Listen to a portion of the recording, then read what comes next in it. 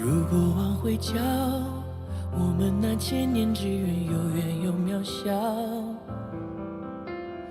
我咬紧回忆，为最初那口气骄傲。说分明是光，就总剩一条，与风而上很好。可能我知道，你等在另一秒。路被光环绕，怎么能忘了希望亲吻过心跳？问以后有没有我的续命草？我敢把想念抛向九霄，因为我真想要过上帝要，但是我没讨饶。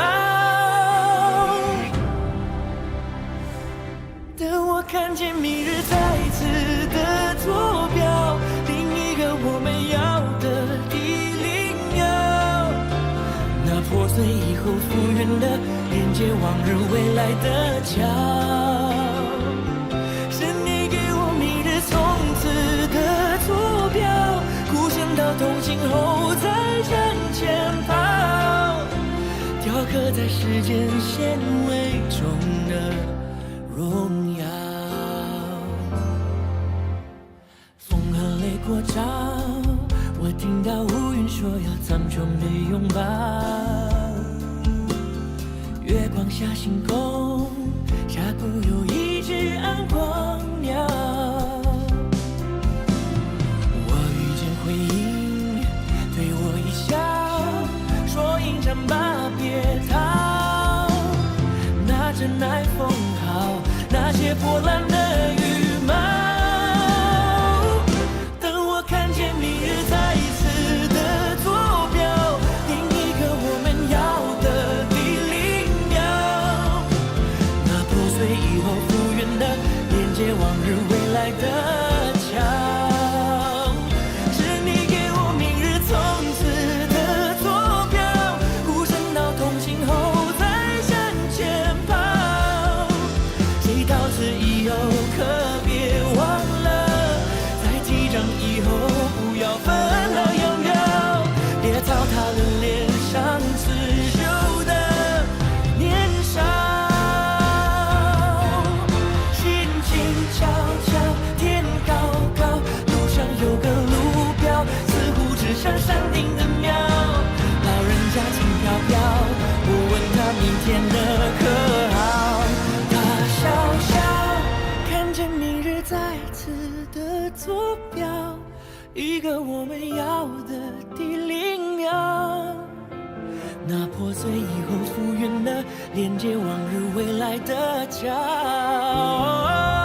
是你给我明日从此的坐标，孤身到同行后才向前跑，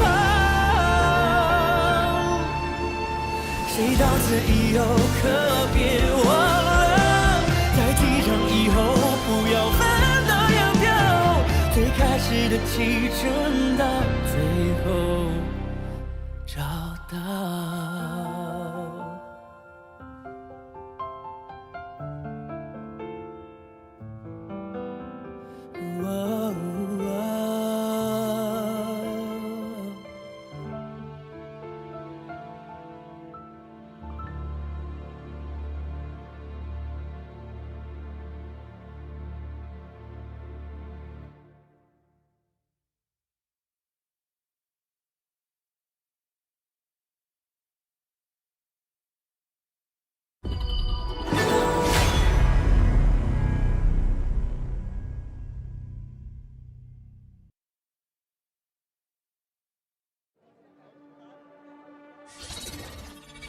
Huang.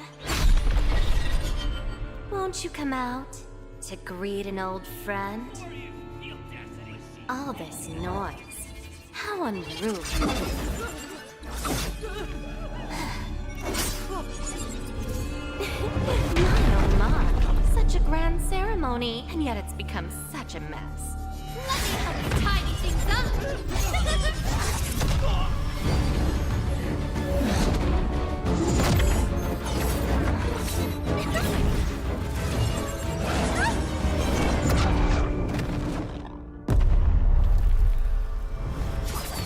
It's almost time!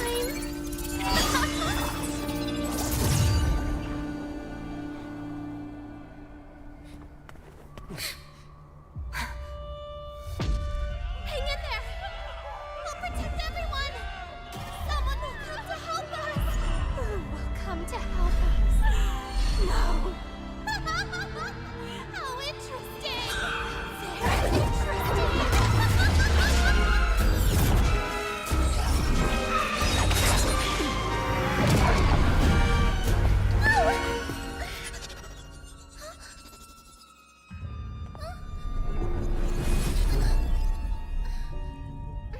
You. Why do you always cling on to him? Hmm? Austrian. It's been a long time.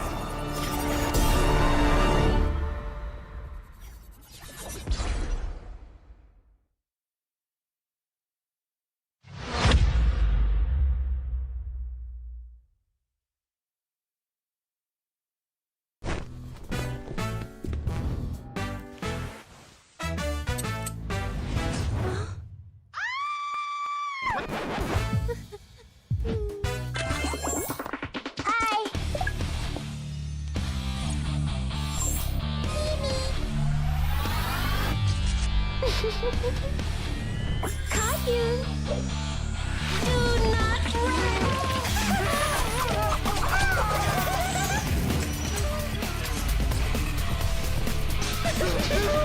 I like that. Hey! You! Hey! Stop! You!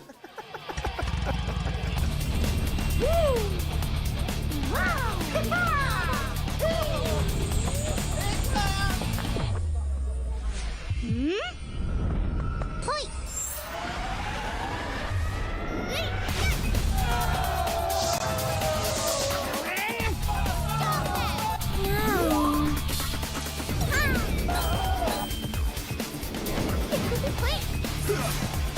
Cheers! The cursed name, Kaiser.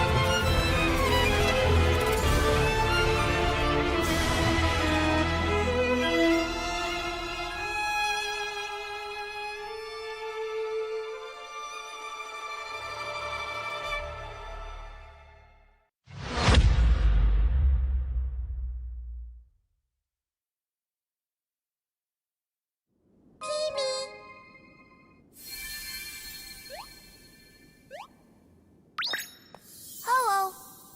I'm a spriteling. This world is so strange.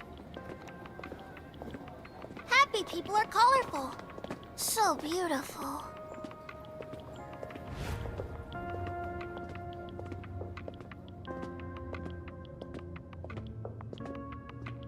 Are those their negative emotions? Oh, so scary! Huh? Oh, let me chase away the unhappiness! Sprite-laying strike! Ha!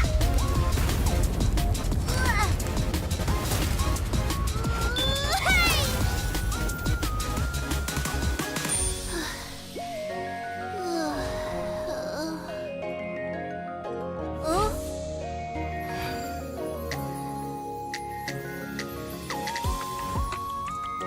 I'm a spriteling. With me around, you'll never be unhappy. Ow! That hurts. Thank you. Let's be friends. Get him! Get him! Pitch blind, let's play another match. Charge! Welcome to the world of spritelings. I'll take you to our annual Spriteling Festival. Enjoy HOK and release your unhappiness. The world can't be without spritelings.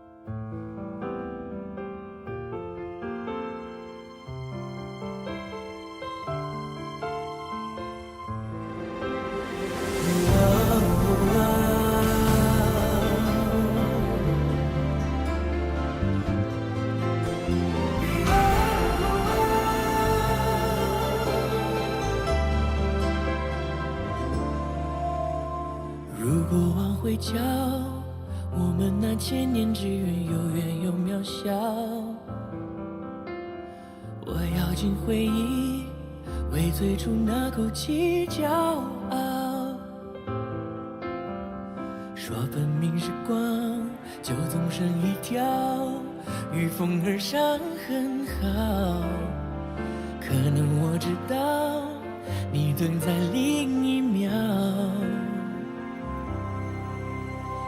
路被光环绕，怎么能忘了希望亲吻过心跳？问以后有没有我的续命草？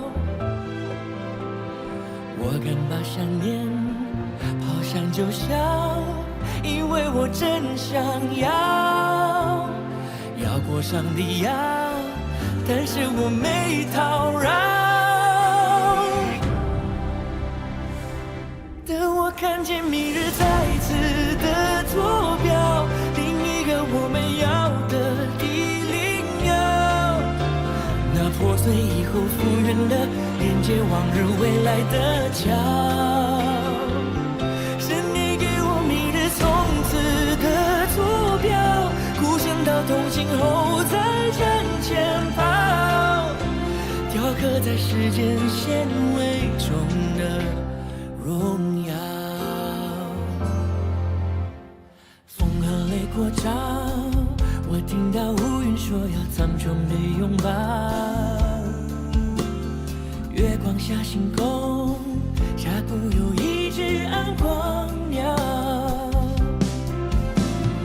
我遇见回音，对我一笑，说迎战吧别逃，那真爱风号，那些破烂的羽毛。等我看见明日再次的坐标，另一个我们要的地灵鸟，那破碎以后复原的连接往日未来的桥，是你给我明日从此的坐标，孤身到同行后再向前跑，谁到此以后可别忘了，在击掌以后不要分道扬镳，别糟蹋了脸上刺绣的年少。心静悄悄，天高高，路上有个路标，似乎指向山顶的庙，老人家轻飘飘，我问他明天的可好，他笑笑，看见明日再次的坐标，一个我们要的地灵鸟，那破碎以后复原的连接往日未来的桥，是你给我明日从此的坐标，孤身到同行后才向前跑，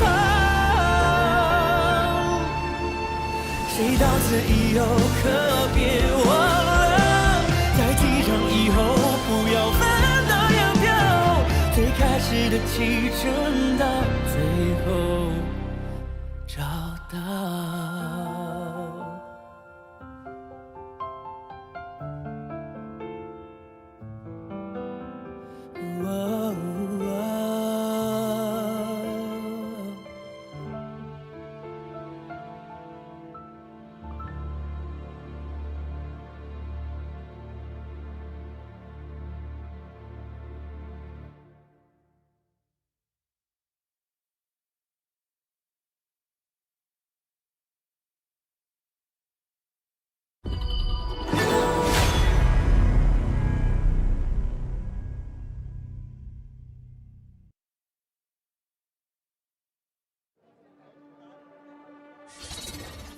Don't Huang, won't you come out to greet an old friend? All this noise, how unruly.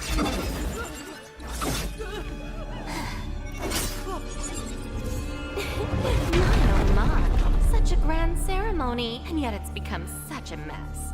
Let me help you tidy things up.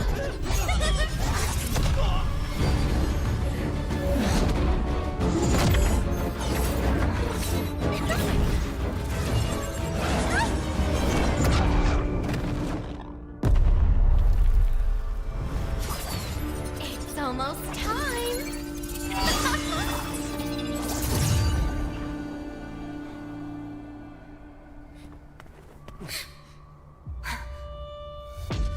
Hang in there!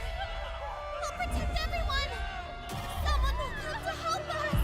Who will come to help us? No. How interesting! Very interesting.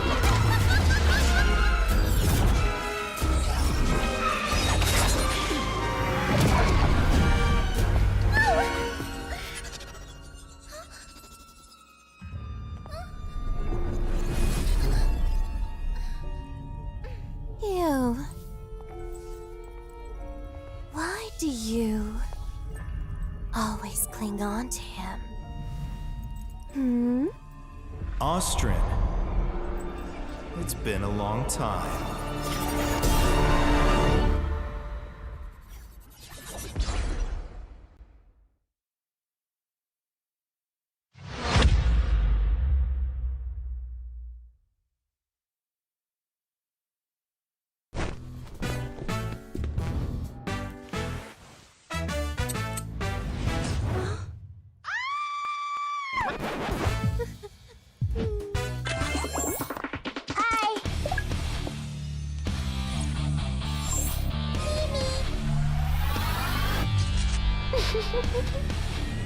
Caillou! Do not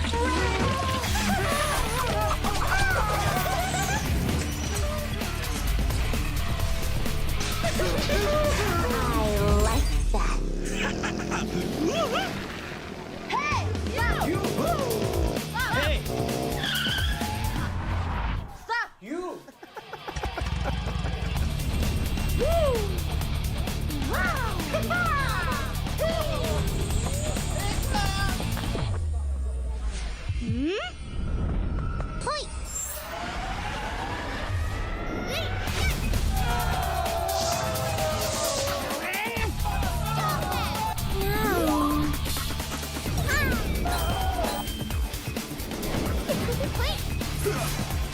Cheers! The cursed name, Kaiser.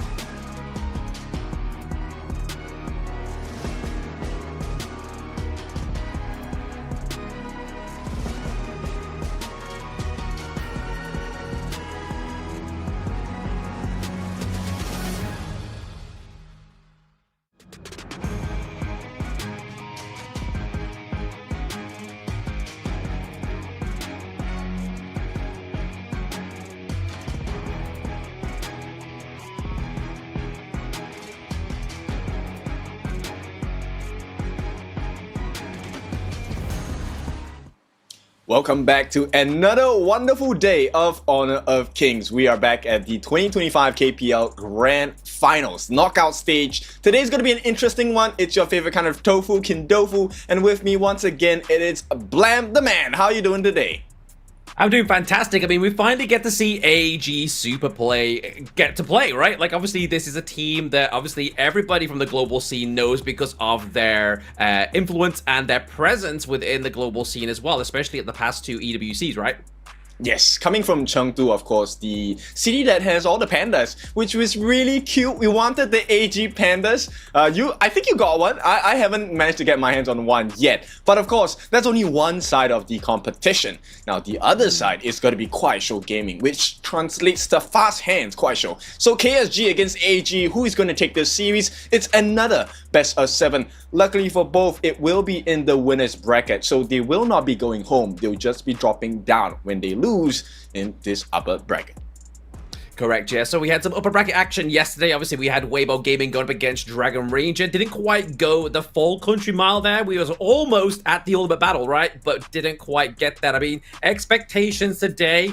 Do we think we get in an ultimate battle between KUAISHOU Gaming and AG Superplay? I feel like it's definitely a challenge for KUAISHOU Gaming to get to that point, but it would also be a little bit of like a sit-back moment for AG Superplay if they were taken to the ultimate battle by KUAISHOU Gaming. Yes, because Super Play really has the embodiment in the players on the side of AG, right? We have seen them achieve almost every single kind of MVP in every single lane, every single role. So this is a tough mountain to climb for the side of KUAISHOU Gaming. But at the same time, let us rerun through the stats, the details of what's going to happen in this best of 7. We're going to start with the global ban pick. Blam, what is the global ban pick? The global ban pick is that spicy flavor that we have within Honor of Kings, right? Obviously, it all comes down within the ban pick, obviously, as the name suggests. And when it is with a team, like, for example, Select the Pay in game number 1, they cannot play that hero for themselves, but the enemy team can still pick up that hero. But obviously, at the same time, the team that has picked that hero can also ban out that hero. So we've been seeing quite a lot within the past 2 series where the first team always selects the Konger in game number 1 and then bans it out for the rest of the series, which is, again, just a strategy for the ultimate battle. But the ultimate battle is where it's going to be back to blind draft, back to basics, and back to a little bit of the unknown, shooting in a dark room. So every single hero only has 1 usage in the first 6 games of the series. When we hit the ultimate battle, everything will be refreshed, everything will be unlocked, you can pick whatever you want. But as Blam said, you just don't know what your opponents are going to be picking up. So that's the beauty of it, that's the excitement of it. And today is going to be either a very quick day or we're going to be in for a long, drawn out fight between these 2 teams. Yeah, I mean, yesterday, it was definitely long and drawn out, right? Like, we saw the average between these 2 teams. It was looking around about the 16-minute mark, 15-minute mark for both Weibo and Dragon Ranger Gaming. But this time around, obviously, we saw within that bracket, we had 25-minute matches. We saw multiple Tempest Dragons get onto the Gorge. It was a scary but thrilling upper brackets. Exactly, so you will have to kind of run through and a lot of things to learn from the KPL teams here, because now you really get to see deep dive into decision makings. And of course, the most important part in Honor of Kings is learning about the options that you have, right? That final game between Weibo Gaming as well as DRG, you kind of saw the difficulty on the side of DRG because number 1, you have to care about the Tempest Dragon, number 2, you have to care about your base, the Crystal, because the minions are marching in. What if you lose the Tempest? What if you win the Tempest as well? So many things to consider between all the available options. Yeah, I mean, late game's not a breeze, right? Like, between these teams, especially within the KPL, like you were saying there, kid, with the Tempest Dragon, it's meant to be the end game mechanic. But for some of these teams, when their base is pretty much being obliterated, even if they get the Tempest Dragon, it doesn't mean they'll get the victory. Yes, so all these difficulties combined really makes the life of a professional so difficult, but at the same time, once you get into the groove of things, as we like to call it, the flur, where you're in the flow of the flow state, then it really becomes more interesting because then you really perform at your best. And the best is what we expect out in this 2025 KPL Grand Finals, because these are the veterans, the monsters, and of course, the strongest competitors in the world of Honor of Kings. Exactly. I mean, they are at the top of the Honor of Kings ecosystem, right? Like, these are players that a lot of our global players generally look up to, generally look towards when it comes to gathering experiences about what meta changes happen. Like, for example, the Yang Jian and Dolio, right? Like, that was something that was prevalent within KPL, and now is very prevalent within the global Honor of Kings ecosystem. So these things translate very quickly between both of these parts of the ecosystem.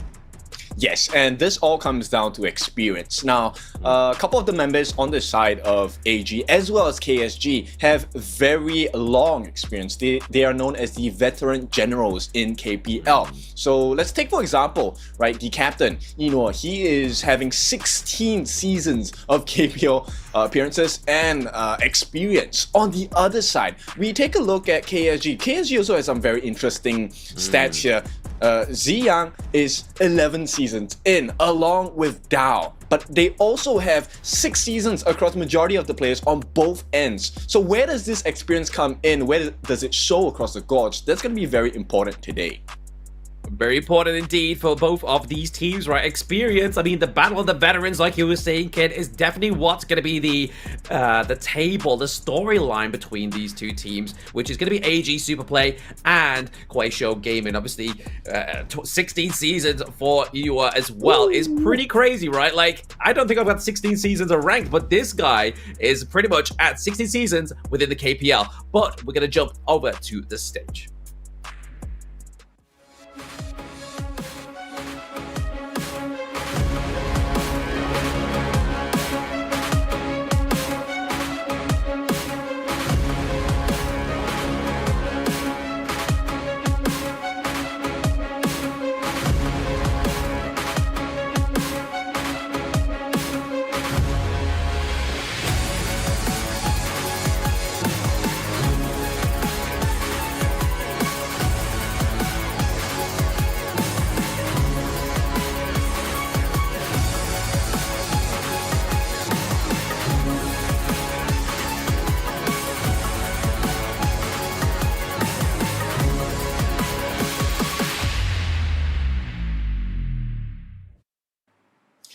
And there you have it. These are the champions in the winners bracket here. AG Superplay coming all the way from Chengdu, and we also have Suzhou KSG, KUAISHOU Gaming. Now, it's going to be a very interesting game number 1. As we've seen yesterday, you might have the lead, but that lead can easily be countered and evened out by your competition. Absolutely. I mean, we saw, like, yesterday was kind of like, we talked about the first point being very important between this best of 7, right? Like, it is going to be a little bit of a mental kind of uplift for your team, especially with like a lot of the pressure that these players play under. But then we saw like back-to-back wins for both of these teams, right? Obviously, Weibo Gaming were the ones to take the first win there, but then it was back-to-back wins for Dragon Ranger Gaming. But then after that point, it was 3 back-to-back wins for Weibo Gaming. So it just shows that within a best of 7 format, I think it's my favorite kind of format personally, because it's a marathon, not a sprint. It's not a BO3 where you can kind of just try and fluke 2 games off your team, off your enemy team. It's all about that 4D chess game in the BP. Exactly. And what I love about the marathon is that every step counts. You have to make sure that your hero picks in the first part, every single game needs to come to fruition. That first game between Weibo Gaming and DRG, the Tunshan Lady Sun, was looking kind of scary because it looked like that 100% win rate was going to drop. Yeah. Now, with that, they came back into that game number 1, took the win. And this is what is really cool, because AG as a team, they have many 100% win rates. Let's see if that's going to be broken today by KSG, or will it be a continual domination for AG in this 2025 KPL Grand Finals knockout stage? I mean, it's definitely a team to look up to, right? Obviously, AG Superplay here. I mean, this is a team that was obviously first within the Masters group. So obviously, the creme de la creme within the KPL. We do talk about there is no weak teams, but there is obviously a clear difference in terms of how these teams get to that point within this 2025 KPL Grand Finals. But they were top of the place. They didn't drop a single game against anybody. They went 6-0. So AG Superplay got up against KUAISHOU Gaming, who are obviously the second place within the Challenger group. That's quite a difference, man. Like, if you're KUAISHOU Gaming, you definitely don't want to be underestimating AG Superplay. Yeah, I mean, that's where the super comes in for the super play, right? So we're expecting a lot of action, very high expectations for AEG. And the scary thing about a great team is expectations may be high, but they continually fulfill that expectation, which is, I think, a tough journey for KSG. KSG also a team with relevant experience, relevant power spikes as well. I want to see them perform. I want them to grow today, not just overall, but in between games, in between the sets of this best of 7.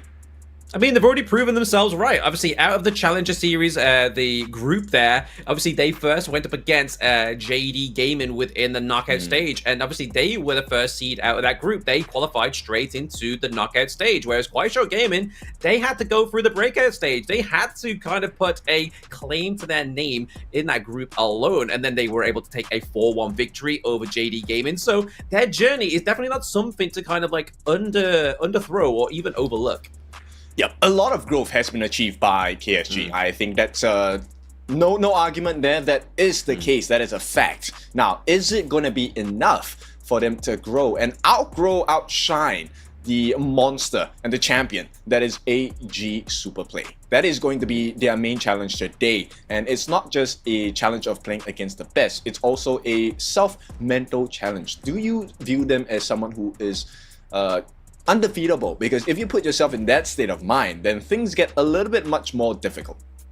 Oh, absolutely. If you're already looking at that point of view, right, that they're undefeatable, you're already going in with a mindset they aren't going to win, right? And KUAISHOU Gaming, obviously, yes, it is the upper bracket placement we are looking at and talking about here. So if they do fall within this series, which there is a possibility, right? Like right now, because neither of these teams are played, it's looking 50-50, right? But if they lose, they go down to play Wolves Esports. So that is, again, another team that's found its second wind within that lower bracket. Yeah, and Wolves never hunt alone. The Wolves hunt in a pack. So that's going to be a dangerous situation. Now, either one of these teams that will drop down and face Wolves, regardless, that's going to be a very powerful series. That's going to be a very absolute banger to watch as well. But we take things one step at a time. For AG itself, I'm super curious about what their first game is going to be like, because earlier this week we did sit and play. But let's take a look at what's happening. Who's the stage for today?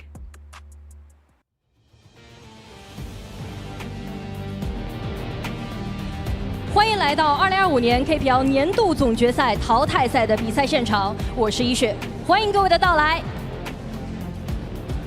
今天将要进行的是胜者组半决赛的比赛，一边是目前在年总全胜领跑、势不可挡的成都 AG 超玩会，另一边则是逆流突围、手感火热的苏州快手。荣光之路就在脚下，红毯对决一触即发。那么，让我们有请出今天登场的第一支战队。有请成都 AG 超玩会。Let us welcome AG Superplay to the stage.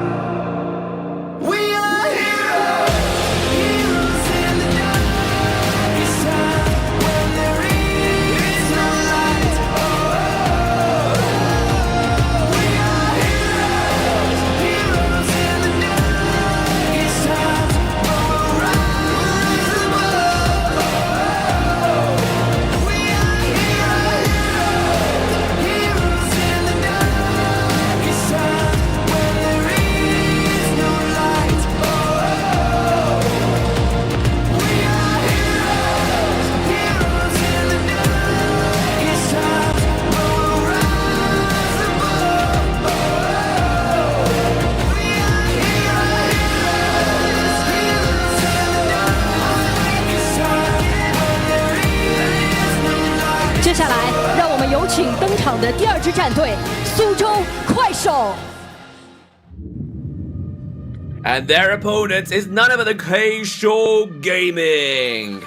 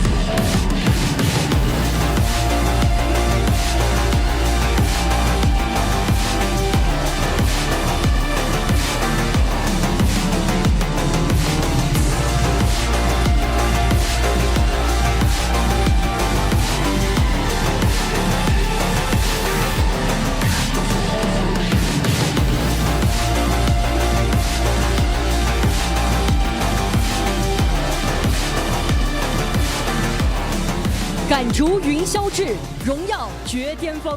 Strength is never given, it is earned, it is grown. Let's see which of these two teams will grow and be the champion of this best of 7. 立刻强敌，圣龙杯就在眼前，今晚究竟谁能离鸟巢更进一步？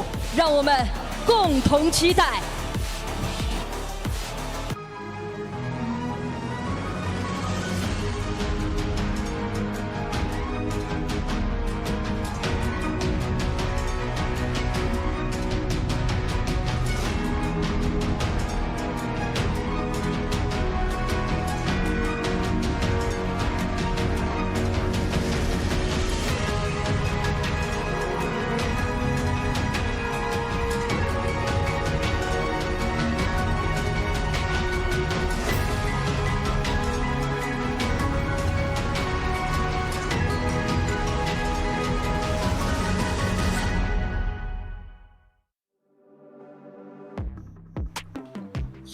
Let us go. We have the captains here. Captain Enor for the side of AG Superplay. We also have Ziyang, the captain, on the side of KSG, who is going to lead their team into success in this best of 7.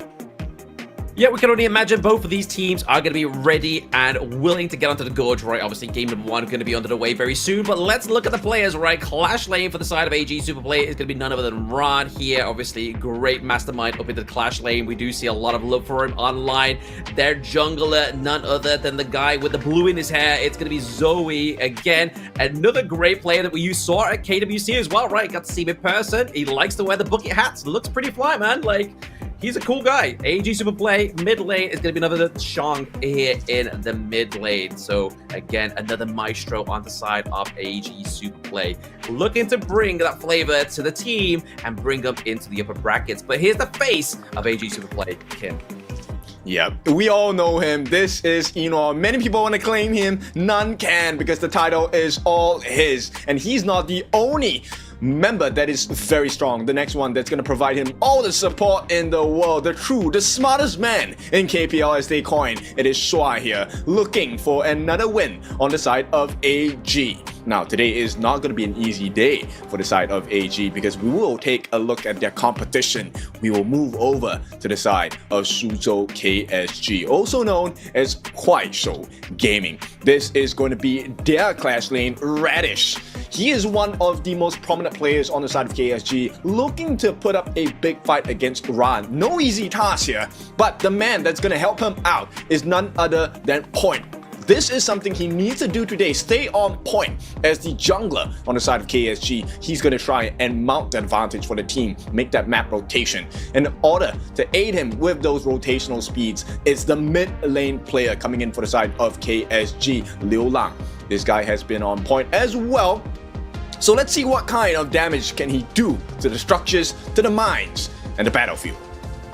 Yes, and then that farm lane, none other than Dao here, obviously going to be up against Inua on the side of AG Superplay. Obviously, that's a matchup there that you're not going to be trying to short mind or underplay here. But him, who's going to be supporting him here, is going to be Ziyang in the support role here. So again, going up against the mastermind, as you were saying there, kid, of the KPL. Shuai is definitely a shadow you're going to be living under if you don't win this series. I mean, expectations are high for both teams, definitely higher on the side of AG, because in the eyes of the audiences, for AG fans in particular, this is a must win. They must maintain this title of the strongest team in KPL. For KSG today, they are under the banner of toppling one of the top teams in KPL. And if they can do it here, this might make the dreams of many other teams, including theirs, come true. I mean, exactly that, right? Like, obviously, KUAISHOU Gaming have a lot to prove. They are technically the contenders to the crown here of the KPL, right? Like, AG Superplay have definitely been taking back-to-back titles for so long. They are waiting for a team to arise to dethrone them, which to me is always going to be something you're always looking out for, right? If you are any of the members of AG Superplay, you're always going to be looking behind your back to see who's catching up to you within the KPL. Yeah, I mean, heavy is the crown, right? That is something that we learned recently. But AG, they have been strong on all fronts, maintaining this very strong grip, a vice grip, if I may say, over this crown that is KPL. And of course, we'll go into game number 1, bans and picks. We have a couple of very strong picks you guys have already seen, but there's one thing I want to pay attention to in particular. AG earlier this week picked up the Sun Quan, one of the hardest heroes to maneuver in pro play for Enor straight away in game 1. Will they pull such a strong and bold move once again? I mean, you can only kind of expect this from a team like AG Superplay, right? Like, obviously picking up one of the newer heroes to the server as well. Obviously, the newest hero is going to be Chicha, but then obviously the Sun Quan for the side of AG Superplay was definitely kind of like a more of a ballsy play here for them, but it obviously gave them the win, right? It was an 18-minute game, but they were still able to get the victory from themselves, from the side of TTG.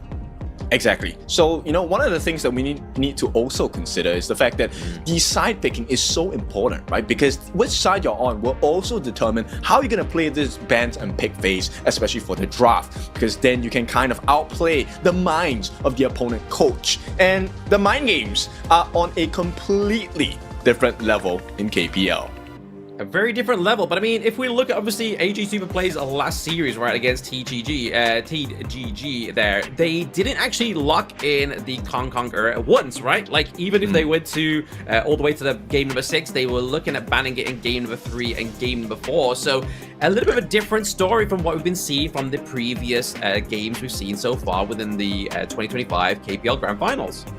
Which is why strong teams are so scary, because they want to keep things unpredictable, right? And keeping it unpredictable shakes the foundations of your opponent team. So it looks like we're going to have the side selection done. AG on the red side, 81% win rate. KUAISHOU Gaming, 51% on this blue side. They get their prior pick, so you're going to start off the first ban as well. Higher, straight away taken out.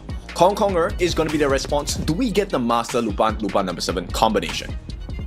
I mean, it'd be very straightforward straight away, right, if the side of All Gamers Superplay are able to pick that up in game number 1, because we have been seeing, it was a little bit splintered yesterday, right? Like, we got Master Luban, but without the Luban number 7. So really here, are they actually going to play it today within this best of 7 between these two teams? As you can see, the game average are very similar between these two teams once again, but it doesn't mean that they aren't going to go all the way to past the 20-minute mark, past the Tempest Dragon, but KUAISHOU Gaming, kind of like DRG yesterday, go for the Jing as their prio pick.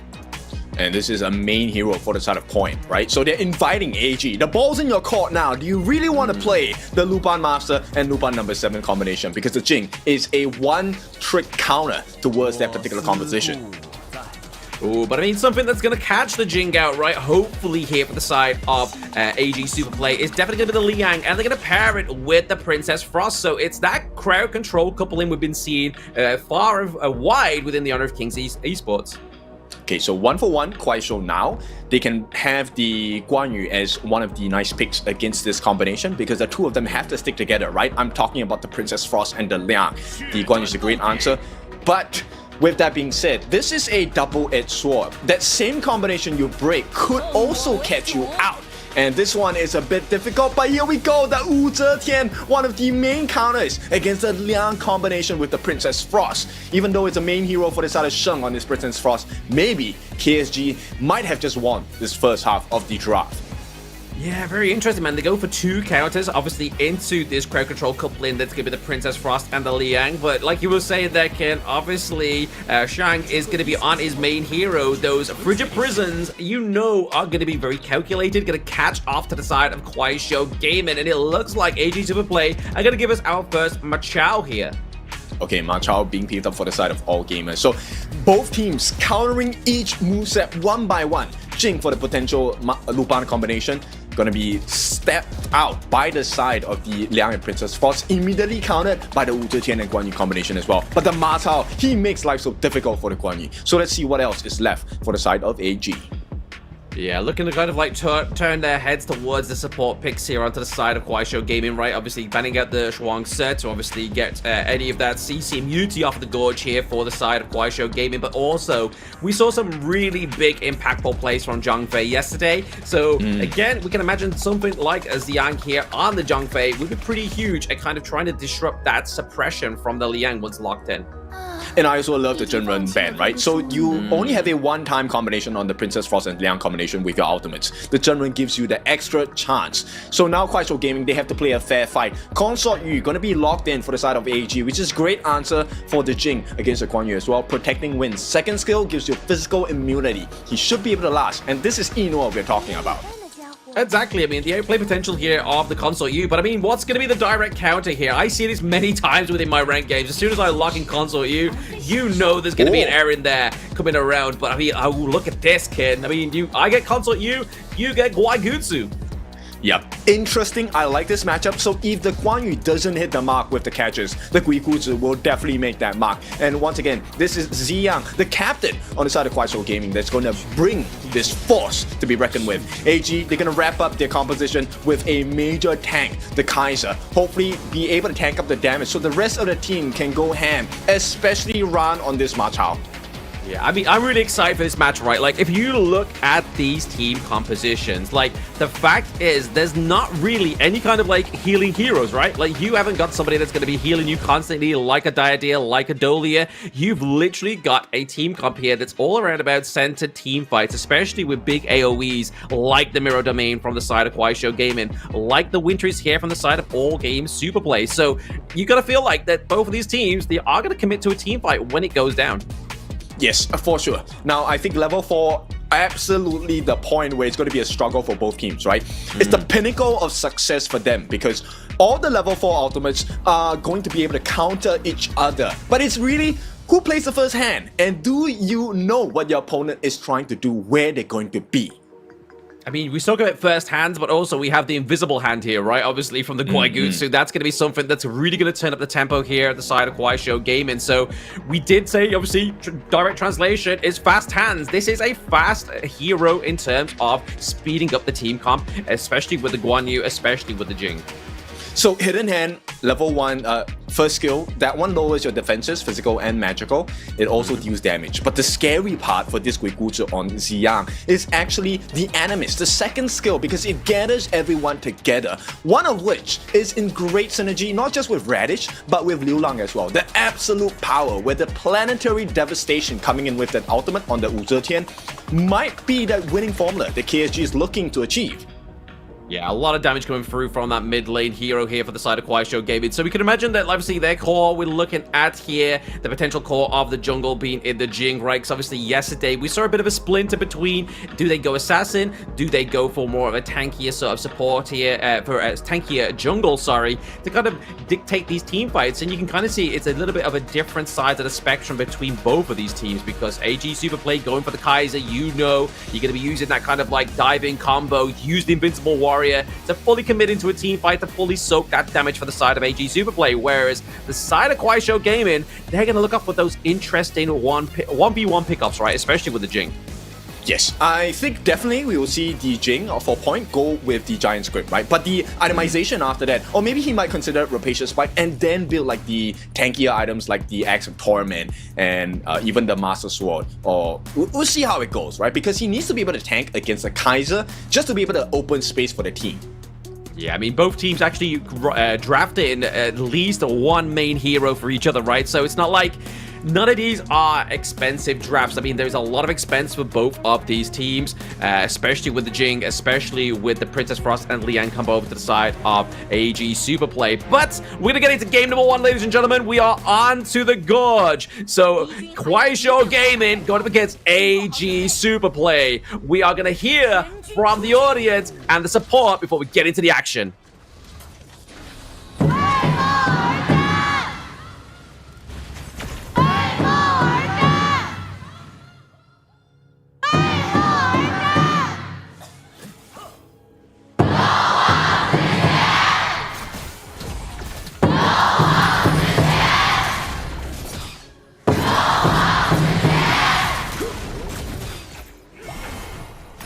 Even the fans are coming out in full force for the side of AG. That was a very loud cheer. Now KSG, this is a great start in the farm lane. They're going to be able to take a 2v1 because there is going to be support coming up from Shuai to make sure that Zoe is going to have a great start in the jungle because he's not going to match the pacing on the side of point here.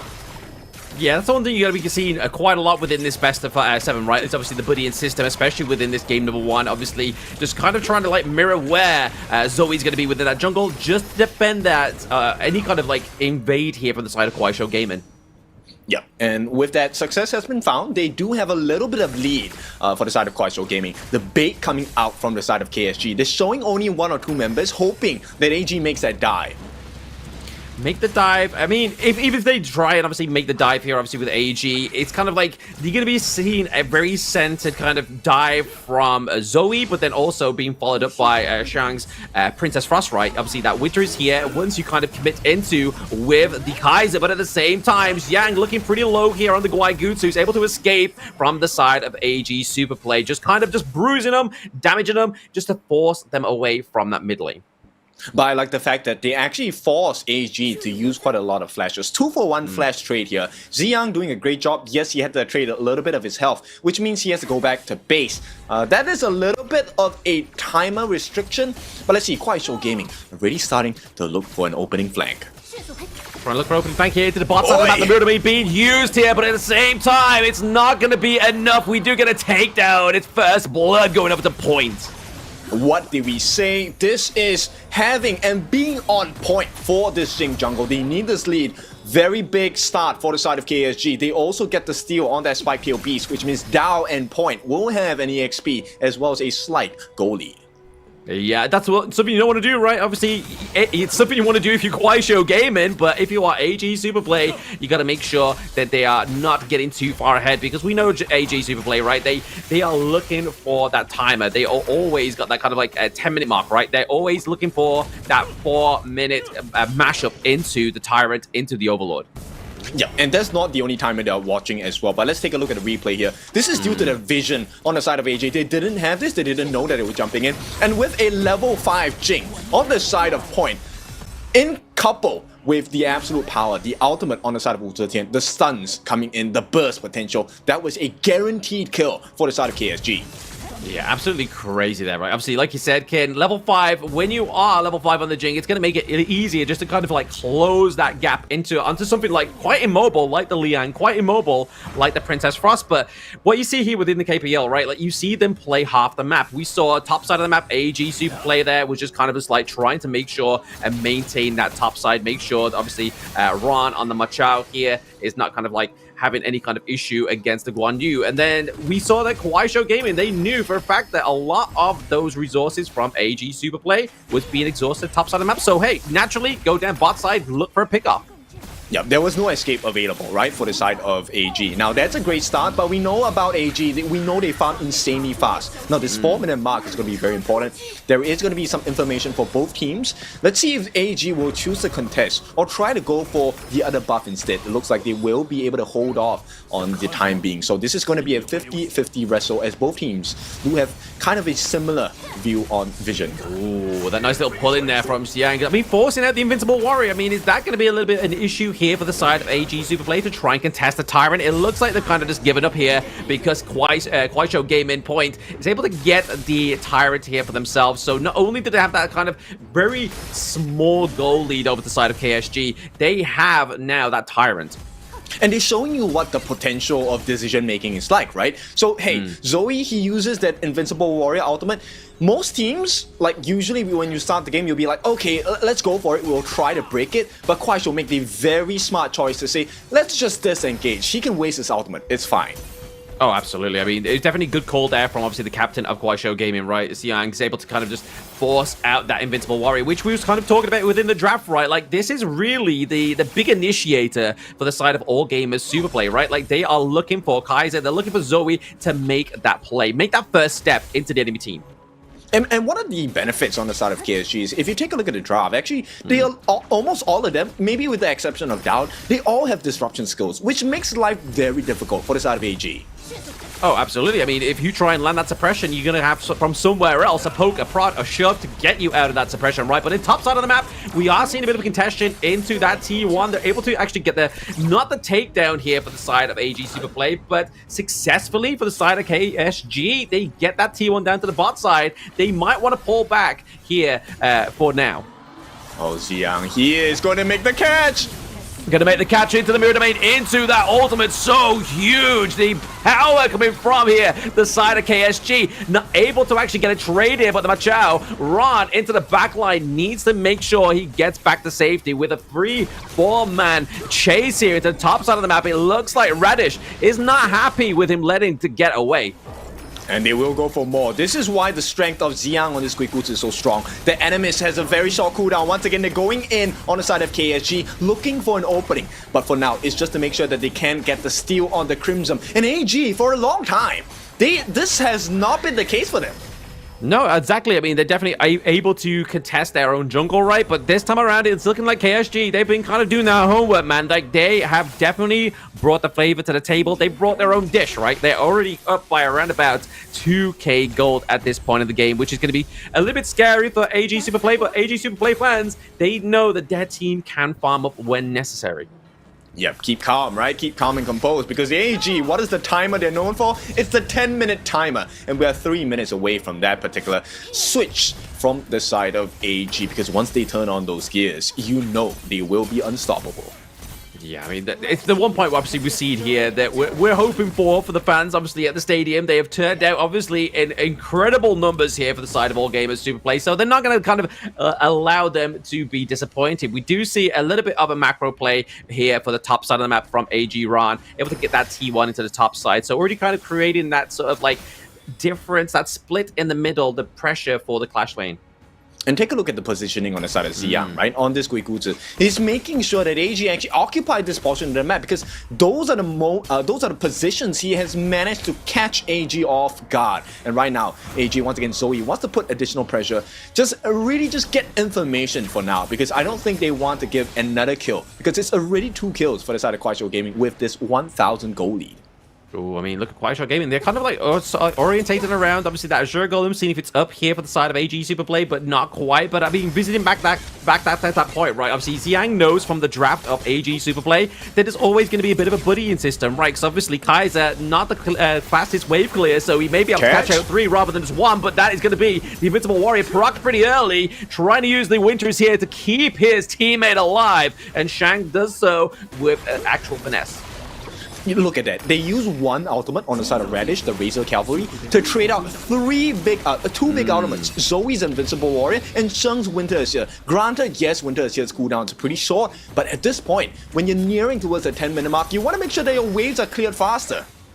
Oh, absolutely. Definitely taking those ultimates off the side of AG Superplay is going to make this next play from the side of KSG pretty huge if they're able to get into it. But at the same time, again, that low cooldown on the Winters here is really showing here for AG Superplay. Yep, 9 minutes in. They actually... Whoa, that is really quick. KUAISHOU Gaming actually get that secondary tyrant of the game here. And this is going to be a power spike in terms of fighting prowess. But they have to give away the T1 at the bottom. So AG, maintaining status quo, they actually have the lead in terms of the T1 turrets here. They have the lead in T1 turrets. They have the lead ever so slightly with a goal, which is now sort of slipping away, right? Obviously, it's a very 50-50 between KUAISHOU Gaming and All Gamers Superplay right now. But for the side of KUAISHOU Gaming, like we were saying, that they do have the Tyrant, right? That's definitely going to kind of upset the balance here within these team fights. Oh, for sure. Now, let's see. Normally at the 10-minute mark here, Point has 7,000 gold in his pocket. Right now, he's at 7.3. So the game is going a little better for him in terms of stats. Yeah, exactly. In terms of stats, but again, stats is one thing, but obviously it's the execution onto the gorge, it's another, right? Because obviously you may have the stats, but you may make the mistakes. For sure. And mistakes are something that KPL teams will punish you very heavily for. Right away, you see that positioning on the side of KUAISHOU Gaming, actually occupying the other side of the map and looking for an opening, right? You don't want to allow Ran to come into your backlines. No, exactly. That's going to be the main job for both of these clash lanes, right? Looking for the backline access for either of these teams, but we are seeing here that the minion wave in the top side of the map just naturally crashed into that T2, so already starting to see the pressure starting to surmise here for the side of KUAISHOU Gaming. They have to be careful because because, yes, all gamers Super Play don't have any kills, but they are getting more and more turrets, more real estate on the Gorge. And this is a AG Super Play specialty, right? They will force this fake fight in the Tyrant pit and then actually take a lot of your turrets as well. Right now, AG has a prio position in this Tyrant pit, waiting for the opening. Tyrant's falling low though. Yeah, make sure they claim that one there. They do get the suppression onto point, but are they going to get to claim the kill? No, the spike mail is going to be enough to give it away, reflecting that damage. So AG Superplay get the Shadow Tyrant, their first neutral... Actually, no, they got the Overlord earlier, but their first Shadow neutral objective here, and it now allows that extra little bit of damage, that movement speed, to create that pressure that's already been built with those T2 takedowns into the side lanes, looking to get that T2 into the mid lane as well. What did we tell you? This is the signature of AG. At 10-minute mark, while you're trying to wrestle for that Tyrant, you're gonna lose your turrets here. All the T2s have been cleared. And right now, AG, with one spectacular dive by Ran or Zoe, this game could actually be over. Yeah, I mean, they've got to be careful here for KUAISHOU Gaming. I mean, they were looking confident, man. Like, look at them in that early game, able to get that pick off of the first blood. They've only had the first 2 kills in the entire game. So people watching at home, we're almost at a 12-minute match. We have very little kills, but we could be seeing some more here, and maybe the first kill for the side of AG Superplay, as they are having a very low-looking point here. The ultimate from the mid lane of KUAISHOU Gaming is going to be laid down. The smackdown onto the side of AG Superplay comes through. They claim the kill onto Ran and force away AG Superplay. Which is an oxymoron, right? You're kind of losing the lives of your members, but you're winning the entire Gorge. Look, a T3 in the mid, completely open by the side of AG. And KUAISHOU Gaming have had no response. I mean, their response was pushing them away, right? Like, yes, obviously the trade for Ron of a T3, to me, is not an equal trade, but it was enough to force away AG Superplay. But I mean, right now, AG Superplay is right, okay, we'll give you some breathing room because we want to get some more resources for ourselves. Yeah, I mean, in Honor of Kings, in any MOBA style game, you know about this. Your members will come back, the turrets don't. So AG making the smarter play at this point in KUAISHOU Gaming. Yes, they had that financial lead at the start, but take a look at where that gold is going to now. AG have a 2,000 gold lead. But they do come back if you got a high note, right, with the Fate Rewind. That's the only time that could ever come back if you use a very well-timed high note ultimate. But speaking of well-timed here, is definitely going to be Zoe into the thick of it, just getting all the intel onto the side of KUAISHOU Gaming, just forcing the way out of their jungle. Yes, KUAISHOU Gaming was able to get that Shadow Overlord, but the suppression coming through here, saving by the spike mail here for the side off point. Is it going to be enough? But now we're forcing this team fight in ever so slightly. KUAISHOU Gaming getting another kill. AG not able to get a single life. Can they get the claim to kill here onto Zoe? Not quite. Yep, they can't. But for now, the map is slowly turning in their favor. It's not going to be like that for long. AG will regain control once again. But thanks to that Shadow Overlord take on the side of KUAISHOU Gaming, they will be able to regain some little bit of control as they force it down onto the top lane, clearing all the minions in that lane. Hey, and if you're a control freak, man, a little bit of control is going to be enough for you, right? Like, that's going to be kind of like give an inch, take a mile kind of situation here for the side of KUAISHOU Gaming. But once again, able to kind of neutralize that gold lead to around about 700 gold once again, which is something we don't see teams quite frequently do, especially against something a team, a great team like AG Superplay, right? Yep, AG is so strong for so many different reasons, right? But take a look at this particular game. Ran here has close to 11,000 gold. Now, they're going to make the chase on the Zoe. Can they actually finish the job here? Stun. They're looking to try to finish the job, right? The Mirror Domain does come through. They wipe out Shuai. So the suppression, a little bit less crowd control here for the side of All Gamers Superplay has now been taken off the Gorge. But you can kind of see AG is still playing that same kind of plan, right? Just keep forcing the minions through. Keep ushering them into those lanes. Keep playing on the blind spot of KUAISHOU Gaming. They have reaped the benefits of that Shadow Overlord for the side of KUAISHOU Gaming, right? That's the maximum value you can get. They did not get a T3, but they have cleared off that T2 on the top side. Right now, Dao as well will make sure they have more value across the Gorge, gets the T2 at the side of the bottom 2. So AG for now, this is something they need to be really careful because Dao has gone for that full magic build to deal with Inwo on this Consort Yu. He has dealt over 43% of the team's hero damage. 2-0-2. Nice kill score, but they need more. I mean, it's an incredible ultimate, right? Obviously, you can see here that he has built, obviously, more of an ability-powered, orientated build here for the side of KUAISHOU Gaming DAO, right? Like, he's gone for, obviously, the Savant's Wrath, the Ardent Dominator, the Void Staff, as well as the Insatiable Tome as well. So, he's looking at building a lot of anti-tank, a lot of lifesteal here for the side of KUAISHOU Gaming. And with an ultimate like Aaron's, it's really going to pay off dividends here, especially with, like, a very sort of, like, Kaiser being the forefront of the tank here. Obviously, having that magical damage is going to throw off the automation of Zoe on that Kaiser. Yeah, Dao has two people he needs to look for very, very carefully, which is Ran as well as Inuo, right? Because both of them don't do well against magic damage. But with that being said, KUAISHOU Gaming, the rest of the members, Ziyang and Radish, they need to find Sheng and Shuai together. If they can, any one of them finds that, that is a game-winning fight for the side of KUAISHOU Gaming. But for now, AG knowing that information, you will never find them in a position where you get the full efficiency. Yeah, I mean, you can see them right now. They're playing very close-knit, right? Like, it's either they're close to Ron, close to Zoe, but it's moment in time. Is this going to be a close shave here? It's going to be a steal of the Shadow Overlord for the side of KUAISHOU Gaming. They are looking to do some damage here to the side of AG Superplay. They got down all the T2s with that initial Shadow Overlord. Now, KUAISHOU Gaming, they have secured themselves an advantage with the second particular Shadow Overlord at this point. And AG, now they have to face the pressure of these Shadow Vanguards. It's going to be hard, man. Like, obviously, we're already seeing the pressure starting to build here for the side of KUAISHOU Gaming, right? Like, they're constantly putting it on. They're constantly just pushing and pushing and pushing, which is exactly what they need to do here for the side of KUAISHOU Gaming. But at the same time, it could be an issue, right? If all gamers Superplay constantly keep playing on this good offensive defense here by keeping these high ground turrets alive, they can just try and find their way into these team fights.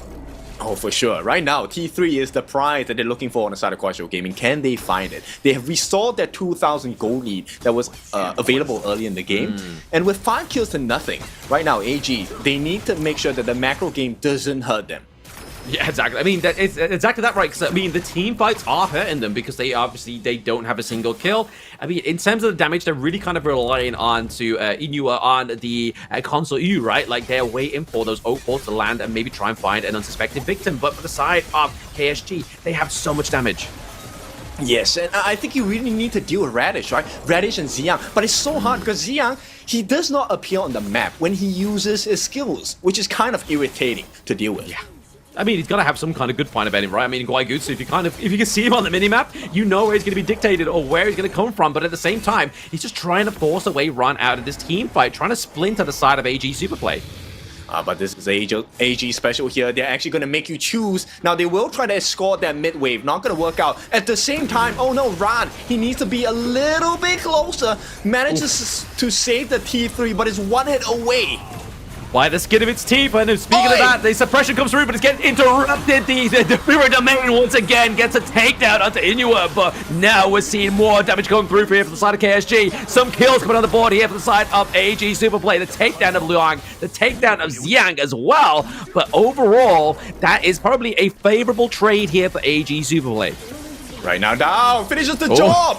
Oh, he does finish the job. He gets the takedown onto Xiang. So now we're starting to see that 2v2 trade, right? Obviously, Xiang, Shui, the crowd control couple being taken off the gorge here as well. It's going to be hard for the side of AG Superplay to even try and formulate any kind of fight, any kind of brawl without those two. I know it's just game number 1, but KSG is showing that they are one of the few teams that has the number of the side of AG here. And with the T3 at the bottom so low, there is one more hit. And then maybe this is where KUAISHOU Gaming will really pour the pain in. They are looking to pull the pain in, right? Obviously, they're just trying to make sure they're nursing that mid lane overall, right? Because, I mean, to the idea of obviously AG Superplay, right? Obviously, they're just looking to kind of maintain that T3 into the bot side of the map. I mean, it's looking like all you need to do is go up to it, look at it, it'll fall, crumble, and it won't come back, right? But they know as soon as that crumbles, that's going to be a lot of pressure into that bot side of the map, especially where that Tempest Dragon's spawning as well. Yeah, but for now, the Howl comes in. Can he get the catch? Flash is going to be committed by Inuo.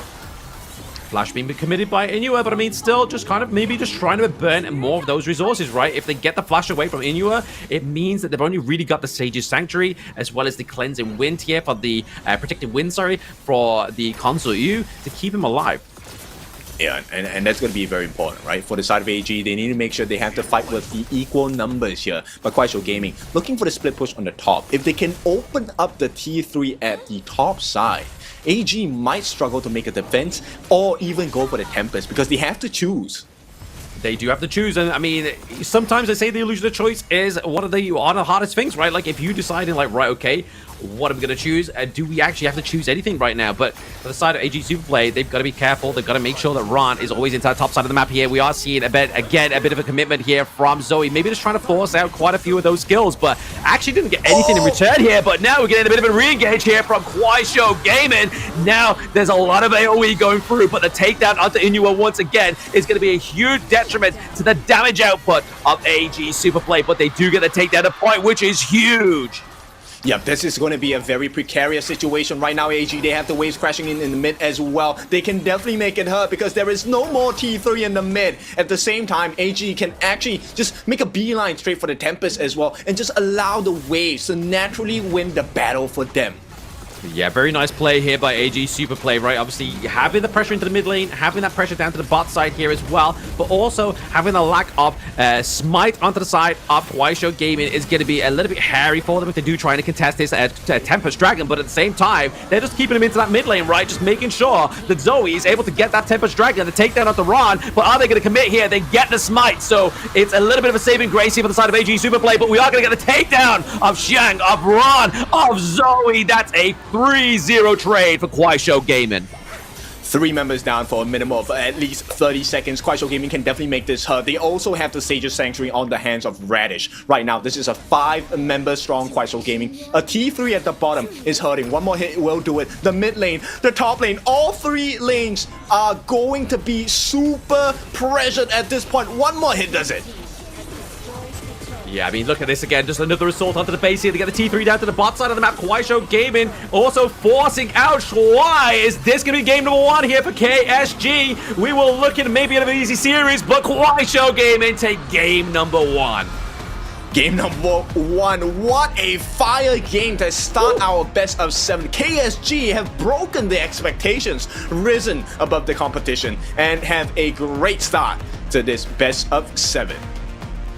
Yes, I mean, definitely going to be a good starting point here for KUAISHOU Gaming, right? I mean, if this goes the same kind of way as obviously Weibo Gaming, obviously the tradition that they had yesterday is they were able to get game 1 point, then obviously they did lose a little bit, but then gained the last little, the finishing line, the finishing touch there within that best of 7. But right now, KUAISHOU Gaming looked very determined in that game number 1, right? Yes, and determination is very important. Grit is also very important to find success. And KSG, they really brute force their way. Imagine losing the Tempest to AG at the last critical moment, but because you win the team fight, those Tempest Vanguards don't even matter. And just bear in mind, the Ballista was 1 hit away from being taken down. Backdoor protection would have been available for the side of AG, but it was just 1 second too late on the revive for Ran. He could not do anything. Couldn't do anything. I mean, that's the thing, right? Like, this is the problem when obviously it comes to Honor of Kings. It's all about those timers. It's all about those little kind of like minutia details, right? Obviously, like we saw, the Ballisti only had like the matter of a little bit of health, but it was enough to drive through that victory of game number 1. So it's really just taking those small little moments and creating something beautiful there for the side of KSG, right? They were able to get game number 1 away from All Gamers Superplay. When going into this one, we weren't really too sure how this series was actually going to start, but AG definitely had their backs towards the wall in this one. Which is kind of unexpected, right? We've seen the flavors of AG today. Like, even when they're behind in terms of goal, they know how to win the map. And when you're wrestling with them over those neutral objectives, AG will somehow find a way to be able to take your T2s, maybe even your T3s, one of which KSG experienced in this game. But still, they held on strong, maintained, persevered, and they found that gap that AG rarely gives. And what a way to be rewarded in game number 1.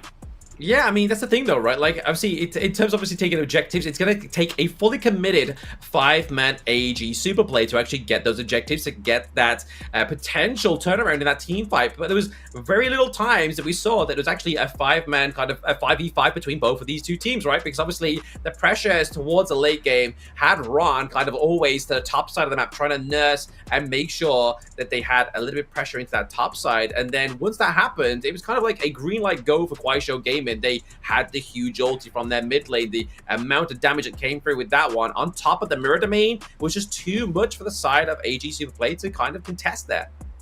Which is a very healthy kind of gameplay. And today, I think, we talk a little bit more about health because, one of the things that's great for you in your health is eating some radish. And I feel like radish is going to be our MVP for today. His Guan Yu was on point, the amount of catches, and to put a lot of the members into the middle of the mirror domain so that his jungler point could find value in that ultimate itself was already a big win. But then you also have Xiang, the captain, making life even more difficult with the hidden hand. We'll take a look at the items here because this one was really surprising for me.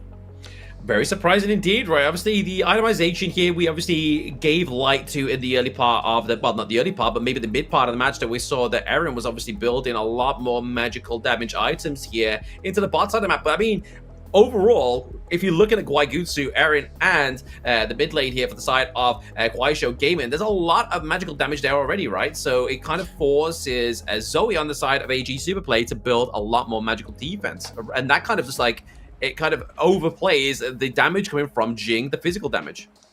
Exactly. So there's two forms of main damage coming in. You have the magic damage, you have the physical damage, but you also have the true damage. But the biggest thing I feel that was a big difference maker was the fact that Ziyang as a Guiguzhi, he actually bought the Radiance. And because of the slow of the Radiance, they were actually able to catch off majority of the members on the side of AG, which benefited the synergy of what was offered in their composition. Yeah, the synergy was pretty crazy, right? Obviously, just able to kind of like, we were talking about it in the draft as well, right? Like the amount of counters here for the side of the Liliang and Princess Frost combo. Obviously, the mid lane here, the Wuxian for the side of KUAISHOU Gaming, as well as the Guan Yu as well, was just enough to kind of like a counter there to completely just eradicate any kind of real big crucial crowd control that was really kind of like hoping was going to sort of like hinder point on the Jing. Yes, and I think I want to refer, I mean, we are also looking at comments itself. A lot of you asked what was the point of the Ma Chao, right? Who's going to be able to control the Ma Chao on the side of KUAISHOU Gaming? It's not a singular effort, it's a team effort because he had to choose on the side of Ran. Do I try and go for the split push to make the wave work against KUAISHOU Gaming, or do I try to win the fight for the team? By the time he made his choice, a lot of the members on the side of AG were already down. Yeah, exactly. But it's, like, it's kind of that thing, right? Like we were saying earlier, like a lot of AG's draft here really relied on a 5v5 fight, but most times out of 10, there wasn't a 5v5 happening. Exactly. The unfair advantage. That is what you want in a battle. That is what you want in a full-fledged 5v5. This is why I think KUAISHOU Gaming has also found success in this game, number one, because they never made it fair for AG. Never made it fair, never played on their own terms as well, right? Like that's the kind of the thing that they need to take away here from game number one, that's KUAISHOU Gaming, is if you're going to be playing against AG Superplay here, you don't want to be playing on their terms. You want to be kind of mindful of their timers, right? Obviously, we saw it, the 10-minute timer came through, which is obviously a very famous timer here for the side of AG, but it still wasn't enough to break the back of KUAISHOU Gaming. Exactly. You need more damage on this Liang in order for him to find value here. And that's not the kind of itemization you want in pro gameplay. So it was a difficult time for Shuai here in the roam. And we'll see it is going to be Radish. Like we said, this Guan Yu was on fire. Took the entire team on his back. Rode them straight into heaven here. Yeah, he's no underground vegetable. The light is definitely shining on Radish here with this MVP performance, right? Obviously not dying a single time, which is even more impressive, right? So we always talk about Guan Yu being that kind of driving force, being able to bully the enemy team. So you are always going to be in the thick of the team fight. And the fact that he didn't die a single time is very impressive. Yes, the driving force for sure. Once again, the Chinese translation, 关键开团, the crucial initiation. But take a look at this movement here by the side of Ziyang. Interesting combination, nice position, opening up that first few parts of the map for the side of KSG. Yeah, that was like a massive sandwich within a team fight, right? Like you had obviously Xiang as well as Radish, just kind of like just pincer movement, AG Superplay there within that highlight. But then once again, we're just seeing that's like great AoEs from obviously the mirror domain trying to be cancelled out by the Winters here to try and slow down the Jing, but it just wasn't enough because you also had obviously the Eren there just doing so much damage. Yeah, look at that. Some multiple catches. You have the Razor Cavalry coming in from the Guan Yu, and then you have the Animus coming in from the Guiguzi as well. This combination was so sick. So what if you have the power of control? Everyone on the side of KUAISHOU Gaming will be able to burst you down, and this was without Point coming into the fight, of which when he joined, KSG was just unstoppable. Yeah, exactly. Especially kind of like formulated around this Tempest Dragon as well, right? Like, obviously, we saw a little bit of like a saving grace here for AG Zoe, just trying to force them away, just trying to make sure that they weren't going to go for the Tempest. But then the team fight was all happening thanks to Regis. They kind of forced them into this place here, into this dome of death. Exactly, and the timing was impeccable, right? Paired up with the ultimate from the side of Liu Lang, where you took a look at that absolute power, the stuns coming in. Even Eno had to scratch his head on this one. I'm gonna say, if that play's got Inua scratching his head, that would have me scratching the head. But let's check the comms from KUAISHOU Gaming. 我说网霸，对，来我这，兄弟们，靠一下，过来打，有机会，可以看，OK， 别急，可以勾引他，他没看到我，别急，没看到我。哎，着急，来，过来，着急，老子，最长的，按着我，来接，打开，把鸡捞出来，走，哎，可以看到吗？可以，可以看到，等级过去看，中右，来，虞姬过来，别急，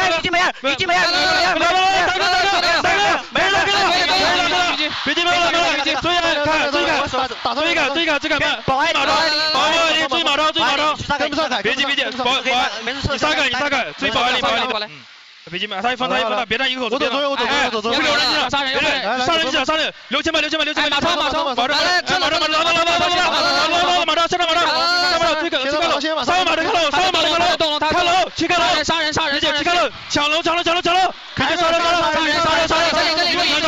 注意，杀越你平杀，来一波，别急，一波带线，听到，先打直看他，来，我先对高兄弟，过来，杀了，把线带进去，兄弟们，中路线，别让虞姬了，顶虞姬，插塔，走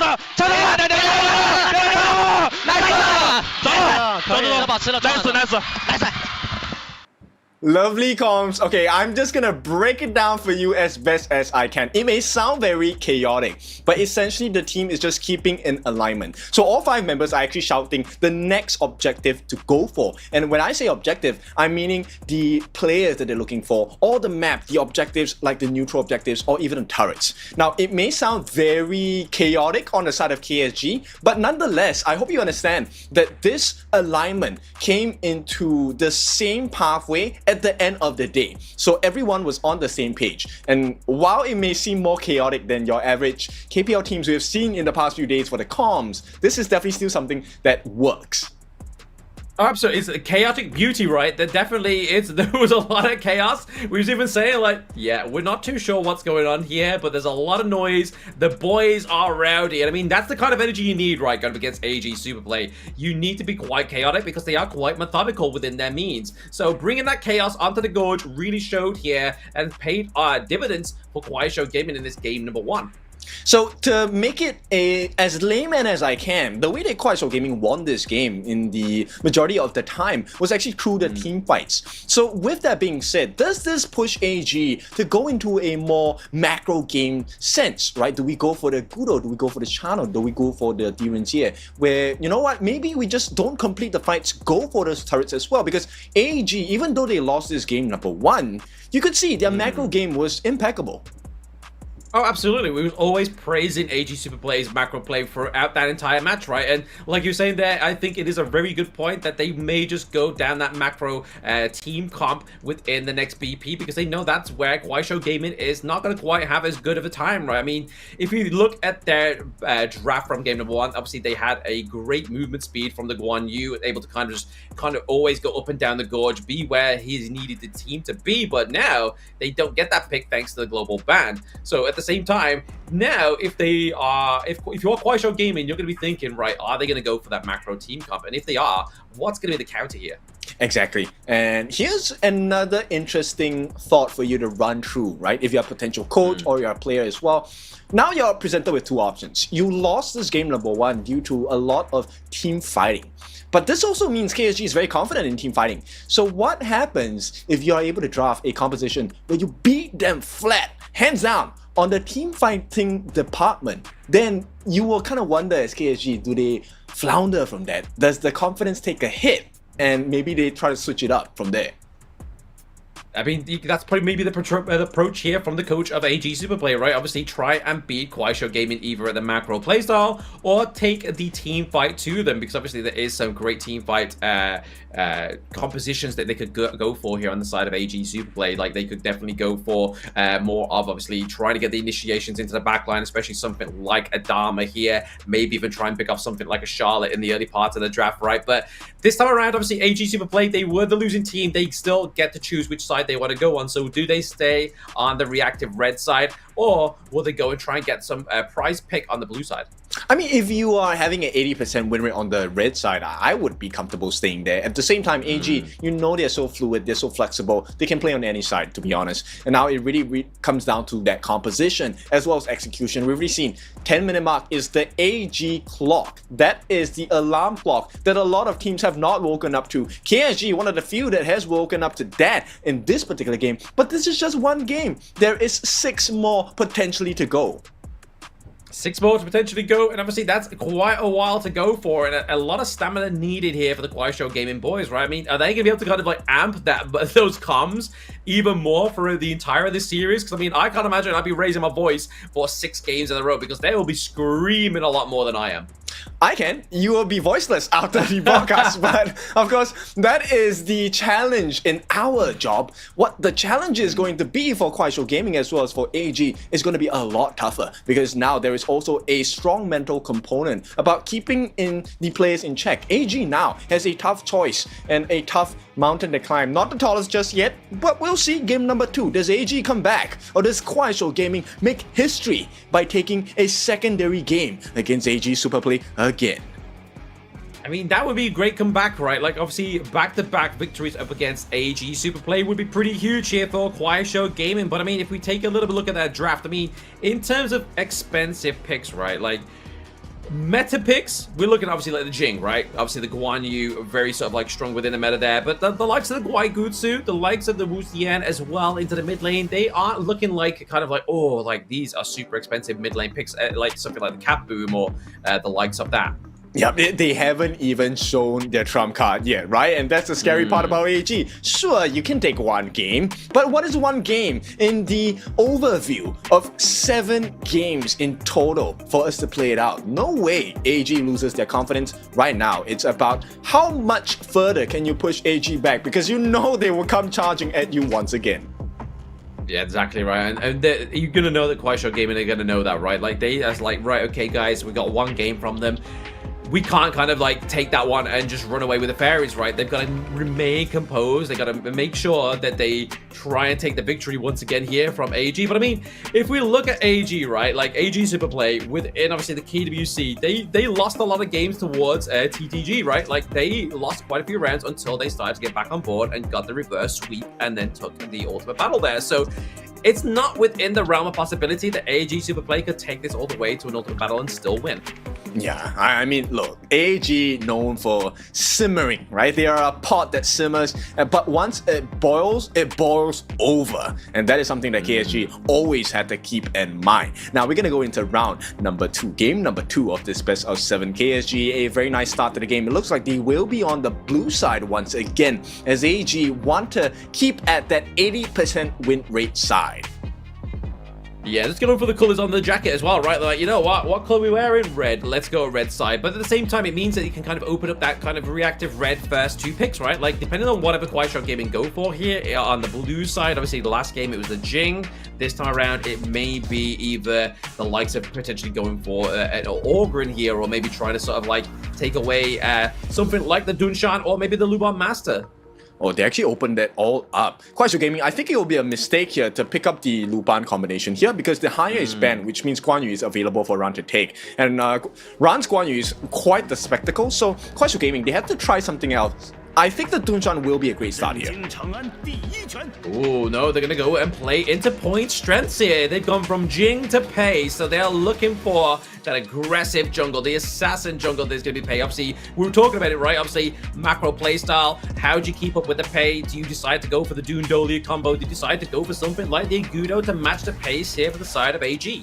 I think realistically, they really are gonna try. Okay, the Lupin and Master Lupin combination is going to show up on the side of AG. Now, this is a different matchup because the Pei can definitely destroy this Lupin number 7 with the appropriate resources. But with a 66.7% win rate on the side of AG with this combination, I don't think that's going to be an easy task to complete. I mean, yesterday when we saw the Pei come through and then saw the Lubon Master, and obviously it was Lung yesterday, but it's Lubon there today for us. Do we think we're going to start to see the Yukio for Zoe into the jungle here, right? Because that was the pairing that we saw yesterday, but for KUAISHOU Gaming, we were speaking about Cat Boom literally moments ago, and there it is. I think they might go with the Ogren here. Ogren is a great answer to the Pei pick as well. Ukyo is also definitely a 50-50 matchup, but we'll see. I think they need a little bit more tank because at this point they have the Cat Boom on the side of KUAISHOU Gaming. You know the pokes are going to be insane, right?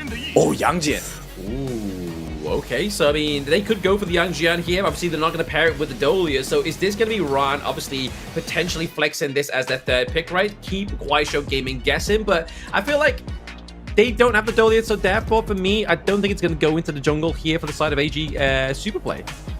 I would like to entertain that idea as well. I think there is a huge potential, but I think it's dependent on what KUAISHOU Gaming bans out here, right? Do we really get the showing? Because you want to have a favorable matchup in the Clash lane if you're gonna kind of flex it into the Clash lane for the side of AG. They ban out the Chang'e for the side of KUAISHOU Gaming. They want to get rid of this fast clear, fast burst on the side of AG.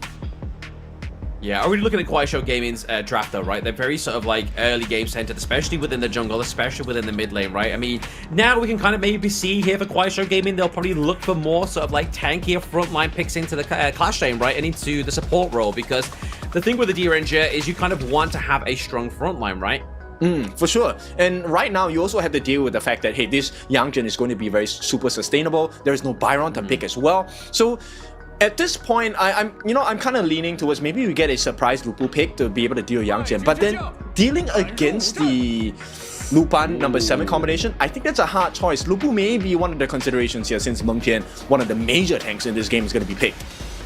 Yeah, Meng Jian from yesterday, man. I love that pick. It was so great for the side of Weibo Gaming, right? It's just so devastating for that team. Just obviously just tanking a lot of the damage, but it does mean obviously Zoe is going to be on the Yang Jian here, and potentially the dual marksman comp running through here for the side of KUAISHOU Gaming with the Sikong Jin.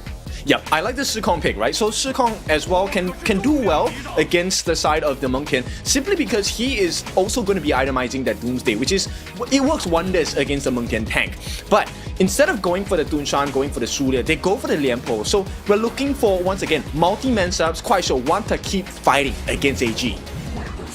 They want to keep fighting, but I mean, they want to get a little bit more burst here, potentially on the side of a AG Super Play, and it's going to be given over here potentially to the Ganamo, right? Obviously, go towards a late game. Obviously, Cat Boom changes from burst to pokes, so we kind of want something replicated that for the side of AG Super Play, right? And I mean, it's not going to be the Ganamo, it's going to be the Garuda here. Obviously, that long-range ultimate we saw yesterday was quite devastating for two of these teams.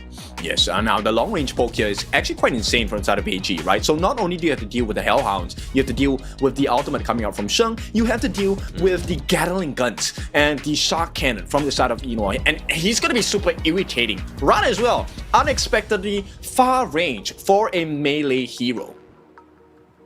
Exactly, very far range for a melee hero as well, right? Like, that's definitely going to be a... They have more room to think within this team comp for their team fights, right? For the side of AG Super Play, they're able to kind of like, right, okay, let's kind of assess from a distance here. We can have the re-engage, disengage of the Yang Jian, obviously not going to be paired with the Dolia, so it's going to kind of take a little bit of a hit in that respect, but they definitely have a solid front line here for the side of AG. Yes, I respect that as well, right? The only probable consistent poke you're getting is from Liu Lang on this Cat Boom, where the Kitty Bombs is going to make the mountain of pain. But for now, I think let's see how this goes, because we need to get that financial advantage still And we need to take a look at how fast Radish grows on this Shikong. If Radish gets out of hand, then this fight immediately turns super unfair because you have the golden token from Dao. Bear in mind, it lowers defenses, maximizes your damage output. Yeah, exactly. That's one of the kind of like things that people don't really always take into account with a D-Ranger, right? Like, it's if you have some like a very sort of tanky sort of team comp, which obviously the D-Ranger got picked before those tanks came through. Like, not only is it the stun, you're also gonna get that damage reduction. And when you've got like that kind of like duo marksman kind of a matchup here for the Sukong Gen as well as the D-Ranger, I mean, there's a lot of range on the side of KUAISHOU Gaming, right? Like, it's gonna be all on the backs here of that Lian Po. Yeah, I think the way that AG is going to try and play this game is to bait in KUAISHOU Gaming's ultimates, right? Especially that Tremor Smash. If they make the mistake of over-diving, all AG has to do is just take one step back and re-engage. One step back, re-engage, just go back to square one, right? Obviously, Xiang, once again, on the Lian Po, really going to be kind of trying to formulate these shot calls for his team, but let's hear the shouts from the audience.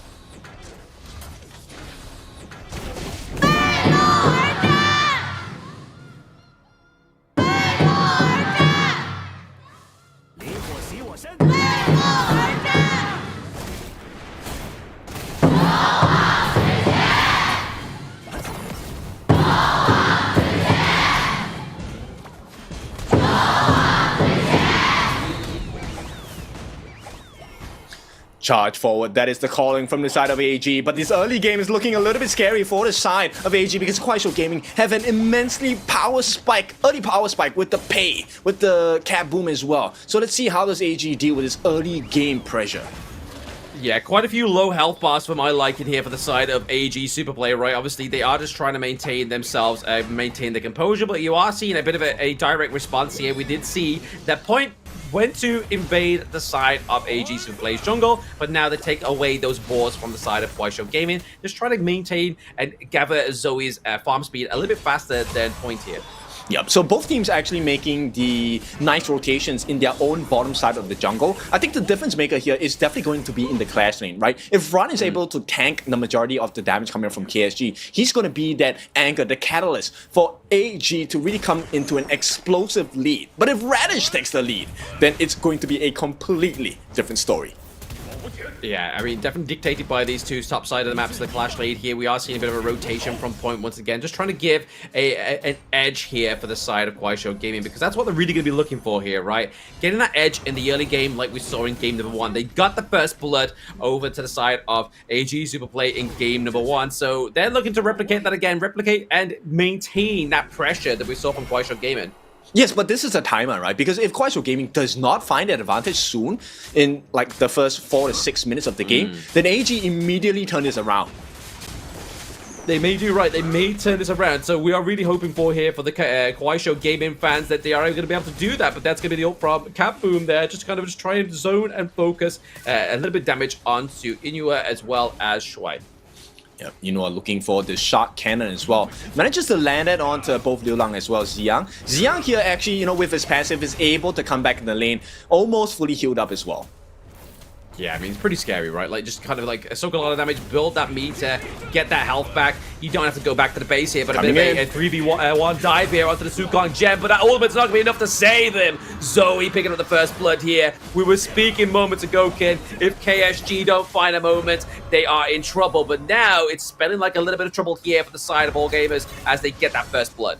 Yep, it's smelling like a lot of trouble for the side of KUAISHOU Gaming. Now, this is Radish who is put on the down low against Ran. Like I mentioned before in the early parts of this game, it feels like the clash lane will have a major importance because they are the anchors for the side of both teams before this 4-minute mark.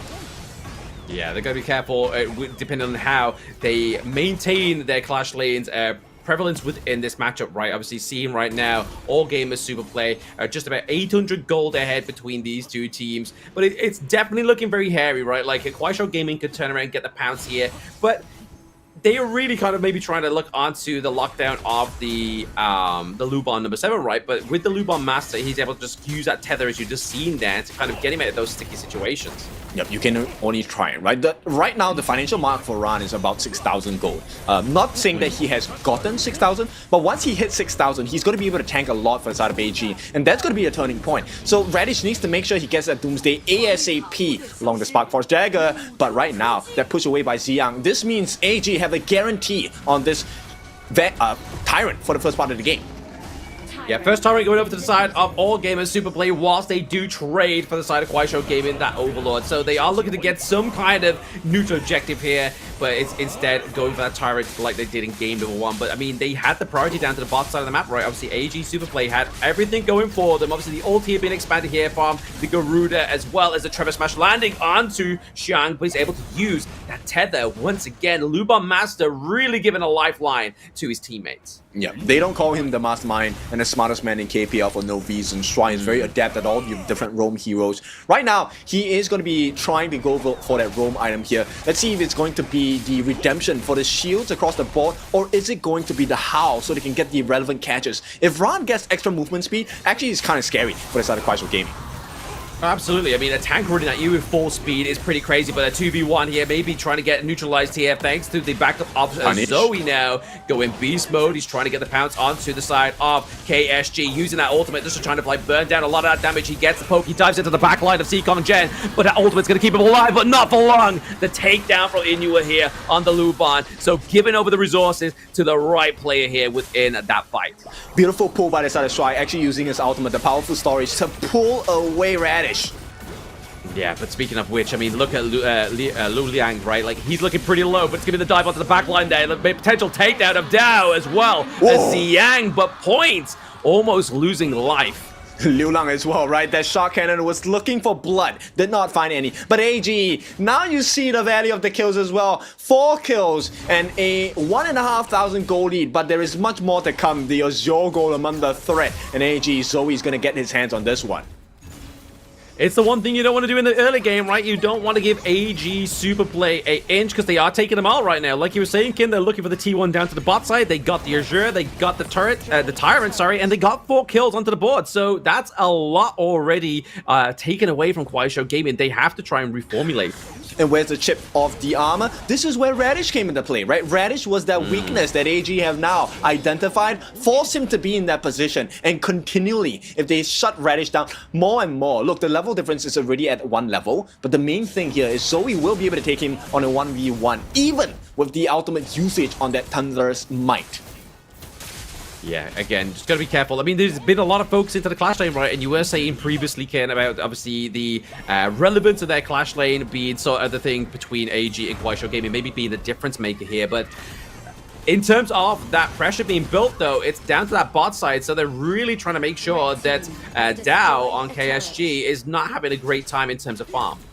Yeah, which is a double whammy at this point. And once again, they get the catch onto Radish. He might fall here if Zoe has his way. They are already circling around him 2-on-1. Yeah, not a situation I would like to be in here if I was Radish, but he's able to escape for now, which is a good call and a little bit of saving grace here for the side of KSG. I mean, that shot cannon could have been a little bit devastating here, but at the same time, Ran is not looking to keep that, let that kill go. Yep, AG, they heard me last game. It was like, Radish is good for your health, and they say, yes, it is. Because look at the T1 in the mid. Once again, free pressure coming in. The Garuda out is going to be used by the side of Sheng as well, just to push them back. They managed to kind of stifle that damage coming in with the help of the wave clear on the side of Liu Lang. But damage is going to just keep growing on the side of AG. Yeah, that's the scary thing, right? Obviously, the damage is going to be growing. The scaling into the late game is going to be pretty scary here for the side of AG, especially the like of the Lubon number 7, right? Obviously, one of the biggest damage farm lane heroes that we have within Honor of Kings. Yes, this is a little bit scary, so we'll see how it's going to be like. AG now, they have a pretty respectable lead, I would say. 3,000 gold ahead. With Zoe, once again, they're going on the Radish. The backup does come from both teams, though. They are looking at a bit of backup here from both of the teams. KSG just kind of poking prodded onto Ran here, but actually not committing to it because they saw and knew that Inua as well as Shui was going for the rotation as well, which have been causing disaster for the side of KUAISHOU Gaming. If they lose some blood here, it's going to be a detriment, but they do lose the Crimson Golem. So again, we're seeing that power play down to that bot side of the map. They open up the T2, they open up the access for the Crimson Golem, and they make use of it. Yeah, this is something in HOK that I had to learn the hard way. You can't protect everything. You can't get everything. And all gamers, they make it a point, oh, the dive coming in. The dive coming in, I mean, it's a bit overzealous here, but it's going to be Zoe being taken down by a 4v1 dive here. Going over to Radish, she's getting that kill, but they are just looking to kind of give a kill over so that Inua as well as Shui can try and go for this T2 to the top side. So really, kill for T2, I'll take it. Yeah, exactly. And so what if we give you this initial Tyrant, right? Because it's not the Shadow Tyrant. And right now, 10-minute mark, it is the 10-minute alarm clock for the side of AG. Once again, 30 seconds away. If they lose this, KSG are going to be out of the game. They're going to be out of the game. It would be pretty scary for that shield coming through. Pretty clutch here for Inua, but it's going to be the takedown as well. So Dao is able to get a kill there onto Inua, but at the same time, Lu Liang as well as Yang lose their life. But looking for more, here's potential to kill onto Dao, and he does get taken down. But now we're seeing a little bit of a late retreat here. Pei gets a kill onto Shang, and looking for more blood, they retreat here. Okay, so this is still ideal for the side of AG, right? Right now, they get immediately started onto the Shadow Tyrant. And this is the 10-minute timer that we're talking about. KUAISHOU Gaming, they committed because they wanted to get the punish in. They did get the punish, but now they lose the objectives. Losing the objectives is going to be scary here, but I mean, we do see that point is nearby, and he gets the steal once again inside for KSG. This time around, they get the Tyrants. Yeah, they just refuse to give up. This is why KUAISHOU Gaming is doing well. They have this grit about them. AG, nonetheless, they don't care. It is okay. We just lost a small neutral objective. We'll go and make the trade. Go and make the trade, get the Shadow Overlord, looking to get some more pressure into the top side of the map as well, right? But at the same time, it's going to be Xiang with that Tremor Smash kicked down to 3, but it's not going to be enough here. We see the dive from Zoe, picking up a double kill for the side of AG Superplay, looking to get that minion wave to the top side as well, crashing through naturally into that T3 territory. And now 30 seconds, or 20 seconds at least for the side of KSG, but they can't last that long. The T3 at the top will be falling in a quick time because there is a secondary wave of minions coming in. They're already working past that backdoor protection, and AG are just unstoppable at this time. They're unstoppable at this time, but I mean, you can see here, Point's just like, you know what, let me just try and steal something away from them, right? Let me try and go for the Crimson Golem here, or maybe get the Crimson Golem, maybe try and shut off the Vanguard coming down to that top side of the map as well. But at the same time, AG are just putting more pressure into the bot side, but they do get a kill onto Zoe, which is going to be a takedown of the front line of AG Superplay for now. So really, Ron has got the team on his shoulders. Point is going to be scary here. He's looking for a flank onto the back line. They don't know where he is. There's a lot of ult to be committed here right now for the side of KSG. They're going in. They're trying to get the kill. The dunk onto Xiang. He looks pretty low as well. Inua goes down, but they have to go back to base. And KSG, they may lose some T3s here. Yep, so was it really worth the trade over if they can't break a T3 in the next 4 to 5 minutes? In fact, I don't think they have enough time. Cat Boom on the Liu Lang on the Cat Boom will be able to save them for the time being. But look at the amount of turrets they have on AG. Yeah, every turret but one. That high ground turret into the mid lane is definitely looking like the last bastion here for the side of KSG. But like you were saying, kid, Cat Boom, Liu Lang is into that bot side, into the base, just making sure he's keeping it alive. That crystal for now, whilst KSG, the other members, are looking for a front to assault. I mean, that timer has died. It's no longer available. AG now restore that advantage. They have 2 super minion lanes, one in the top, one in the bottom. And right now, the next fight will determine the victory between KUAISHOU Gaming as well as AG. Yeah, I mean, the fact that the next fight's riding on the victory here of this game number 2, right? Like, AG still yet to get a point onto the board. KSG would definitely like to have that 2-0 go against AG Superplay this time around, but I don't think AG is going to give it to them. No, no way. They're gonna fake the fight, right? It has to be. AG make the bait and switch, make that bait that over commitment from the Ziyang Tremor Smash, maybe even with that super dive. Here we go. This is the Radish that we're talking about. He might have to use his ultimate to get out and still give his life. No, he's able to use that and obviously not use the ultimate. He's able to get out for now, but it's just kind of like, All Gamers Superplay just like Has destroyed a turret. Radish was a trick-or-treater. It's like, you know what? No, we're not taking trick-or-treaters today. We just literally want to have a calm evening. At this point of the game, I mean, All Gamers Superplay, they need to make sure they're having some calm and collected thoughts here because, like you were saying, kid, next team fight could be the be-all or end-all. Yep. This one, Crimson buff on both Point as well as Dao was proving to be a lot more useful. So the initial decision to go for the steal on the top, this was great because look at what it turned out to be. Point with the backline flank, managing to push out a lot of the members on the side of AG, getting the lives of Sheng, getting the lives of Ino as well. Beautiful value, but once again, we are back here where pressure on AG is a little bit stronger.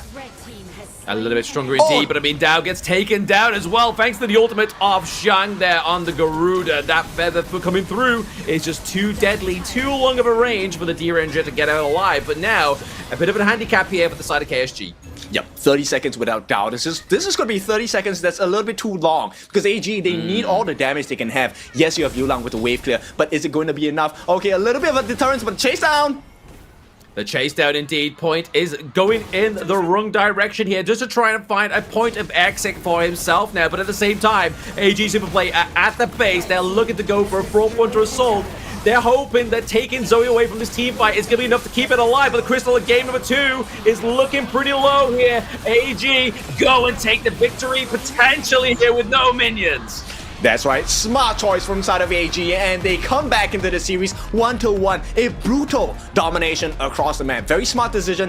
Why did they take out the Tiger? Because he was one of the main sources of damage. With Dao out of the game as well, no way to fight against AG. No way to fight against AG. There was just kind of just like, you're already fighting without Dao, you're already fighting without Point. That means you're already at a 3-5 disadvantage there for the side of KSG, and AG Superplay came back with a pounce in that game number 2. The wrong kind of pounce, because you're expecting the Tiger to pounce on you, but they pounce on the Tiger instead. So AG, this is a great recovery. This is what AG fans expected at the start of the day. But because of this kind of Game 1 performance, KSG, even in Game 2, there were some shades that kind of scare AG fans for a bit. Oh, absolutely. I mean, I was definitely kind of like edge of my seat, a little bit too close to the microphone at some point as well, right? Like, it was just like, I was just like so invested in the action. I forgot I was a caster at one point. I was just like, I'm so invested in this game. There's a lot of action going on. And honestly, I thought there that KSG may have had the AG Superplay backs against the walls. Yep, we kind of like had a pseudo light stick coming up and we were ready to sure, let's go, next game. But with that being said, of course, the action was phenomenal in this game. But AG shows you that just as long as you keep calm, take the turrets, you will naturally win the game. It didn't matter whether they lost the lives of their members because they got the trades of the T3s nonetheless. Yeah, I mean, that's the kind of thing as well, right? Like, we're seeing a little bit of a difference here between the KPL and obviously some of the global players as well. The fact is that trading a life for a T3 is very valuable here, especially within the KPL, right? Because that pressure that it created into that top side of the map was irreparable for the side of KSG, and they needed to try and push the base of AGSP to try and even get to a point where they were going to be back at balance points. And we talked about this, right? So in game number 1, we were questioning, okay, so what's the potential of AG just playing the macro game and not taking the fights? It happened quite a few times, but AG still took the fights, but they took it at the cost of a macro gameplay, of which the trade-off was well worth it. Oh, absolutely. It's definitely well worth it. We was talking about it obviously in the introduction of game number 2, right? Like, do AG decide to go for the team fight or did they go for the macro? But it seems like they were going for a little bit of both, right? A blend of both flavors. So that the fact is that they kind of try and take KSG on their frontal of what they've been showing as their strength, obviously within the team fights, but also just making sure that they have an extra bit of a bonus into either one of the side lanes to open up the base of KSG. So be careful of what you're learning. We're not telling you to fight all the time. Yes, you can take some fights, but it must come at a good trade-off, right? If it is a macro game trade where you give your life, but you take a T3, well worth it, we will give it to you. But if it's not, stop fighting. Stop fighting indeed. I mean, if the fight's not worth it, then try and just back off, right? Like, that's sometimes the team's best advantage is just to kind of back away, regain, reformulate, and then try again. Even if you go for a re-engage, right? Like, okay, we got a point of access. We could go for the backline here because we have now the ultimate backup on a board. But, like, that's what we saw many times, right, from Yang, right? They were looking for a little bit of backline access with the Tremor Smash. They did connect beautifully, right? Like, I feel like it was a minimum of 3 members each time that Tremor Smash actually got activated. But it also came as a double-edged sword because there were moments where Ziyang did jump in, Tremor Smash, caught completely nobody, and then AG won the fight from there, took another T2, T1, or even the neutral objectives. So this is where that double-edged sword comes into play. A Lianbo is great, but you have to be really on point with those catches, because if not, you will be punished. So let's take a look at the itemization for this particular game itself, and how AG managed to get the control of the gorge. And how they get control of the gorge here for the side of all gamers. Obviously, we're going to see, looking at the KDA right now, obviously, Shui on this Luban Master was really showing his mastermind, as we saw within the game, right? Like, just pulling away those respective members, getting them out of sticky situations. Yeah, I also want to place a lot of emphasis onto Ran. 307 was able to soak up quite a lot of tankiness for the team, but also deal a consistent amount of damage, right? The stuns coming in from his skills were very valuable. Let's take a look at the damage that he tanked. Close to 48,000 worth of hero damage taken. And I feel like, once again, this is the corresponding Clash laner. He found success in the lane with the help of his jungler Zoe. He might be the MVP of this game. It definitely might be the MVP, right? I mean, definitely a worthwhile performance here from the guy. But at the same time, just looking at it here, like, AEG were very dominant with the resources, right? They never got rid of that lead. It was absolutely phenomenal here. Obviously, Ran up at the top side of the map on the Meng Tian. It was a great effort here. We were saying, you pointed out very clearly in the early game, it's kind of like a clash off of the Clash laners, right? Whoever comes out on top with their performance is really going to dictate this game, and Ran having a fantastic performance meant that AG Superplay got the victory here. Yes, this was all benefits to the jungler Zoe as well. His Yangjian was really on point, really got that initial kills onto the side of the Clash laner on the side of KUAISHOU Gaming, which led to that lead, right? But this opened up space for the side of Enor, right? So 227, respectable KDA, and it's going to be one of the major resources that helped them turn this game, because Shui coming in as the Master Luban, this is a combination you really must have when this hero is introduced into the global servers as well. Master Luban with Luban number 7. Very good value, but it is going to be the mid laner. Sheng coming in for the side with his Garuda / Ington, dealing the pushback with his ultimate to make sure that the members were unable to protect the base, the turrets, because the backdoor protection was taken down by the existence of the minions. 3, 2, and 6, a wonderful performance, dealing actually a very heavy amount of damage here, 32.2% of the team's hero damage. Now, take a look at the thing here, 精彩联动. This is the cooperation movement coming in. So he was very well adept at making sure that the rotations had maximum value, good efficiency, because he was pushing the members on the side of KSG back. They were never really in range to deal the maximum amount of damage against the members on the side of AG. And once their lives were low enough, there came the jumps from Shui on that Master Luban. There came the shark cannons, the Gatling guns from the side of Enor. So beautiful team play from the side of AG Superplay. Now, let's take a look at the rest of these movements here. Very nice movement. So take a look at this. This free damage coming in from the ultimate on the side of Sheng really provided value. And the gap between the Clash laners was very apparent here, because they needed Radish to survive as this Shigong. Not just survive, but deal damage as well. He was unable to, because he was consistently melted down by the ultimates on the side of Sheng. Now, another nice ultimate coming here as well, melting down the supports of Lianpo, as well as the Dao Direnjie was all damaged out by the performance of Sheng. Yeah, Sheng really put the pressure on there for the side of KSG, right? Those ultimates that we saw from yesterday from the Garuda pick really just kind of put these teams into place. Like, they were just really kind of like putting pressure from a very long range, like we saw obviously that last little clip within the MVP, right? Like, that just really shows the prevalence of that ultimate, just be able to get it down from a very safe distance. Yes, it was, and distance was key, because that's the whole point of that composition, right? Far range poke, and then you go in for the kill when the lives are low. Very nice catches as well, highlighting Shui here with his Master Luban pick. A couple of times he did manage to use his ultimate, the powerful storage, catch the different members on the side of KUAISHOU Gaming back into the welcoming arms of not just Ran on the Meng Tian, but more importantly Enor with those Gatling guns.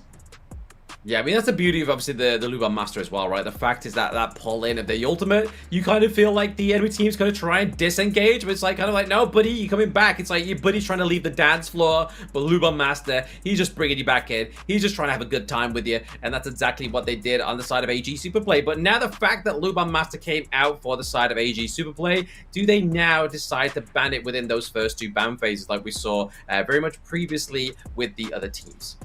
I mean, if we're talking about AG, they still have to use the Jing as well, right? So that is a potential they can use against the Luban and Master Luban combination. I think they'll be comfortable with allowing it through. I think there will be more prevalence in the bans, maybe on the Sulie, the Zhenren, the Dunshan as well. I think these are more of the scary picks. And of course, the higher pick, I think the higher pick is still available for the side of AG. Let's see if that's going to be a probable peek into what they want in the mid lane.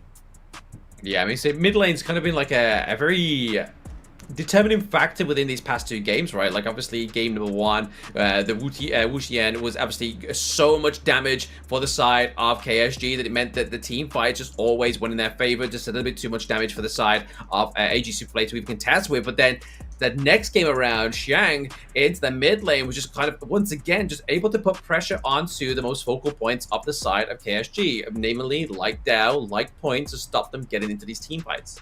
Yep, even with the Liu Lang cat boom, right, it was still not enough. The wave clear was definitely not giving too many options. So they needed to look for more multiple considerations on the side of KSG. Yes. And with the fact that Radish was never really online in this particular game number 2, that was just too difficult for KSG to come back into this game. Yeah, exactly. Radish really had a hard time there, especially, I mean, almost being resorted to the first blood as well, right? Like, their pressure, that 2v1 up into the Clash lane was very difficult for the side of KSG to actually try and come back from, because that pressure was already created, especially after the T1 and T2 was already been decimated down to the farm lane. So, just, you can see here, AG, they went for that great macro playstyle, made sure that Inua's lane was pretty much a done deal, and then did the same there for Ron. And this is where AG is so scary, because we know Zoe is one of the best, if not the best jungler in KPL at the moment. In fact, for the past 1.5 years, or maybe even longer. Now, he still has not used those main hero picks, like the scary ones, like the Orgren, the Agudo. We haven't seen this. We haven't even seen his Nako Ruru yet. So there is a lot more to explore, to give from the side of AG. Yeah, a lot more. Obviously, like we say, a best of 7 is kind of like a very much more favorable format, because it's no longer just like, hey, let's fluke 2-0 off of our enemy team, and then that's it. It's a done deal. We'll go next day. This time around, it's kind of like, okay, how do we play? How do we draft in game number 1? Do we decide to actually draft one of our most solid comps, one of our comfort picks, or do we look to exhaust the comfort picks of the enemy team so they look like they're going to be at a more of a confident situation, but then afterwards we just smashed them down like we just saw there with AG Superplay. Okay, so there is a little change of information. Liu Lang is actually the captain. I think I got that wrong. So Liu Lang, the captain, on the side of KSG, can he pull them up and take the lead against AG once again? Or will the entirety of AG, led with the face of AG, Mr. Yinwo here, change the game? I mean, the thing that changed the game for the side of AG SP was the fact that KUAISHOU Gaming didn't make Inua scratch his head in game number 2, right? Like, in game number 1, he scratched his head, like, guys, I've died. Like, I'm stressing. I'm really stressing. But in game number 2, he looked like he's having the time of his life. Yes, for sure. And we will see what this is going to be like, because I think the mid lane matchup is one to consider in this game, but the roam support, this one is where I'm interested. The Sulie now, I think, might be something that both teams will fight over, because you have the Sulie King in both Ziyang as well as Shuai. I mean, it was a beautiful pick yesterday, right? Like, this is one of my favorite tank picks to actually just watch and cast and look at the playmaking potential of the Sulie, right? But speaking of picks, this is the most up-to-date of the global ban picks that we've seen for both of these two teams, right? Like, there is now starting to formulate a lot of picks. This is now a total of 10 picks that have been banned out for both of these teams, on top of the 5 bans that do come through naturally, right? So AG now going over to the side of the blue side, and now KUAISHOU Gaming taking the reactive red, but don't have as much of a confident win rate there with 52%. Yo, how do you go to another side and still have such an impressive win rate, man? AG is just so scary. Right now, they're going to take out the Master Lupan, take out the Byron as well. KUAISHOU Gaming, they're going to take out the Kong Kong, or another Very scary pick from the side of Shuai. But does the Dunshan get taken out? Oh no, they take out the Sulia. Dunshan is available for AG if they want. They take out the MVP we were talking about, right? The Sulier. It was just like, right, Kenan, Blam really want to see this pick. Let's not give it to him. Let's not give it to him. But like you said, they do have the Dunshan, so they can go for plenty of combos here. Or maybe even go for something like the Chen Ren, right? Yeah, that's right. So this is a consideration. If AG take the Dunshan here, or maybe even take the Lady Sun, then KUAISHOU Gaming can respond with the Lady Sun and Zhenren combination. Right now, AG, they put the Fatih up. Still, there is a potential for the Dunshan. Does KSG snap it up? Because once again, this is a main hero, the Fatih, for the side of Ran.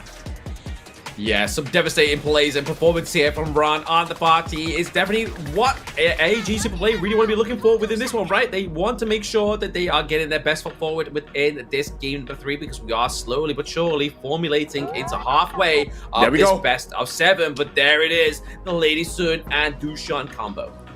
Okay, so what is the counter here, right? He's so hard to play against, Dunshan that is. He's going to be super tanky, that all shield is going to block all your projectiles. It kind of stifles the damage that the Fatih can come in with, especially if he's in the wrong angle. It's like, I mean, that's what we're probably playing against here, right? It's just a chance of angles between AG going up against KUAISHOU Gaming. Do they try and get access into the back line? Do they try and use Zoe as kind of like the Callum prod that's going to be the flow-born tank, right? Like, that's definitely one way to try and force into a team. Yeah, I feel like one of the main difference makers here for this game number 3 actually is going to be Sheng, because his poke damage is going to be very valuable against the likes of KUAISHOU Gaming, where, you know, maybe get some more free damage on Dao before the actual fight starts. And here we go, KUAISHOU Gaming, they're going to snap up the Allgren, you know, adding on to the synergy of the tankiness, but instant execution as well, because there is a lot of burst damage from this Lady Sun pick. Exactly, especially if you get into the late game as well, right? Like Lady Sun, if you are like building, like we saw yesterday as well, right? On the Lady Sun, 3-4 minutes, already having like the Eternity Blade being wrapped up already as the first item, it's going to cause a lot of damage here on this pick. So already kind of like making that late game hero kind of activate before that 4-minute mark is probably something that all gamers want to really tag rather than let grow. For sure. Now I'm just kind of considering in the farm lane, right? What do you want for the side of Dino? Do you go for... You can't really pick up the Sun Quan here because there is quite a lot of CC, especially from this Dunshan and KUAISHOU Gaming. If you reveal it now, they will definitely prepare a counter for you. Maybe the Chicha? Maybe the Chicha, right? I mean, we already have the Clash lane, so if they do go for the Chicha and lock it in here that has not been banned, it could be the go-to for them. I mean, it is another access into the backline. Using those stacks to just be able to melt the health of Allgren, of Dunshan, could be the key here for the side of AG's Inua. Oh, KUAISHOU Gaming saying no. Away. Yeah, we are gonna take the Chisha. This time we're gonna put it in the Clash lane as well. That's a great answer against the likes of the Fatih here. At the same time, that scary flash catch combination coming in from this Clash lane, Radish Chisha might be that winning point for the side of AG. AG needs another tank in the role. They do need another tank. Obviously, we are looking at potentially a rogue tank here. Obviously, they do have the likes of the Zhang Fei. They decide to go for the Lian Po like they did in last game for the side of KUAISHOU Gaming. It is going to be the Lian Po this time around, playing to those circles, right? So obviously, not only do you have the dive and the smackdown from the Flowborn tank, we now have that Lian Po Tremor Smash, which we know from last game is devastating. Okay, I like this lineup from the side of AG because you know what one of the strengths on the side of AG's composition is? They are able to reposition themselves in the middle of their fights. And this is going to open up so many new angles. I feel like, you know what, maybe Ziyang is going to have a very tough game. Your all shield only goes in one direction. It does only go in one direction, but at the same time, you can then just use the Blazing Brilliance potentially to zone out one of the tanks as well, right? Because, I mean, we saw yesterday, I believe it was from either DRG or Weibo Gaming, the play of D'Angelo was just absolutely phenomenal. Just such, like, pure zone potential from that Blazing Brilliance was just on point.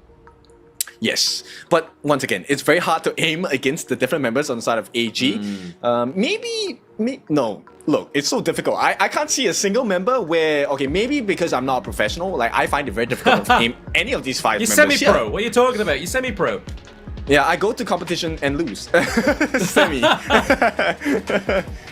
You're halfway there. You're halfway there to pro. That's all that matters. You're more pro than I am. But, I mean, if we look at KUAISHOU Gaming, I mean, the only way they can really try and get the slowdown here is obviously not only from the second skill of the Ogrun. So, obviously, if you lay that down, then try and kind of like zone them in so they're not be able to move as fast and frequent on the side of All Gamers Global. Then lay down the combo from Angela. Or you start to build items like the Ominous Premonition, obviously, towards the latter part of the game here for the side of Dao on the Lady Sun. So I feel like the reduction of movement speed is probably going to be one of the go-to causes here for the side of KUAISHOU Gaming. That's an interesting point. I think that has a lot of value for sure. If you can slow them down, really just take away what I see as one of the main win conditions here on the side of AG, maybe you stand a chance. Because you then also open up the doors for the Radish Chicha to find a nice angle in, right? Yes, exactly. Yeah, it's going to be hard for them if they, especially with Radish on the Chicha, right? Like he's already played some very phenomenal performances so far within the day. Last game wasn't quite his flavor of the Friday, but maybe the Chicha is going to bring him back to that 2-1 victory here for the side of KUAISHOU Gaming, because they definitely don't want to allow another back-to-back-to-back victory here from AG Superplay. Yeah, right now, once again, it's all about the goal. We have the main heroes for Dao and this Lady Sun. We have the main hero of the Fatih for the side of Ran. And this could swing any angle, any way. Because if you have the lead, you play the macro game KPL, all the teams are good. So there is really a potential for one of them to knock the other one out. Exactly that, right? Obviously, the pendulum swinging between these two teams really determines on their strengths, on their position within these games. But we are going to be making our way into game number 3, ladies and gentlemen, between AG Superplay and KUAISHOU Gaming. Let's hear the fans for the 3rd time.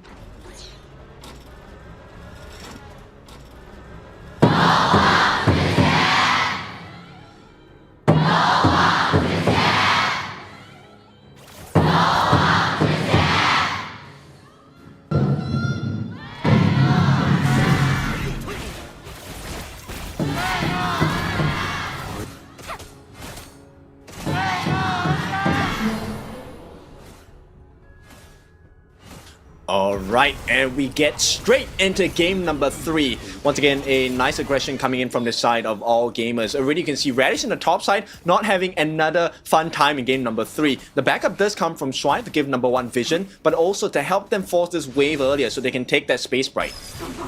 Yeah, I mean, that's going to be a good point here for the side of All Gamers Superplay, right? If they're able to get the space bright here, again, just kind of like enhances their movement around the map. It also means that obviously Shuai can now get back down to the bot side and give over aid to Inua onto this Aaron, right? Yeah, they need to give this aid because it's a natural winning lane for the side of Dao as well as Yang. I think this Dunshan and Lady Sun combination is very strong. At the same time, they also make the rotation for the side of Ran, which is going to amplify his farm. He's already doing well in lane against Radish. Imagine him having a level and a gold advantage. Yeah, that'd be absolutely crazy, right? I mean, the only thing that Radish has really got going for him here is obviously the aspect of range here from the Chicha when obviously going up against the Barty, but Barty's able to kind of like dive very quickly up in your face, and before you know it, he's burning you down, especially when we start to see those itemizations come through for Ron.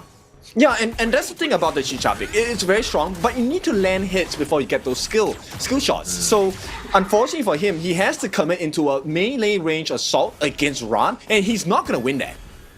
No, he's not going to win that at all, right? That's going to be the scary part here against Ron and Radish. Once again, just the battle of the R's, R&R. It's not relax and restoration. It's now Ron against Radish into the clash lane. But right now, obviously, All Gamers got to KUAISHOU Gaming.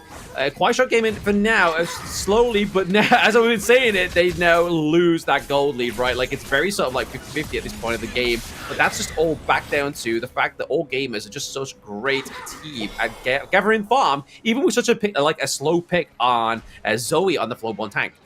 Yes. The funny thing is actually Radish has the EXP lead here. I'm not sure whether this is because he's clearing his lanes a little bit earlier, or is there a difference in terms of the rotational speed? Because Ran did get some extra farm in the mid lane. He did get a little bit of extra farm in the mid lane. Clearly, maybe it's just a little bit of a different, bit of a gap into the clash lane here for Radish right now. But it's not going to really do anything just yet between these two, right? Obviously, there's just a very much spur of the moment, very much tit for tat action going on between these two teams. Yep, I think this 4-minute mark, the biggest difference maker has to be Point and Zoe because they are tank junglers, right? They have to set the fight for the team. Soaking damage for the team is going to be so important. This is where Liu Lang provides a lot of value as the Angela, right? A lot of value. I mean, it's all about the position as well, right? Obviously, the CC immunity is really going to help Liu Lang on the Angela because obviously the only thing that can really disrupt it would have been like a knock-up, but the fact is she gets CC immunity, she gets shield from the ultimate. It's going to be a hard thing to try and counter here. I mean, do you get the poke from Shang here on the cap boom, or do you really rely on Ran to dive into the backline to melt it down?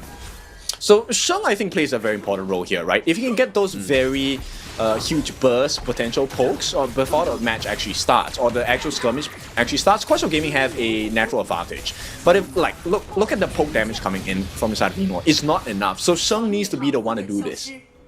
Yeah, the other interesting point is Inu going to go for a magic damage build or the attack damage build here, but it looks like KSG are going to go and claim that Tyrant again, just kind of try and neutralize that gold lead that's very much bottleneck right now between these two teams. Yeah, but AG, you know what the game plan is? Straight away, they might even check the Crimson buff, right? To make sure that they can make a trade against Point, who is trailing in terms of EXP against Zoe. Not the biggest trail, but it might make a difference here. Oh, first blood, there we go! The Blazing Brilliance doing the job for Liu Lang. Yeah, the Bush camping mage Angela just able to burst with that combo, right? 3, 1, 2, ultimate, boom, done. It's just crazy slow, crazy damage. A lot of burst with each skill that gets popped off as well. But there's that shield just pushing away Zoe as they did take away their Crimson Golem as well. Secured by Zoe, I believe, actually, with the smite. So with that, I think that it's an okay position because AG, they still have close-knit on that particular gold advantage right now. It's a poke coming in. Yeah, close now. I mean, this is the thing about the party, right? Like, yes, he has that great sustain, great attack damage from that ultimate, but if you are ranged Lady Sun, ranged Chicha, you're not going to be able to get close to them or even do any damage. Exactly. So this is a little bit of a concern here. Let's see how well they're going to be playing around this because that exchange was without Ziyang. If Ziyang was actually there, I think that would have turned out quite differently against the likes of AG. I mean, it's definitely working out in the favor here of KSG, right? Like, not even at that point of the game that AG is able to trade the bot side of the map for the top side. It looks like KUAISHOU Gaming are looking at a very dominant side lane pressure here. Yeah, they actually have the goal lead, right? Once again, it's not the biggest, but the thing is, they're actually maintaining the status quo against AG, which is really hard to do. Yeah, exactly. Maintaining it against AG because of how they are able to farm up very quickly. It's definitely one of the harder feats here. As you can see, obviously, Inu are building that Spark Forge Dagger as the first item here, looking more towards to go for that attack speed, attack damage build here for the Aaron, rather than going for the magic damage build we saw from KUAISHOU Gaming in game number 1. I mean, it offers quite a lot of value as well, right? And for now, oh no, Point getting founded out. There is a lot of rotations coming in for this Crimson buff. Getting found out, but he also has Radish. He also has Ziyang really close by as well. So I feel like even if all gamers try and take this fight, it could be at the detriment for themselves here, especially with this catch from the Angela. Once again, melting down the health of Shuai once more. Yeah, that is a big concern. Number one, the fact obviously there is going to be a huge level difference. Liu Lang is level 9, Shuai is only level 7 at this point, which aids on to the damage that Liu Lang is able to deal against the likes of this Lianpo. But for now, the scariest potential is actually Dao, who's at the top of the net worth, 5,000 gold, about half a K in front of Yinhuo.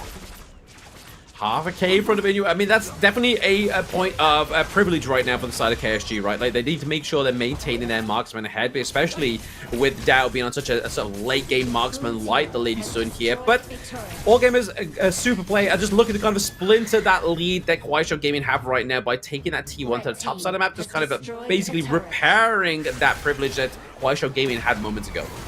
Instantly muted, right? They actually get that T1 at the bottom on the side of KUAISHOU Gaming as well. Right now, it really is, can they get this burst in?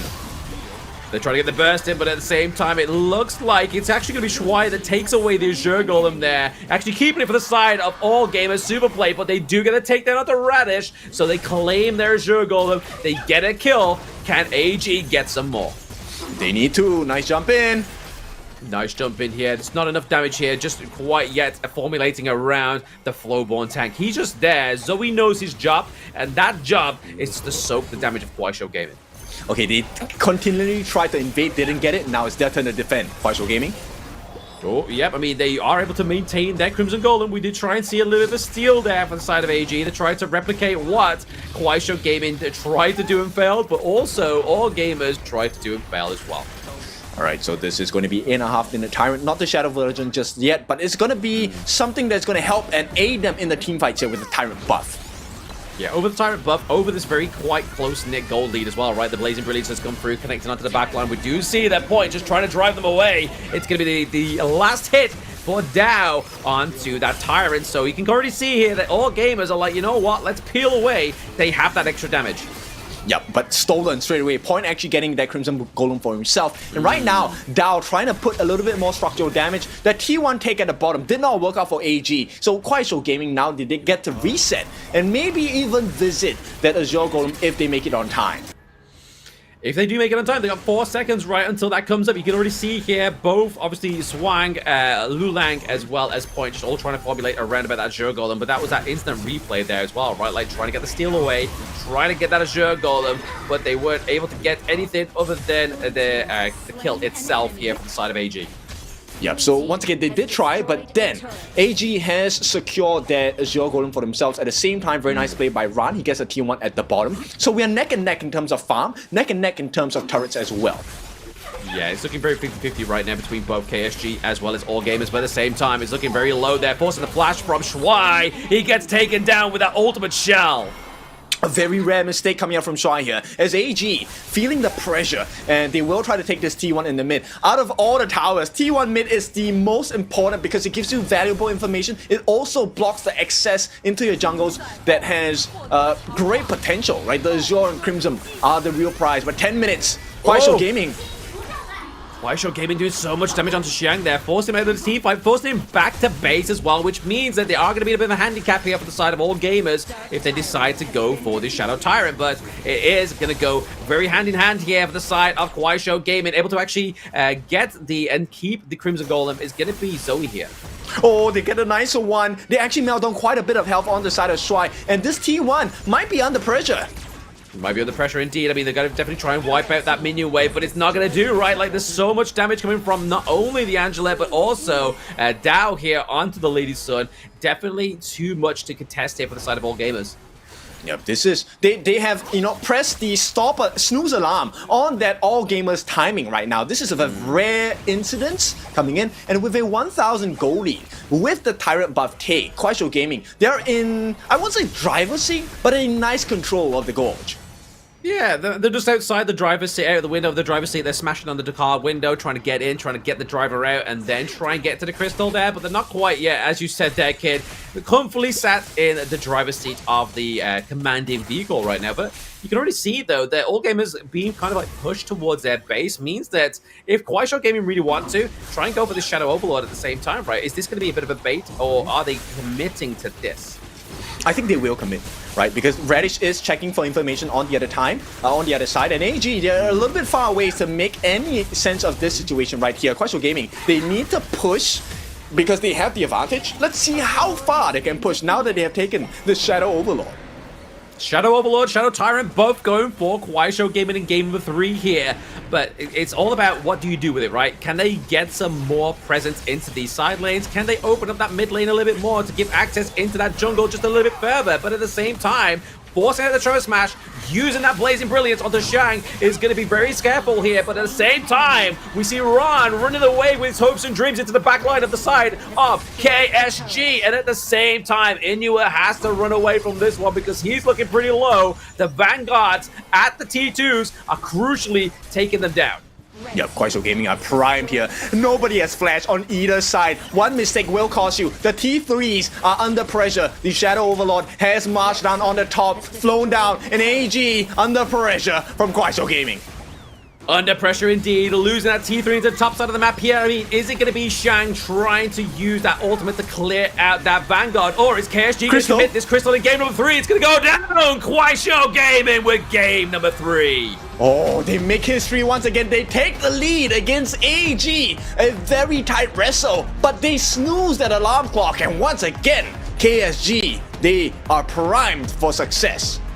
Yeah, I mean, at the same time, man, I mean, AG are looking pretty composed, right? But at the same time, the fact that KUAISHOU Gaming didn't hesitate on the takedown with that Vanguard, I mean, we've seen some teams within Global, right? They get to the crystal, they fumble the bag. It's like they've never seen a crystal in their life. But KUAISHOU Gaming, they was just like, we're here, we need to take it, or we might go for another 5 minutes. Exactly, so KUAISHOU, meaning fast hands. They also have very fast eyes, a change of vision straight away, because once the crystal was exposed, they knew that backdoor protection was non-existent. You know, you don't give AG another chance. Many teams have given that one chance, lived to regret it, and right now KSG, they know what the winning condition is, fulfilled it, and they have the lead 2-1. 2-1. I mean, that's definitely a favorite position to be at if you are KUAISHOU Gaming going up against AG Superplay, right? Because, I mean, going into today, we were really thinking, like, obviously, AG Superplay, they've won so many, obviously, KPL titles. This looks like it's going to be, like, maybe a bit of a breeze for them, right? Obviously, KUAISHOU Gaming coming out of the Challengers bracket rather than a Masters group. But now, the Challengers are showing the Masters on how to play this game. Yep. Are you up for the challenge? That is what KUAISHOU Gaming has kind of put across as a statement to AG. But once again, we have to reiterate to you, AG, they are no slouch. AG are the current champions of KPL. There is no way they leave the series without putting up another major fight. Exactly. I mean, they're definitely going to have a fight on their hands for KUAISHOU Gaming as well, right? Like, KUAISHOU Gaming have really kind of, like, proven themselves with these 2 points onto the board going up against AG Superplay. I feel like it's the same score line so far that what TT Gaming did here for the side when they played up against them in the first part of the upper bracket. So maybe this is the snooze button now getting, like, basically pushed off the bed, the batteries fall out, and AG Superplay start to activate for these next 3 games in a row. Yep, you can only snooze an alarm clock so many times, right? Before you actually have to get up. And once they get up, AG, as usual, should be unstoppable. But this is also dependent on the draft. They have access now to the Dunshan. They still have access to the Zhenren. So we'll take a look at these big picks because the Sulia is still available. And both the Roams, the side of Ziyang for the side of KSG, as well as Shuai for the side of AG. They are the Sulia Kings, as we call them in Chinese. Exactly. I mean, definitely the playmaking potential of that hero, which we was obviously alluding to at the start of game number 3. Maybe it'll start to rear its head in game number 4, right? Because, I mean, now that KSG have obviously played the Dunshan, we can imagine that's going to come into the ban phase now for the side of KSG. They're not really want to be giving that over to the likes of All Gamers Superplay. Yeah, so let's take a look at the stats here because the one player we need to pay attention to, this is why it's the main hero. The Lady Sun for Dao. Very nice growth of the itemization, but I'm also curious about Ziyang because Ziyang was actually very consistent with the saves, perching his farm laner on his back, getting those little shots as well. And the also at the last part, blocking away the slashes from Ran. That was so crucial. Very crucial indeed, right? Just blocking out that aggression into the backline from Ran really kind of saved and really meant that they were able to kind of finish this game number 3 the way that KUAISHOU Gaming did. But at the same time, it's such a low kill game. Like, you're seeing even like a subpar below 10 kills, which is crazy to think about here. Like 3 kills for KUAISHOU Gaming, 1 kill for AG Superplay. I mean, we said subpar 10, subpar 5. Like, the not 5 members of these 10 players fell at all.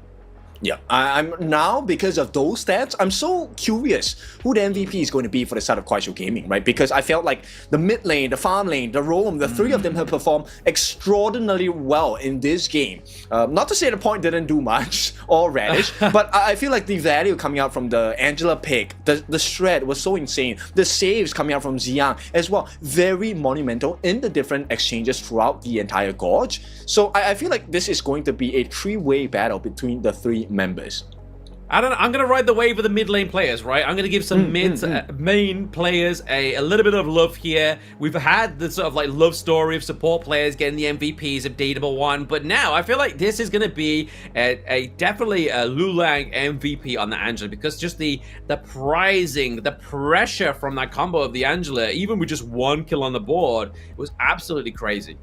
He completely shut Da Shuai down, right? Or Shuai, which is one of the main reasons. And here we go. This had to be him. The captain on the side of KSG, Liu Lang, will be that monumental MVP of game number 3. Yep, simply exquisite here. It's going to be Lulan getting the MVP for game number 3. I mean, look at that damage, man. Damage at 28.5%. Yes, obviously, yesterday we almost saw a potential of 50% for one of the teams yesterday. But the fact is, his positioning is all shown how well he did by that 6.5% damage taken, right? Like, this mage was not under pressure, was not under fire. They were creating such great moves here. And I mean, that was the only kill he got. The first blood was the only kill Lulan got, but it was an important first blood onto Inua. But then from that point on, it was just burning down the health bars of the tanks. Exactly. Like, take a look at that. That completely shut his game down, by the way. You never really saw Ino recover. He couldn't find too much value. He was trying to go for the magic attack build at the end stages of the game to be able to deal more damage. But then by this time, Dao was already too far ahead, had a one level advantage, always had access to double buffs in the Crimson Golem and the Azure Golem, so had the CDR, and this save, my goodness, coming out from Ziyang, what a way to be able to save his farm laner and get that kill onto Ran as well. Exactly, protecting Madame President, right? That's the whole point of the Lady Sun, is when she's onto the Gorge here, you're looking at protecting that late game hero. But to be honest, for the side of KUAISHOU Gaming, they didn't need to get to the late game. They just needed to make sure the damage was going in the right places. And I think we're on the cusp of some history being made here, because in this 2025 KPL Grand Finals knockout stages, very few people have taken a win against AG. And maybe KUAISHOU will be one of those coveted teams if they can win this next game and take a 3-1 lead, a series point position against all gamers. Yeah, I mean, you saw there, obviously, from the coach of the side of KUAISHOU Gaming, it was definitely a sucked lifting, sucked revealing victory there. Because, I mean, he got out of his chair, you could see those beautiful orange socks there. I have to admit that he's definitely on point with his color palette there, with his fashion. So I might have to take a few notes from that one. But KSG right now, definitely in the lead here, going into game number 4 with an extra point onto the board over AG Superplay, which for AG fans is looking a bit hairy, but is again back to the point of the best of 7. Best of 7 could still be the massive turnaround, right? Like, when they played against TT Gaming, they took 2 L's, but then got back-to-back wins. So maybe they still have this wind within them. Exactly. You never count them out. That is the one quote and one line you must always remember playing against AG Superplay here. They always have that potential. The only question is, can you shut them down long enough to be able to take the win for yourselves? And so far, KSG have proved consistent. Did not win back-to-back 2-1. It is a 1-1-1. So right now, does AG wrestle back the control to tie things up? Or do we get that series point position from this side of KUAISHOU Gaming? I mean, it's all for KUAISHOU Gaming to decide that one, right? Like, if they want to go to the match point after this one, it's all within their grasp, within the BP, within on how they play on the Gorge. But I mean, KUAISHOU Gaming, they haven't shown really much weakness, I feel like. I mean, in game number 1, we obviously shown the light onto that maybe the macro playstyle might have been a little bit of a weakness there for them, and that the team fight was definitely where they orientated themselves. But within that game number 3, I feel like there was definitely a more polished version of KUAISHOU Gaming. Which is kind of scary, because KUAISHOU Gaming, I mean, we always knew them as a team with good potential. They were nice, having nice positions within the leagues in KPL, but never someone who was able to really take the games against AG in such a fashion, right? Because let's be honest, it was quite a good control they had over the Gorge, right? Yes, some shaky moments, but that's what you expect at the highest tier of Honor of Kings. Exactly that, right? There is going to be shaky moments. There is going to be mistakes that are going to be punishable here for either of these two teams. But if we revisit like how KUAISHOU Gaming did in the early game, right? Like, they were able to take the T1 into top side of the map without it being contested or losing their bot side. And then after that, it was kind of just like a tit for tat. Like, AG was like, oh, that looks like a cool idea. I'm going to take your top T1. And then we saw that Radish was able to take down to the top T1, the T1 into the bot side of the map as well. So really sort of like trying to alleviate any kind of doubts we had in our minds against KUAISHOU Gaming's macro playstyle, and they definitely did it in that game number 3. Their draft was definitely on point, but now obviously they are at the victim of the global ban pick as well, right? Like, these are now 15 picks of heroes off for both of these teams, and that draft last game was definitely quite an expensive one, especially down to the farm lane. So now that we have spoken about the benefits and the strengths that KSG have shown us, let's throw some coins into the AG side as well, because if you take a look at the jungling potential on the side of AG, actually they have quite the big pull. Ogren has not been used yet. They still have the pay. This is a FMVP pay, by the way, not just any pay that we're talking about. We also have the Jing. We still have the Agudo. Many big options for the side of Zoe to explore. He has not been unlocked just yet. Now he's waiting for his moment, right? He's waiting for his prime time. He wants to see his team down, and then he's gonna lift them up. Like, he's just gonna carry all four of them, man. Like, you can just know they're gonna walk off stage and just giving like a big piggyback for the side of AG Zoe. But definitely not activated just yet. Like you said, needing the pay is still onto the gorge here for him. The Jing as well as the Agudo. Yeah, and then we take a look at Shuai. He has not used the Junren. There's still Dunchan. There is still Sulie. So many big picks for the side of AG, of which you can't ban everything out. That's the beauty of the Honor of Kings global ban pick. Yes, you get to lock certain heroes down after you've used it, but then you can't ban everything. Something will be open. Something will be open. I mean, did they decide to try and maybe go for Inu as Ali, maybe? I mean, that could be kind of something that we haven't seen today at all. Obviously, we did see some fantastic performances from Ali yesterday for both of the Weibo Gaming and the Dragon Ranger Gaming squads there. So maybe, just maybe, we'll start to see that come through. But I mean, it's something that can be countered. They aren't having to worry about the Jing as well, because obviously Jing generally has been one of the good counters towards the Ali. But they still have the likes of the Mai Shiranui that KUAISHOU Gaming could draft if they decide to go for the Ali. I'm curious whether they will have that, because if let's say, you know, Zoe actually goes in with the Tiger, the FMVP pay that he has shown us time and time again, I think he has not lost yet. At least not in my memory of watching all the AG games so far, right? So he is definitely going to be looking at that. Let's see what does the coach Zach WY give to the side of AG, because you know he plans for the long game. There's no, very rare that he goes for a blitz. Yeah, exactly. I mean, game number 2 was kind of a blitz, but at the same time, it wasn't the most kind of like decisive victory there for AG Superplay. Still a little bit of tit for tat there for KSG within game number 2, but I felt like game number 3 was definitely seeming more of a blitz for KSG, even though it was a low kill game. There was a lot of action, a lot of domination within those team fights. So the curious point for the side of KSG right now is, okay, how deep does your hero pool go? We know it's deep, but how well do you do under pressure? And not just any pressure, this is AG pressure. So I feel like this could be like a free acupuncture session for the side of KSG, and we'll see whether they falter.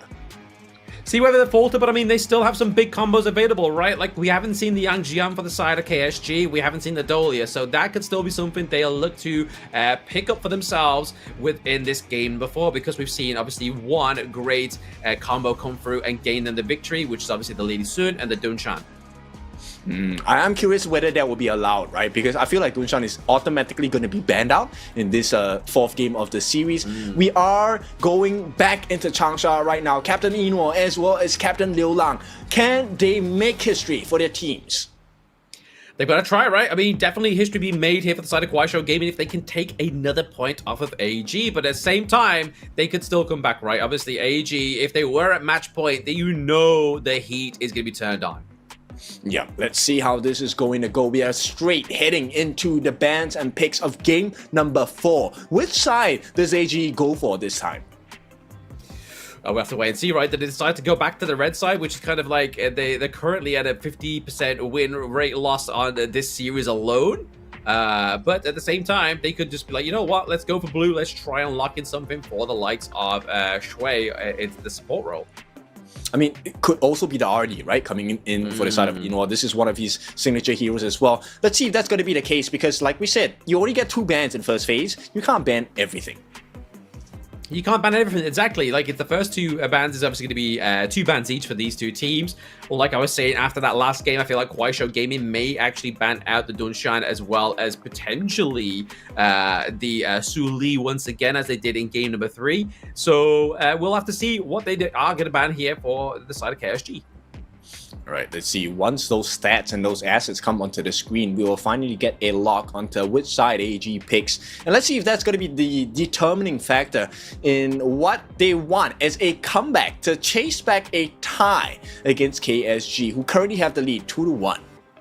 They currently have the lead 2-1 here. Is KUAISHOU Gaming. Fast hands, fast eyes. Is it going to be enough to get them this game number 4 points? So they bring themselves to 3-1 here. But I mean, there seems to be a lot of fans within the audience here giving props to KSG here. But I can imagine a lot of the AG Superplay fans are like, you know what? Our boys are going to come online any moment now. We need to make them come through.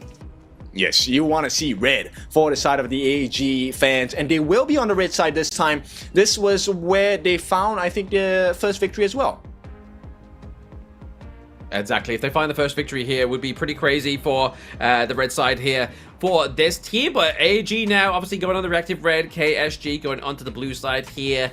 Are we going to see that Suli ban? Are we going to see that Dunshan ban? I think KUAISHOU Gaming will definitely do well for themselves to pick up the Sulia for themselves, right? And we expected it. This is going to be the Dunshan ban. Does the Kong Kong get banned out here? That's the question. I mean, we do see a lot of like orientation around about the supports, but it looks like the Suli is going to be banned out here as well. So do all gamers take out the Kong Kong or are they going to give it up to KUAISHOU Gaming here? I think they pick it up for themselves, right, on the Kong Konger, unless KUAISHOU Gaming goes for it. And then AG, because they have not used the Allgren yet, I feel like that's a good combination. We have seen teams make full use of this double tankiness on the side of the Kong Konger and Allgren pickup. So KUAISHOU Gaming, what is your play here? Zhenren is available. Oh, it's gonna be the Kong Kong so giving over another big pick to Xiang here into the bot side of the map. I mean, he has been a bit of a mastermind himself, right? I mean, we always say Shuai is definitely the mastermind of KPL, but Xiang here has definitely been finding those pickups. Like, his intel gathering is absolutely crazy. Yes, now AG, they go with one of the specialties of Zoe here. And here we go. The Artie does come through for the side of Yinhuo. Artie along with the Allgren. Do they pick up that Diadea? Yeah, I mean, look at that face, man. He means business. He's like, you know what? Let's give Zoe his main hero. Let's give Inua his main hero as well. Like, they are definitely coming for blood here in this game before, right? Like, they want to make this 2-2, not 3-1. Yep, and straight away the 50-50 matchup with the channel is gonna be teased here by the side of KSG. Will they be able to find that value? The Nua coming in as well. I mean, we've had some dominant performance, obviously, for the mid lanes, right? Like, are AG going to try and put a lot of focus into that mid lane? Because obviously, KSG in that game number 3, game number 2, game number 1, it's always been like a flittering and a flirtation plays between those mid lanes. Like, who's getting the best plays, who's being the most power play for their team. But the Nua here is, again, just late game assurance, as well as Achano being that kind of counter for the Ali, is potentially where I'm looking at here for KSG, right? Yep, and this is the main hero on the side of Liu Lang. Bear in mind that the rotational speed of the Nua is extremely fast, but now dealing with the potential Changshen or Sheng Heino here, it's a little bit of a challenge because he can be flexed into the crash lane still, and at the same time he's super tanky. You won't be able to take him out that much. Now KSG, they are so scared of the healing potentials because they already have so many tanks. They're going to take out the Diadea and the Zhenren as well. Yeah, Zhenren being taken out here is obviously going to be a good call for them. Obviously, you don't want like that 2-tank combo, right? We were talking about it earlier. Having something like the Zhenren here, especially with the Allgren, especially getting those kind of like experimental stuns that we've been seeing over the past few days, right? Like, that's where we're going to be looking at if the Zhenren was coming through. But at the same time, Byron being banned out because they're kind of thinking, you know what, this high note is definitely potentially flexed up into the top side of the map. Right, so you need either a very big tank on the side of KUAISHOU Gaming, or you need like massive damage on the jungle, right? So let's see if this is going to be the case. 7 times usage for this particular competition on the side of Dao with a over 80% win rate. Are we going to see the Nako though? Like I said, the Nakaruru's been taken out though, right? Like that's what, to me, when I was looking at AG banning out the Nakaruru's, like, yeah, they're going for a tanky draft here for the side of AG. Okay, the Fatih coming in. This, we might see it go into the jungle depending on what it's going to be. Nope, it's going to be a clash lane with the Kaiser to match tank for tank on the side of KUAISHOU Gaming. Tank attack, blow for blow between KUAISHOU Gaming and AAG. The last slot here, is it going to be mid? Is it going to be Clash here for all gamers? We'll have to wait and see. But I mean, in terms of damage, right, obviously, we're looking at the early, we're looking at the potential of obviously Orgrim being able to soak the damage, but also deal the damage. But it's that burst damage we're really looking for here. And I mean, we have Ron on the Charlotte here. This could be the golden moment, the return to glory for all gamers.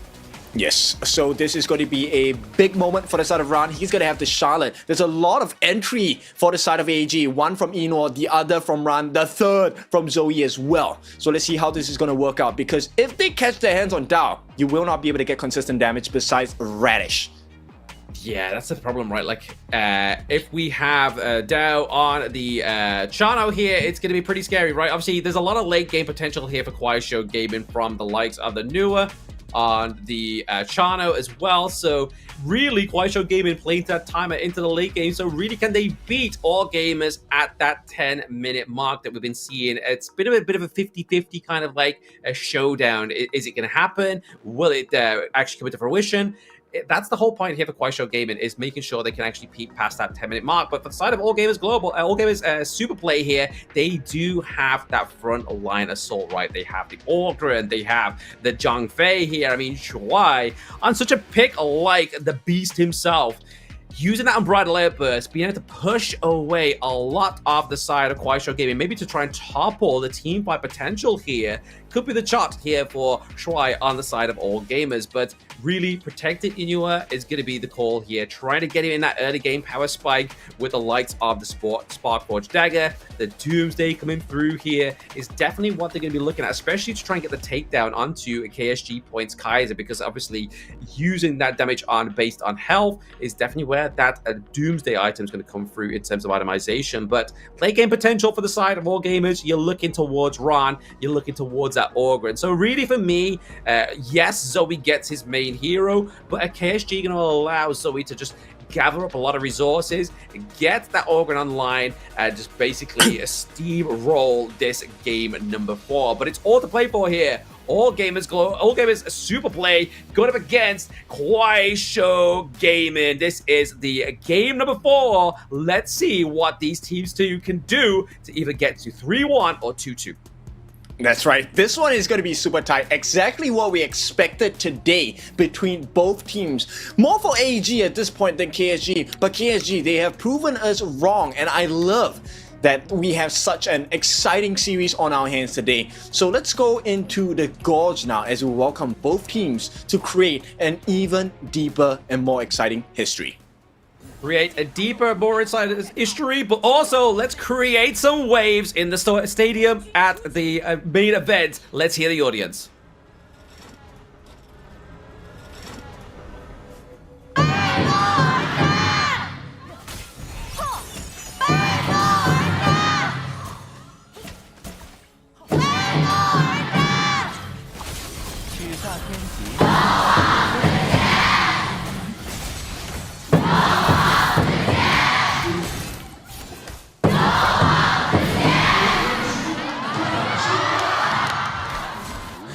A little too close for comfort here. KSG Radish had to give that flash right at the 40-second mark, but at the same time, Zoe's not having a fun time as well. So both teams making very nice plays across the map. Making very nice plays, but at the same time, Ron have to force his flash as well to try and actually claim the kill. So both of these clash lanes forcing that common skill definitely puts them at a balanced objective here. Balanced playing field between these two clash laners. Yep, and right now, Sheng actually has that melee form. He's going to be able to sustain in lane very well. And here comes the backup as well. The TP comes down from Shuai, and this is now a 3-man offense. And this should be a guaranteed Firehawk. Guaranteed Firehawk on the side of AG Super Play, right? It's just these little bits of resources that's really going to make the difference here, especially in the early game, especially trying to build up that momentum to that Tyrant. Yeah, we'll see. 4 minutes is so important. We're already 1.5 minutes into the game right now. A decent lead for the side of all gamers. Okay, it is now just a 200-300. Emergence comes in. Emergence does come in here from the side of KUAISHOU Gaming, but the damage isn't quite just there yet. I mean, if we look at AG Super Play's draft right there, they have some quite chunky heroes in the early game. Yeah, they really do. So let's see if that's going to make the difference for them. At this point, we're hitting that 2-minute mark. The itemization straight. We ignore the boots on the side of the channel. We're going straight towards the Eternity Blade.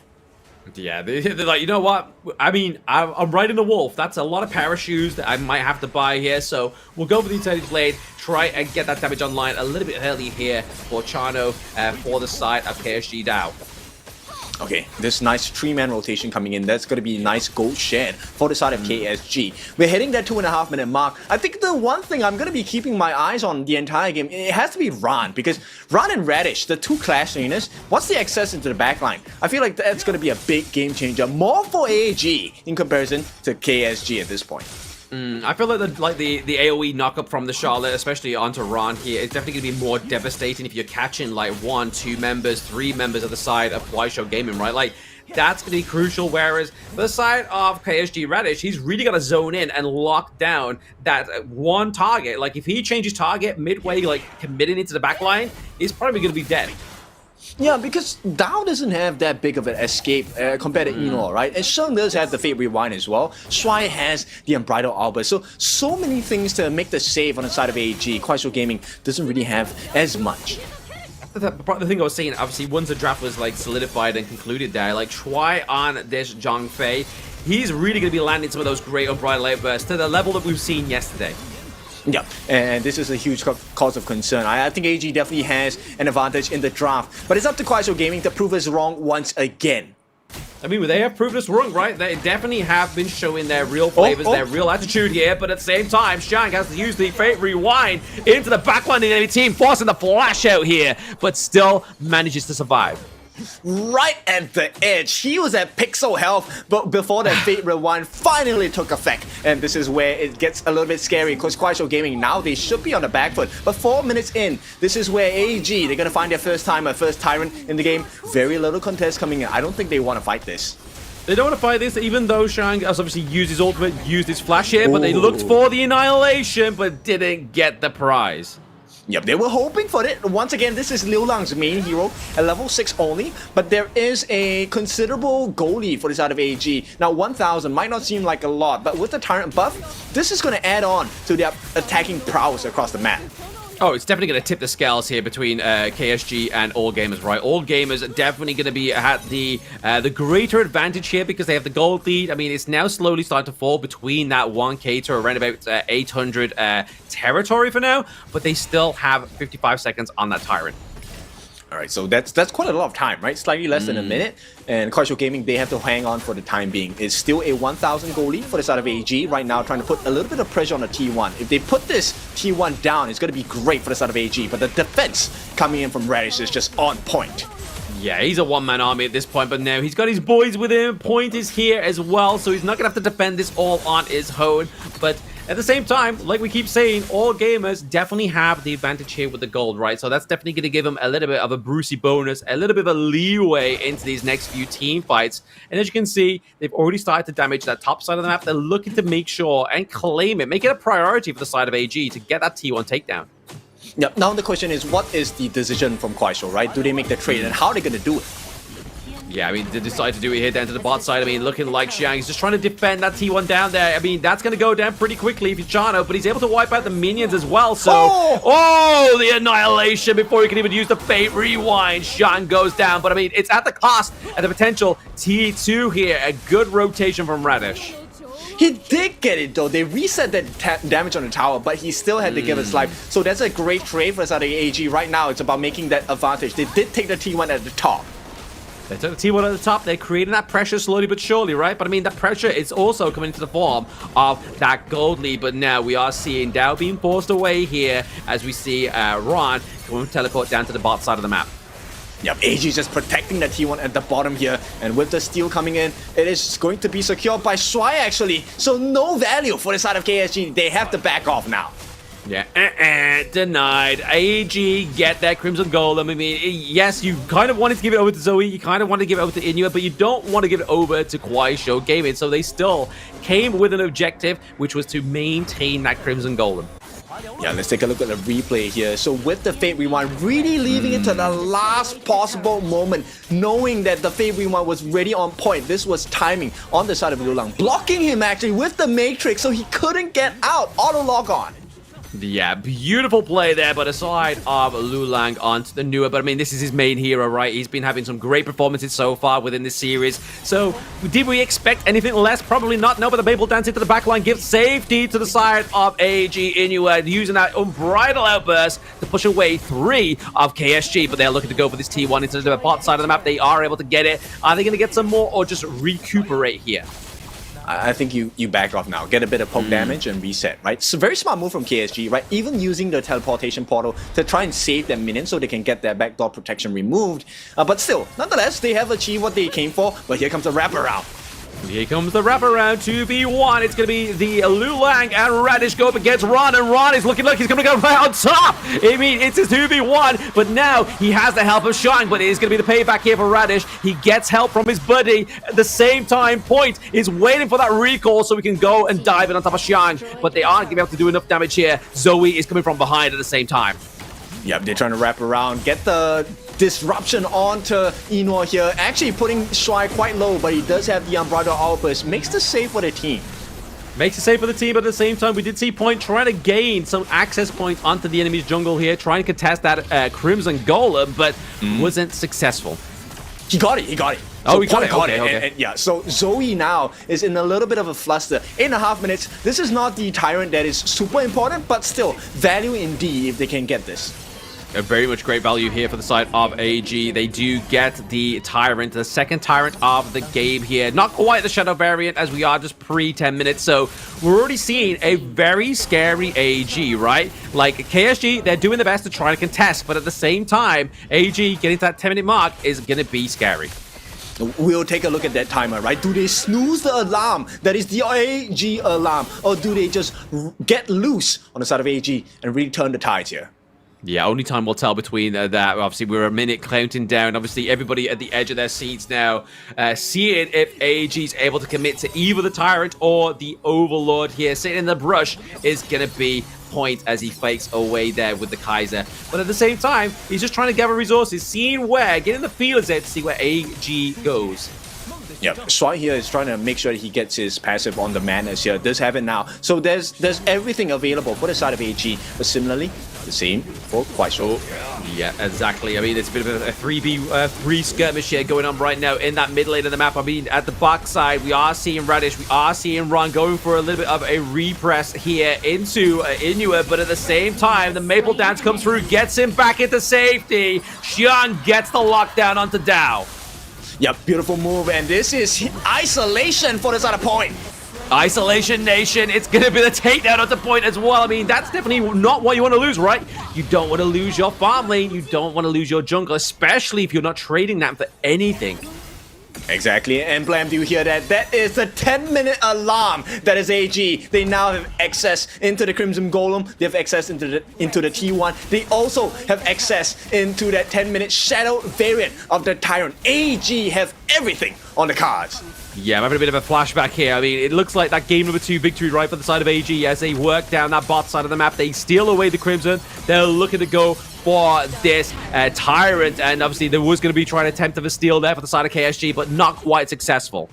Yeah, because Liu Lang did not have his Annihilation, right? No ultimate available. Just got it right here, right now. But a little too late. 3,000 gold ahead with 70 seconds of this Tyrant buff for the side of AG. Now, this is where KUAISHOU Gaming has to prove their resilience.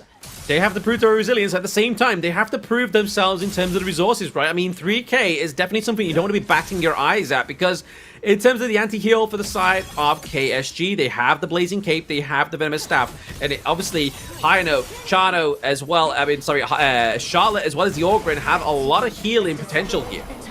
It's one big fat no, right? So at this point, Twilight Stream, the next item that Sheng is going to go for, the more those Fate Scepters of Fate hits, the more it will hurt naturally, but with the Magic Pierce, it's going to be a disaster to deal against. Oh, absolute disaster here for the side of KUAISHOU Gaming. They definitely need to splinter this group of all gamers, but all gamers aren't going to give them that joy.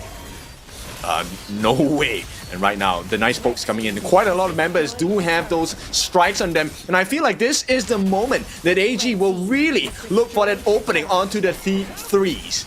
Yeah, the T3s here are obviously all for the contention here for the side of AG, but maybe now, because they've created that room, that breathing space between the side of KUAISHOU Gaming, AG, and that Overlord, do we see AG start to kind of like rotate, get all these little resource camps here for the side of KUAISHOU Gaming, then go for the Overlord? And it looks like the answer is going to be yes here. Yeah, very clear. This is why AG is so strong, right? They know what the better choice, better decision is. AG go for that move. There is no more primal ball. Now KUAISHOU Gaming, this is where their mental strength and their brains will be tested, because how do you deal with 3 crashing lanes and 1 lane with a Shadow Overlord?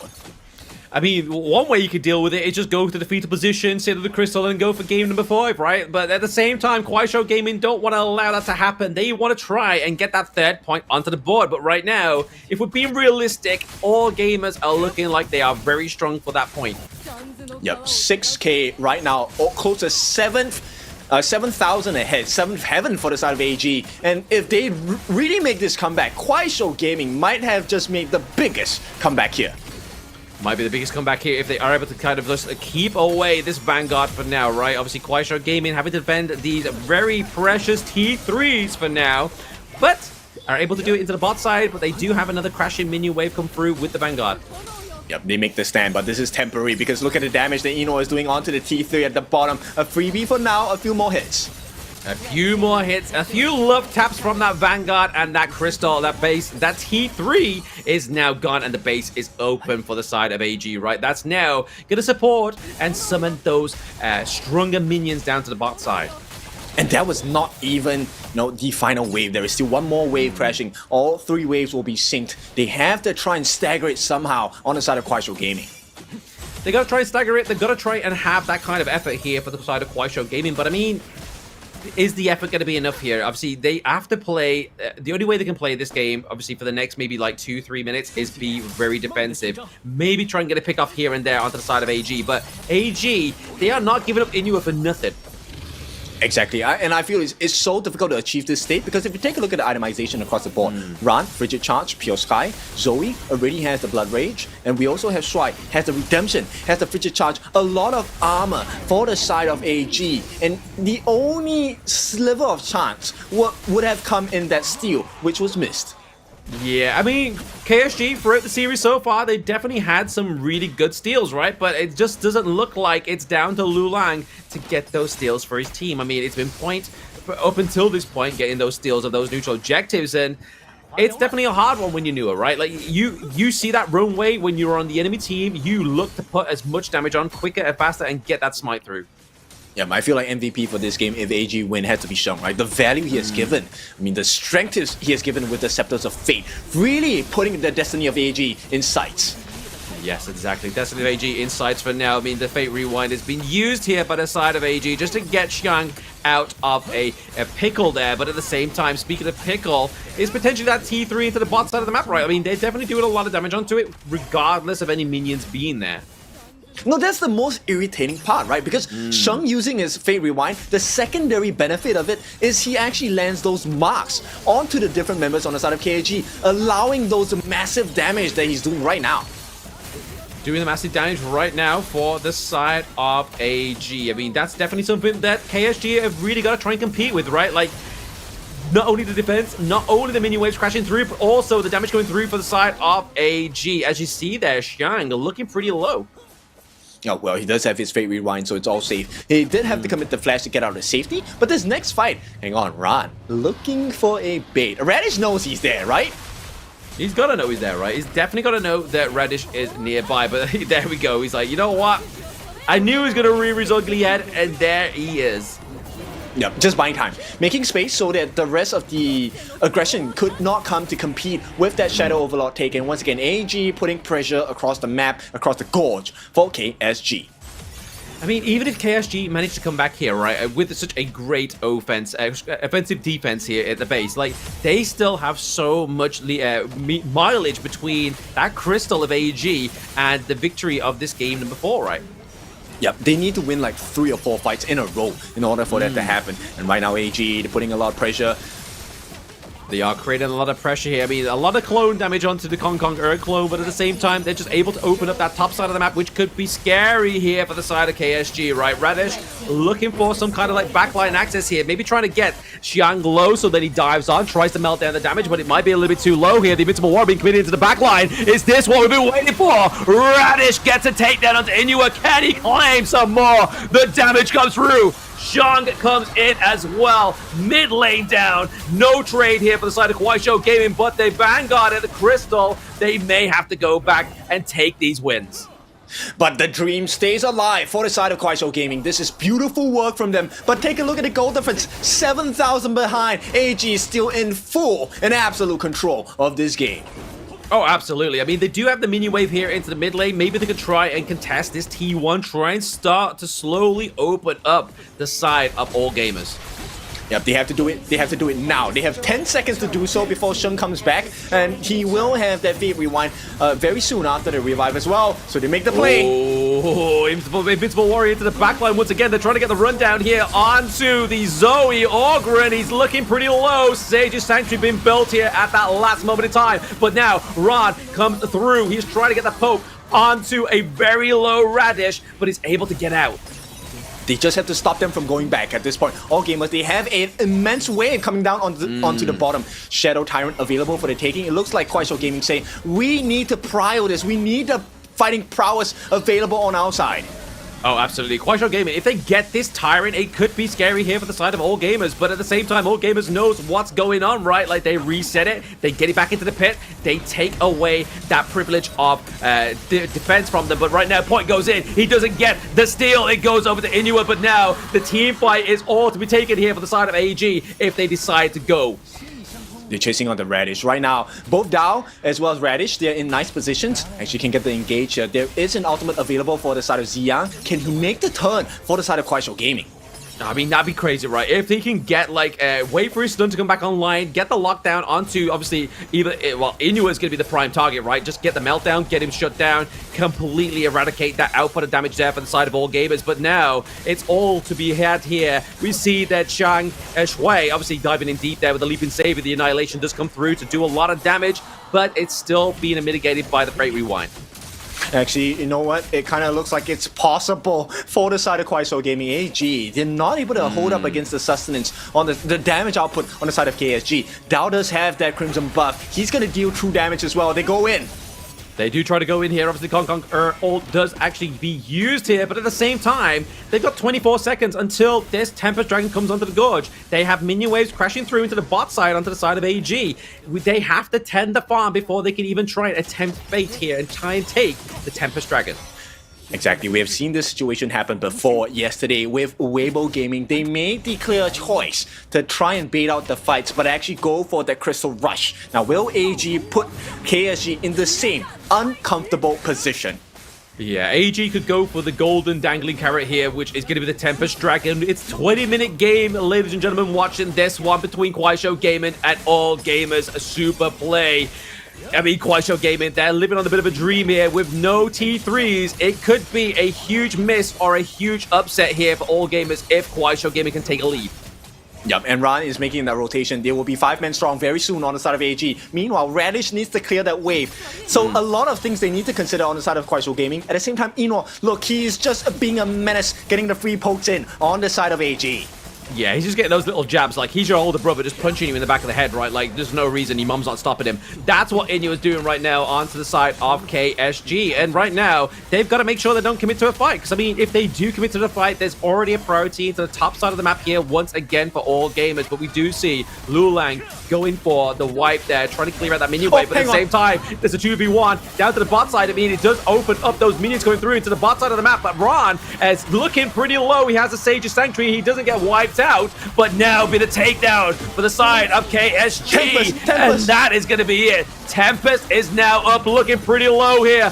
Point tries to get in, but does get denied by All Gamers. Yep, there is one more life to have on the back lines. Radish has caught them as well. Can they win this fight? If they win this, they could turn the game. But the minions are coming down as well. They end the life of Radish. And Point gives his first life as well. AG are finding success. The minions are marching down. This could be AG winning.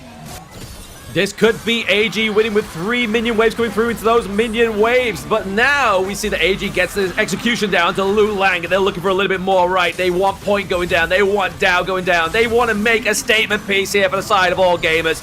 They want to say, if you come back, make sure you'll come back with vengeance. But they are not. It's a team ace here for All Gamers as they take it to 2-2.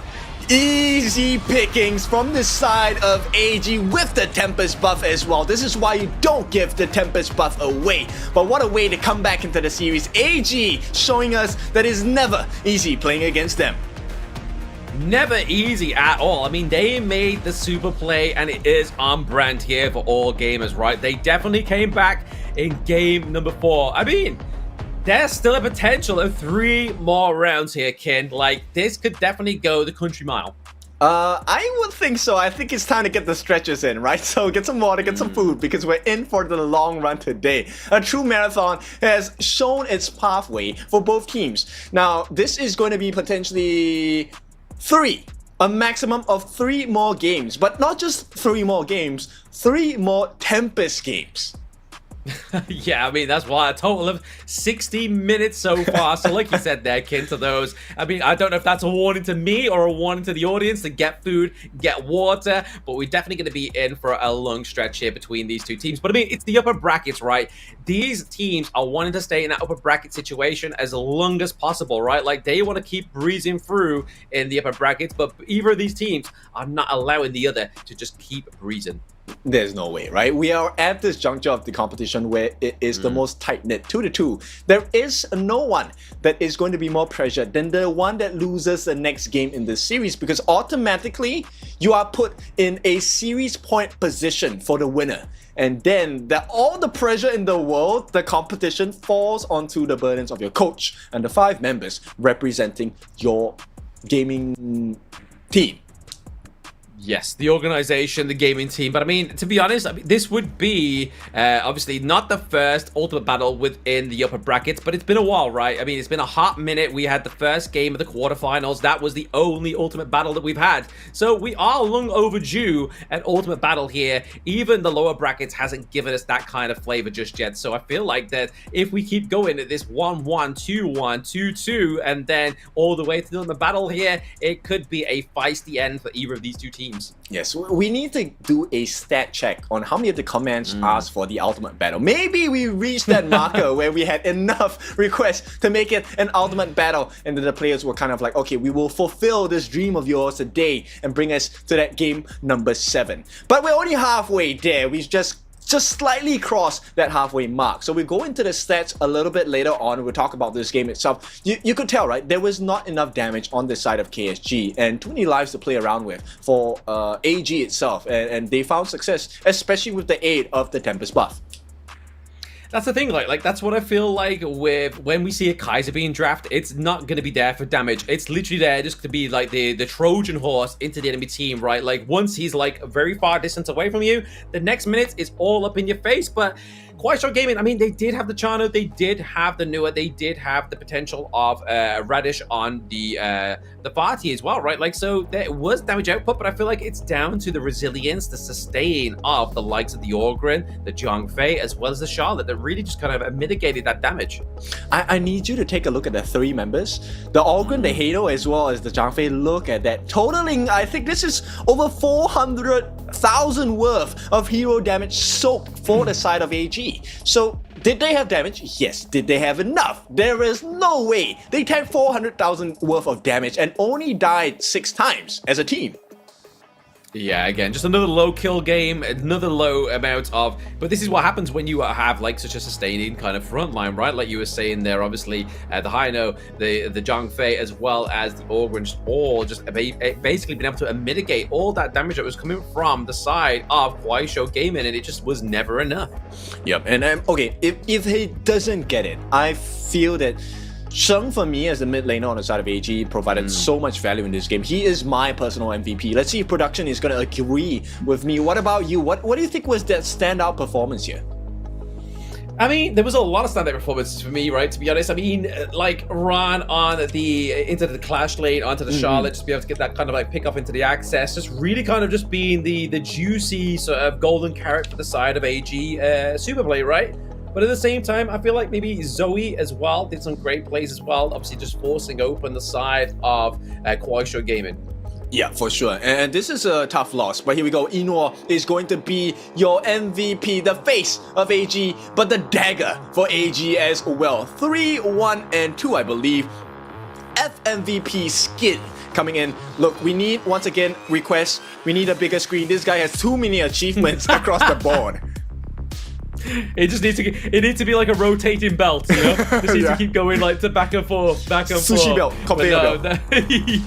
Yeah, just pick up some sushi at the same time. You're getting me hungry now, but no, anyway here with the MVP of game number 4, doing 24.9% of the damage and only taking 13%. I mean, we saw some of those paracels, right? Some of those maple dances just kind of like being so aggressive into the front line of the team fight, and then all of a sudden, the paracel being placed behind Shuai on the Zheng Fei, using that unbridled outburst to push them even further away, denying Inua even more, less takedowns. I mean, he was just getting a lot of free damage across the fight, right? Multiple times he's being chased by Radish, but he pulls Radish into an uncomfortable position away from the actual team fight, and then he nullifies that potential that Radish could bring to the winning potential of the side of KSG. Exactly, yeah. Radish really had to kind of shut down there thanks to Inua, right? Like, if you gave Radish free reign, we would definitely be seeing a 3-1 scoreline here because he had some phenomenal plays, right? We do have to give props to him, even though he's not on the MVP highlight reel. But yes, Radish definitely needed the props due, but it is going to be Inua with the MVP this time around. Definitely playing very faint to heart, doing a lot of damage onto the enemy team, and also obviously getting the last hit here onto the Tempest Dragon. Yeah, look at that unbridled outburst, so clean, pushing away point. There was no chance of a steal because at that point, I think Liu Lang, yeah, he did not have his annihilation as well. So that was no situation, no world where KSG would have won that steal. Exactly, that still would have been a hard one to get, right? Obviously, we saw that KSG Point tried to go in with obviously the typical combo, using the Invincible Warrior to get the splat like the AoE, but then also that might come through as well. But like you said, just wasn't enough damage overall for the side of KSG because we saw there over 400,000 damage being mitigated by 3 members of the side of AG Superplay. And too many lives, right? Sage's Sanctuary, Fate Rewind, and then there's the Leaping Savior. You had the Redemption as well. Shields on health, on lives. So too much for the side of KSG to handle. And that was the story for game number 4. Now, as we head into game number 5, once again, we're walking on knife's edge, right? So the next one to make a cut is going to make a very deep one because this is series point position for either one of these teams if they win. I mean, if it's been going in the favor of what we've been seeing so far, right? Obviously, the pendulum swung into AG's court. It's maybe going to swing into KSG's court this time around. And then we're just going to get the ball back into AG's court. Or maybe, just maybe, KSG can keep hold onto that vice script that we were talking about earlier, right? Like, once they get to that potential match point, I can imagine we're going to be seeing a very clean gameplay from them from that last match that could potentially get them this series.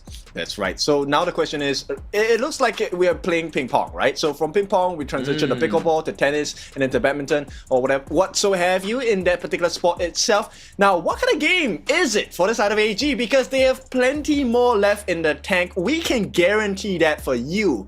KSG, how much more do they have left? Exactly. I mean, we're starting to see already with that game number 4, right? Like, they were definitely starting to see, like, either a fatigue for KSG here come through. Like, obviously, they were just waiting a little bit too much, gave AG a little bit too much room to breathe, especially not really contesting Inua onto the Ali, only getting the catch out once. So maybe it's a bit of fatigue. Maybe it's kind of like, right, okay, we've really got to try and maybe reassess our win condition in these next few series. Yeah, but that's the thing, right? You can't ban everything, so you have to pick a poison. And I feel like giving the early to Eno has taken away, okay, that's a great toxin to kind of swallow, but now there are other options that they can still explore on the side of AG. Yeah, I mean, we could even see towards the end of the series that Yua goes for something like the Futsu, right? Like we've seen him play it time and time again, especially if it's a team comp that KUAISHOU Gaming decide to go for that's very orientated to the backline. We will take a look at number 1, whether the Sulia is going to be continually banned, right? The Dunshan is going to be banned. And then what else is available? The Junren has not been used yet. Yep, Junren for either of these two teams has not been used. Obviously, we just saw the Kong coming through for the side of KSG. Do they decide to ban it? Do they decide to give it over to Shuai? I mean, there is still plenty of potential here, because like you said, Kin, there's still at least 3 games to be had here. And the coolest thing is, there is no question, right? If you give any of these picks to both teams, they can perform. That is what makes the series so exciting, because you will have to let something go. And whether that pick is going to be your downfall is the biggest question. It makes me so curious, but it's also a fantastic beauty once you see how the symphony of skills work on either side. Yeah, I don't think it'll be long until we find out what's going to happen in this BP of game number 5, right? We see the trophy shot, we see the coaches, we see the update. That is 20 heroes per team being taken off the gorge here. Some rounds are not as expensive as others, and then other rounds have been definitely a detriment to either potential combos that could come through, or just really expensive picks with main heroes here. But all gamers going back onto the blue side here once again, and KUAISHOU Gaming going onto the red side. Okay, they're gonna take away the Master Lupan combination. That's a great start. Do they take out the Dunshan on the side of KUAISHOU Gaming? No, they prefer to lock down that Kong. How about the Yang Jin Dahlia combination is still available for KUAISHOU. They don't want that. Dunshan maybe? Sulia? Nua? Oh, maybe the Nua being banned out here. They don't want to give that over to Shank here. I mean, that's been definitely a play buster for the side of KUAISHOU Gaming, right? Like, that was kind of like a pick for me that felt like it should have been a victory for Lu Lang, but the fact is, it was just too much front line, not enough steals. But let's see what all gamers decide to go for with their blue, right? Did they go for the Sulia? They do. They have to, right? This is the first time it hasn't been banned for the past 2 games. Yep, and this is a Shuai special hero, right? The Shuai Sulia Wang, the king of Sulia. Let's see how much value does he bring to the side of AG. Meanwhile, KUAISHOU Gaming, they have the lady. No, do they have the Lady Sun Junren? No, they don't have it. I believe no, they've used it. Yeah, they use the Lady Sun Dunshan combination. So now you have to pick something else, and they're going back to basics here. The Princess Frost and Liang combination. Do we see the Wu Zetian come out for AG? Let's see if they do go for that for the side of AG, or do they decide to give Ron one of those picks, right? Did they go for the Guan Yu for the side of all gamers? Yeah. Oh no, they're picking the higher instead. They can also pick up the Guan Yu together. No. Oh, no, they're going to go for the Chano here, give that over to Inua. So obviously just give over that late game assurance here for the side of all gamers. Looking to just kind of have a bit more of a brutal escapade here for the side of all gamers. Yeah, because KUAISHOU can't pick up the Guan Yu as well. They've already used that. So right now, it's about the question of what do you ban? Do you ban out the Guan Yu? Because that's going to open up some other things. Well, AG, I remember them not having the Ma Chao anymore. Agudo. Okay, that's a great answer. Yep, Agudo to try and match like an early game pace here. Obviously, pseudo tank, a little bit of healing come through as well, thanks to the wild growth. But let's see how KUAISHOU Gaming can try and play this crowd control combo here, right? Obviously, we've seen all gamers do it, wasn't quite perfected, but there was plenty of counters onto the gorge at that same time. But they do ban out the Guan Yu here for the side of KUAISHOU Gaming, banning out the Ho Yi, because obviously pairing in the lane going against Ho Yi is probably not the favored matchup here for the Chano. Okay, they take away the Geya as well. And AG, they say, hey, pick up the Arnie, man. Potential pick up of the Ali could be here, maybe. Let's see what the side of KUAISHOU Gaming do go for. They do ban out the Ambrosia here, as well as the Byron. Byron hasn't seen the light of day at all within this day 8 of the 2025 KPL Grand Finals. Yeah, exactly. So the Clash lanes are not going to have a fill time here. I mean, there is still the potential of kind of transitioning this Agudo into the farm lane. Not ideal, but we'll see what it's like. So they help to secure the Charlotte. Nice backline dive, as we've seen the full value here. This is a specialty on the side of Radish, the main hero for Radish in the Clash lane. Charlotte coming through here. I mean, Radish has been a little bit of a menace here so far within this best of 7. So now that he finally gets his main hero, is this going to be the calling card that they need? But oh, AG go for the pay. Obviously, needed something to match that pace of that Agudo if it is going to be the jungle. This one is a hard one. AG. Now, let me remind you, Zoe had a performance with pay in one of the earlier seasons of KPL. He took 4 kills in a row and proceeded to win the game with that last micro outplay. Now, let's see if KUAISHOU Gaming is going to be able to stop this Tiger that has an absolute strength from the side of AG. Yeah, the pay is very deadly here, but at the same time, Ron is going to get that Dharma, right? So really, if we're looking at setups for the team fight, you're looking at Zulia, we're looking at the Dharma as well, but it's going to be the Flow-born tank potentially here into the jungle as we look at the flex that Agudo into the farm lane. All right, I think that's a great answer, right? You kind of match critters for critters, wolves against your, I don't know, animals, I would guess, on the side of the Agudo. So let's see how this goes. Let's see how it goes. I mean, it's definitely going to be kind of like the battle of the Blitz and the Crips, right? Like, you can have the Wolves, you're going to have the Critters come head-to-head in that bot side alone. But in terms of, obviously, rotation-wise, I think Agudo has a little bit of a difference there. Yes, you have the leap from the side of Inua and the Chano, but you have that rolling ball, right? You can kind of counter one hard CC whilst you're in that form also. That's true, but there's double CCs coming in, right? So you have Ran and you have Shuai as well. As long as you time those skill sets together, Unconquerable Army into the Truth Mantra or vice versa as well, it spoils the game. And so KUAISHOU Gaming cannot stick together. Radish will obviously be on his own, but the rest, the 4 remaining members, I feel a little bit of a worry for them.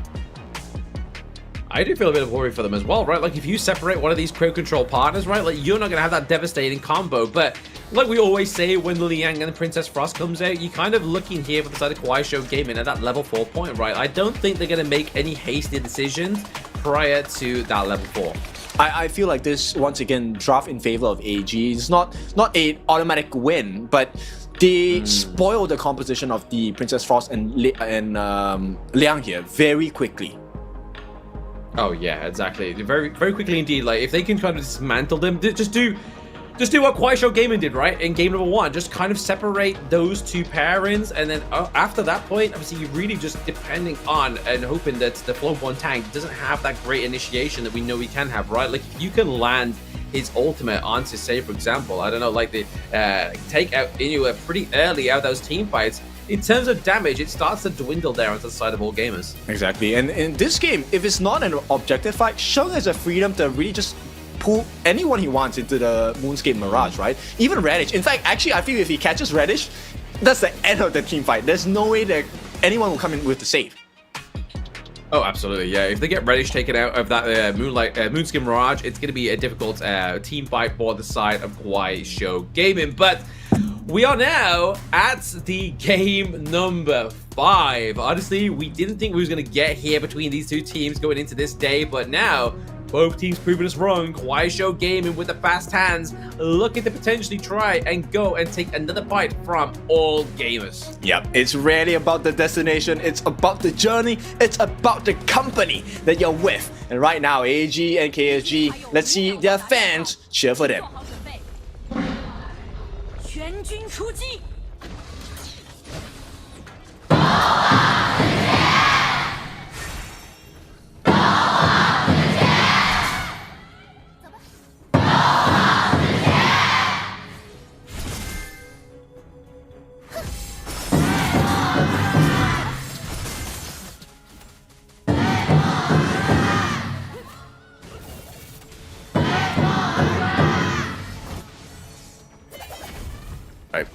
Both sets of fans cheering for their team, going for the initial steal. Oh, nice! But this puts him in a 3v1 situation. Ran makes it out here.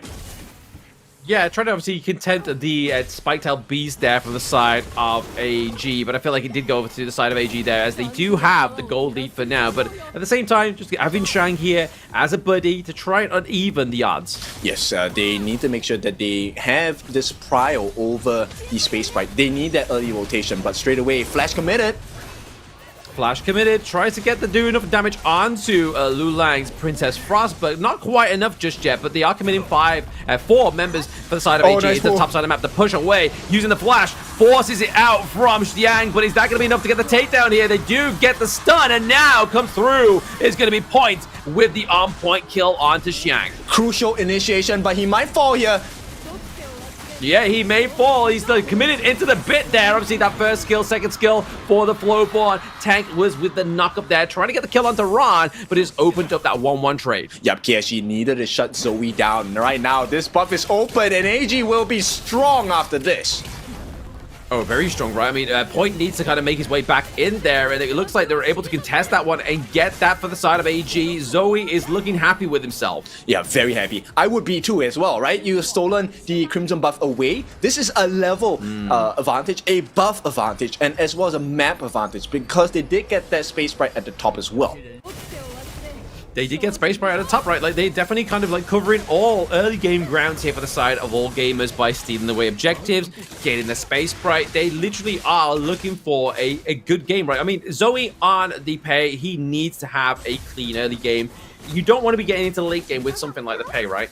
Yeah, look, the scary part of this is the fact that they already have a lead at this part of the game.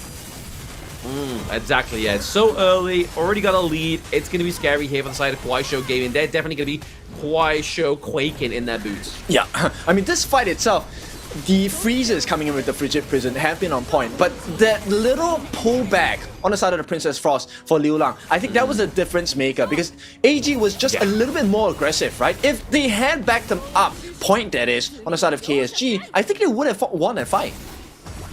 It could have won the fight there, but at the same time now, we are seeing that KUAISHOU Gaming is able to get the Space Sprite for themselves, right? Are they actually going to use it to kind of put pressure onto one of these side lanes, kind of hasten up the rotation here from Point to jungle, right? So now, all gamers, nice catch. Just looking at potentially, yes, going in for the catch here. They do get the, the stun, the healing came through from the passive of Shuai's Su Li there, keeping himself alive, so actually denying the kill onto the side of KUAISHOU Gaming. Yep, great answer, right? Iron Colossus, the passive on the side of Shuai here, making life so difficult for KUAISHOU Gaming because they did everything right. They got the Frigid Prison, they got the Power of Word Control, they even dropped down the Gorge Mobilization, the ultimate of doubt, but still, it was not enough. Not enough as well. I mean, they definitely didn't get that, claiming that second kill for themselves there onto the side of KUAISHOU Gaming. But I mean, it's definitely going to exhaust what they needed for the side of all gamers, right? Like, they were definitely looking at obviously getting the flash from Xiang, but it's still not going to stop KUAISHOU Gaming going for this Tyrant. Yeah, I like this idea. They actually make sure that they get this lead. Now, it's necessary for them because they're kind of trailing in terms of the gold, right? They have quite a bit of things stolen. Primarily, that initial Crimson Golem steal has provided so much value for the side of AG. Exactly. The value for the side of AG here has now kind of like been neutralized here for a little bit here for KUAISHOU Gaming. They're only ahead by around about like 300 gold right now, which is maybe a bit of a sticky situation here for AG Superplay. But at the same time, we've known them time and time again to come back from these situations. Yep, let's hope for the best, right? Zoe now top of the table in terms of the net worth, and KSG, they're trying to force their way, brute force this T1. I think they need more of that Fog of War onto the side of AG. Yeah, they gotta be careful, right? Because obviously you can see the Sulier as well as the Chano coming through into the side lanes here. Just looking to maybe just put pressure just to wipe out that minion wave. Yeah, and I mean, we talked about the macro game, right? Straight away, AG starts off, they take the T1 at the bottom. This is going to be traded out immediately, but a big fight. Oh, big fight. The Winter has been placed down as well. Nobody getting trapped onto the side of AG, however, to the point of death. So, yes, they kept him in place there. It does look like KUAISHOU Gaming was really just making that play to make sure that T1 into the top side of the map was getting taken down. Yep, it's a little concerning because right now, KUAISHOU Gaming does not have the damage to offer. They're getting the correct catches, right? They get the ultimate by Zia. They're also getting the Frigid Prison by Liu Lang, but they cannot find the finish. they can't find a finish. It's very difficult. It's what we saw from AG in game number 1, right? Like, they were able to get the suppression, get the CEC come through, but there's just no follow-up with the kills, right? Yeah, exactly. And kills, not to say that kills are super important, nor are they not important as well, but KUAISHOU Gaming definitely rely on making sure that the kills happen.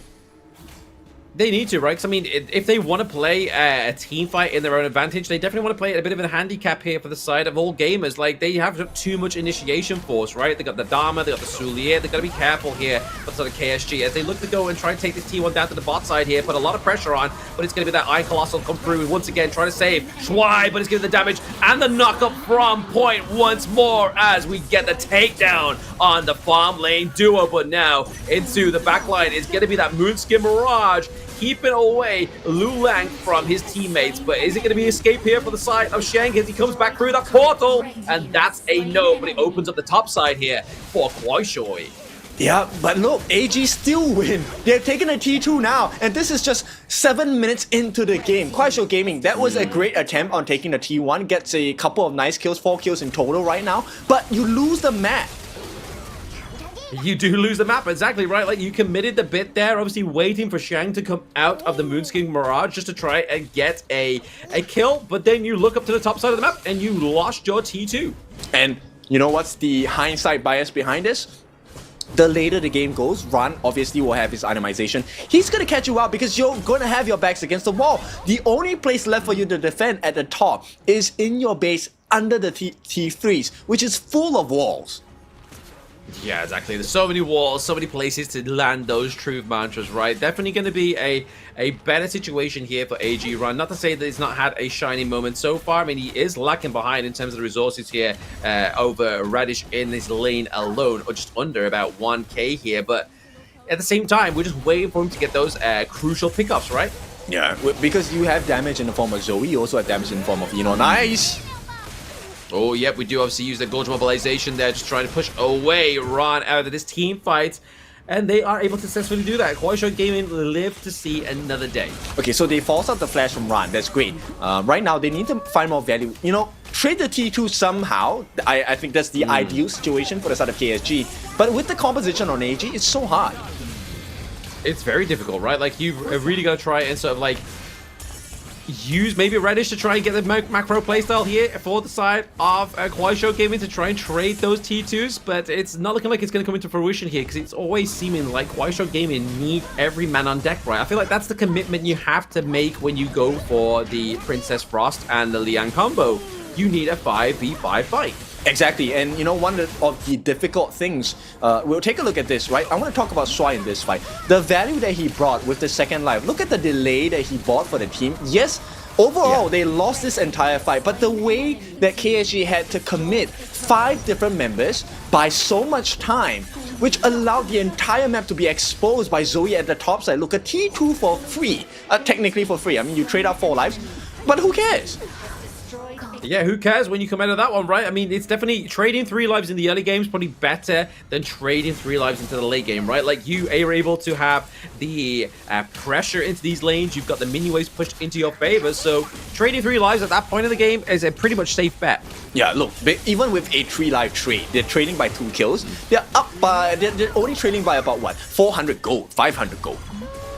Yeah, it's not a huge difference here between both of these teams, right? Like, it could literally change in a moment's notice for either All Gamers or KUAISHOU Gaming. You are seeing here, so we're just maybe trying to look for a little bit of a straggler here, but maybe Radish knows that he's up to something, right? Like, he's like, hey, do we have vision on Zoe? No, it's got to be around here somewhere. Oh, look, he's level 14 right now. Ziyang, flash away. Oof. Yeah, forcing out the flash means that he's not going to have the flash initiation with the suppression there, which is a really good move here by the side of All Gamers Zoe. Yeah, but what is the time you do it? 10 minutes. They can go for the steal as well. Zoe does have the smite.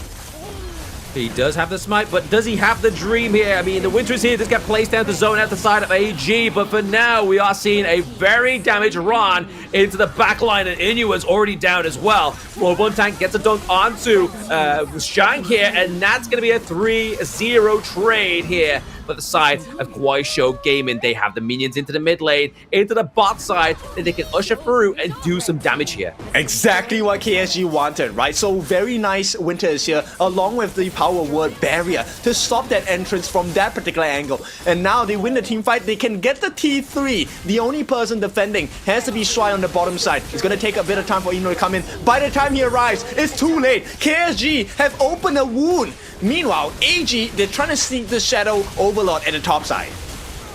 Trying to sneak the Shadow Overlord to the top side. Is he going to mitigate that push into the mid lane? It's a little bit too late as well. They get the T3 onto the side of KSG. So now, this is KSG's game to bring back and win. Yep, and they trade off with the Crimson Golems, right? Sure, Zoe gets that, but Point also manages to funnel that into Dao, who at this stage of the game, level 14, very close towards that final few item builds as well. This is true value for the side of KSG.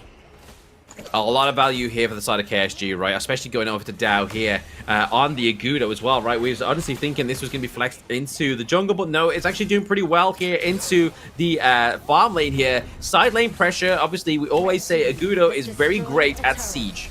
Okay, I love this, right? The fact that, hey, T2 looks so horrible for KUAISHOU Gaming. They take 2 T3s right now on the cusp of taking another one. This could be an empty Baron base for the side of AG.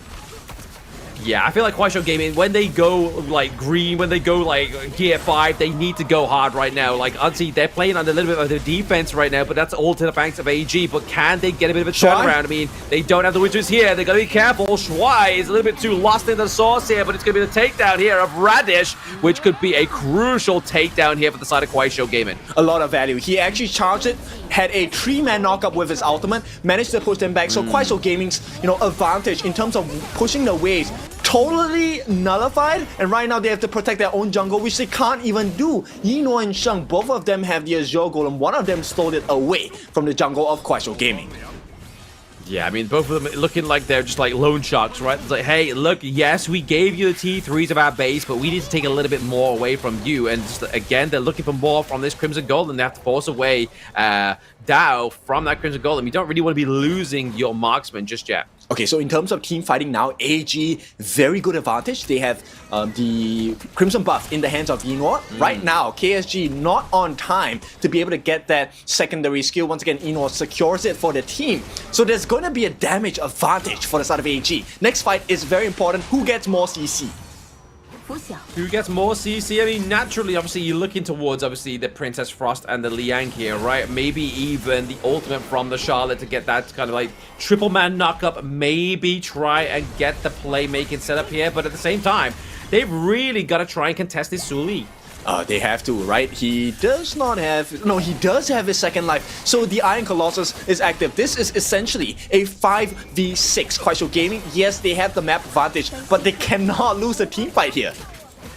They cannot lose the team fight. If they do, then it's basically all she wrote, right? Like, AG have the push into the top side of the map. They have trying to create pressure down into the bot side. Nice but catch. I mean, I feel like this is where KUAISHOU Gaming might have a little bit of a saving grace, but into the back line, it's going to be Ron, catches onto Dao as well, but it's going to be the takedown of the Tyrant, means that they're going to get paid in the middle of that team fight in terms of damage, in terms of movement speed. And what do we know about AG? When they're on the front foot, they're aggressive, and they get a 2-3 takedown here for the side of KUAISHOU Gaming. Yep, and the Wolfpack gets hunting. Sure, you have a open wound on the bottom side. Someone is going to deal with that, and that's going to be Zoe. They also get the Crimson buff into the hands of Eno for sure for this one. And with that, KUAISHOU Gaming, they're now having their backs against the wall. They just need to break a T3 on the side of AG, create some pressure, and this reality of a comeback can turn into...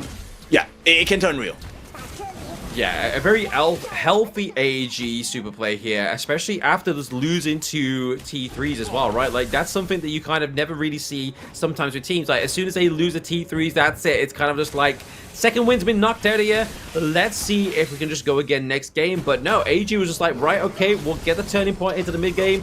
Mid lane, sorry. We'll then keep pushing. And that's what they've been doing since. It's just push, push, push. Yeah, AG now. This is important. This could be a T3 that they can break into the heart, the crystal of KUAISHOU Gaming. KUAISHOU Gaming, they're going to put every single person here. But that means the rest of the map is open for the side of all gamers to handle, to fix. And fix they will.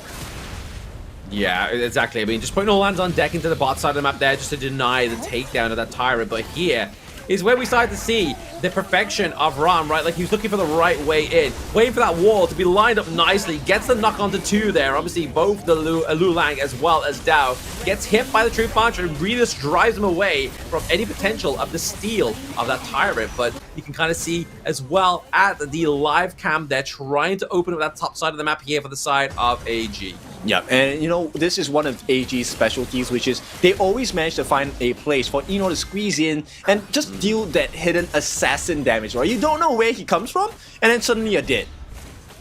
Exactly, yeah. 1 minute you're alive, 1 minute you're looking healthy, and then all of a sudden you are pretty much in a coffin in a dark space. But for now, all gamers, they are looking for a potential final push here, right? Obviously, they have the Vanguards. This is when they need to try and take these high ground turrets, right? Yep, they put the Winter is here down to try and slow this down. Frigid Prison does not hit the mark, but the damage on the T3s is getting a little bit spicy. They have to try something else here. They do have to try something else. They may just have to just leave. You know what, guys? Let's just lose the T3 for now, and then we'll climb back on top a little bit later, right? We've seen KUAISHOU Gaming come back from worse situations, but now they may be at a very bad situation in this 16-minute match so far between AG and KUAISHOU Gaming. Okay, a little bit more than just discomfort for the side of KSG. They managed to protect that T3 in the mid. Okay, so they're trailing by 6,000 gold, which means AG now gets to play around with the Sage's Sanctuary. KUAISHOU Gaming still a little bit far away from that potential. Definitely far away from the potential, right? Especially financially onto the side of KUAISHOU Gaming. But for now, obviously, AG, they're just looking to burn out as much resources as possible here from the side of KUAISHOU Gaming's jungle. So even if they do get a lead here, they are greeted to no camps into the jungle. Okay, no how yet. Oh, nice catch! Very nice catch here for the side of KSG, but it's not going to actually come into anything, right? It's not going to form into any kind of lead here. Maybe just buying some time for the bot side of the map. No, I think it's a very big miscomm here. Liu Lang was a little late to the party as Ziyang actually got that suppression down for quite a bit. And this is going to open up space. Look at Zoe putting so much efficiency into this pay. This Tiger now has taken the Shadow Tyrant. Now, while we are about close to 2 minutes away from another Tempest game, I feel like AG can swing this one even before the Tempest hits the deck here. Yeah, they gotta be careful, right? They gotta swing this one very soon, right? Like, they definitely have now the Tempest, the Tyrant, sorry, in their grasp. So increased damage is something that they want to be using in trying to get the smooth takedown here of KSG. Because, I mean, if we're going for another Tempest, right, anything can happen. For sure. That truly turns it into a 50-50, of which KUAISHOU Gaming will then have a very slight advantage because they do have quite a bit of healthy damage onto that T3 on the top.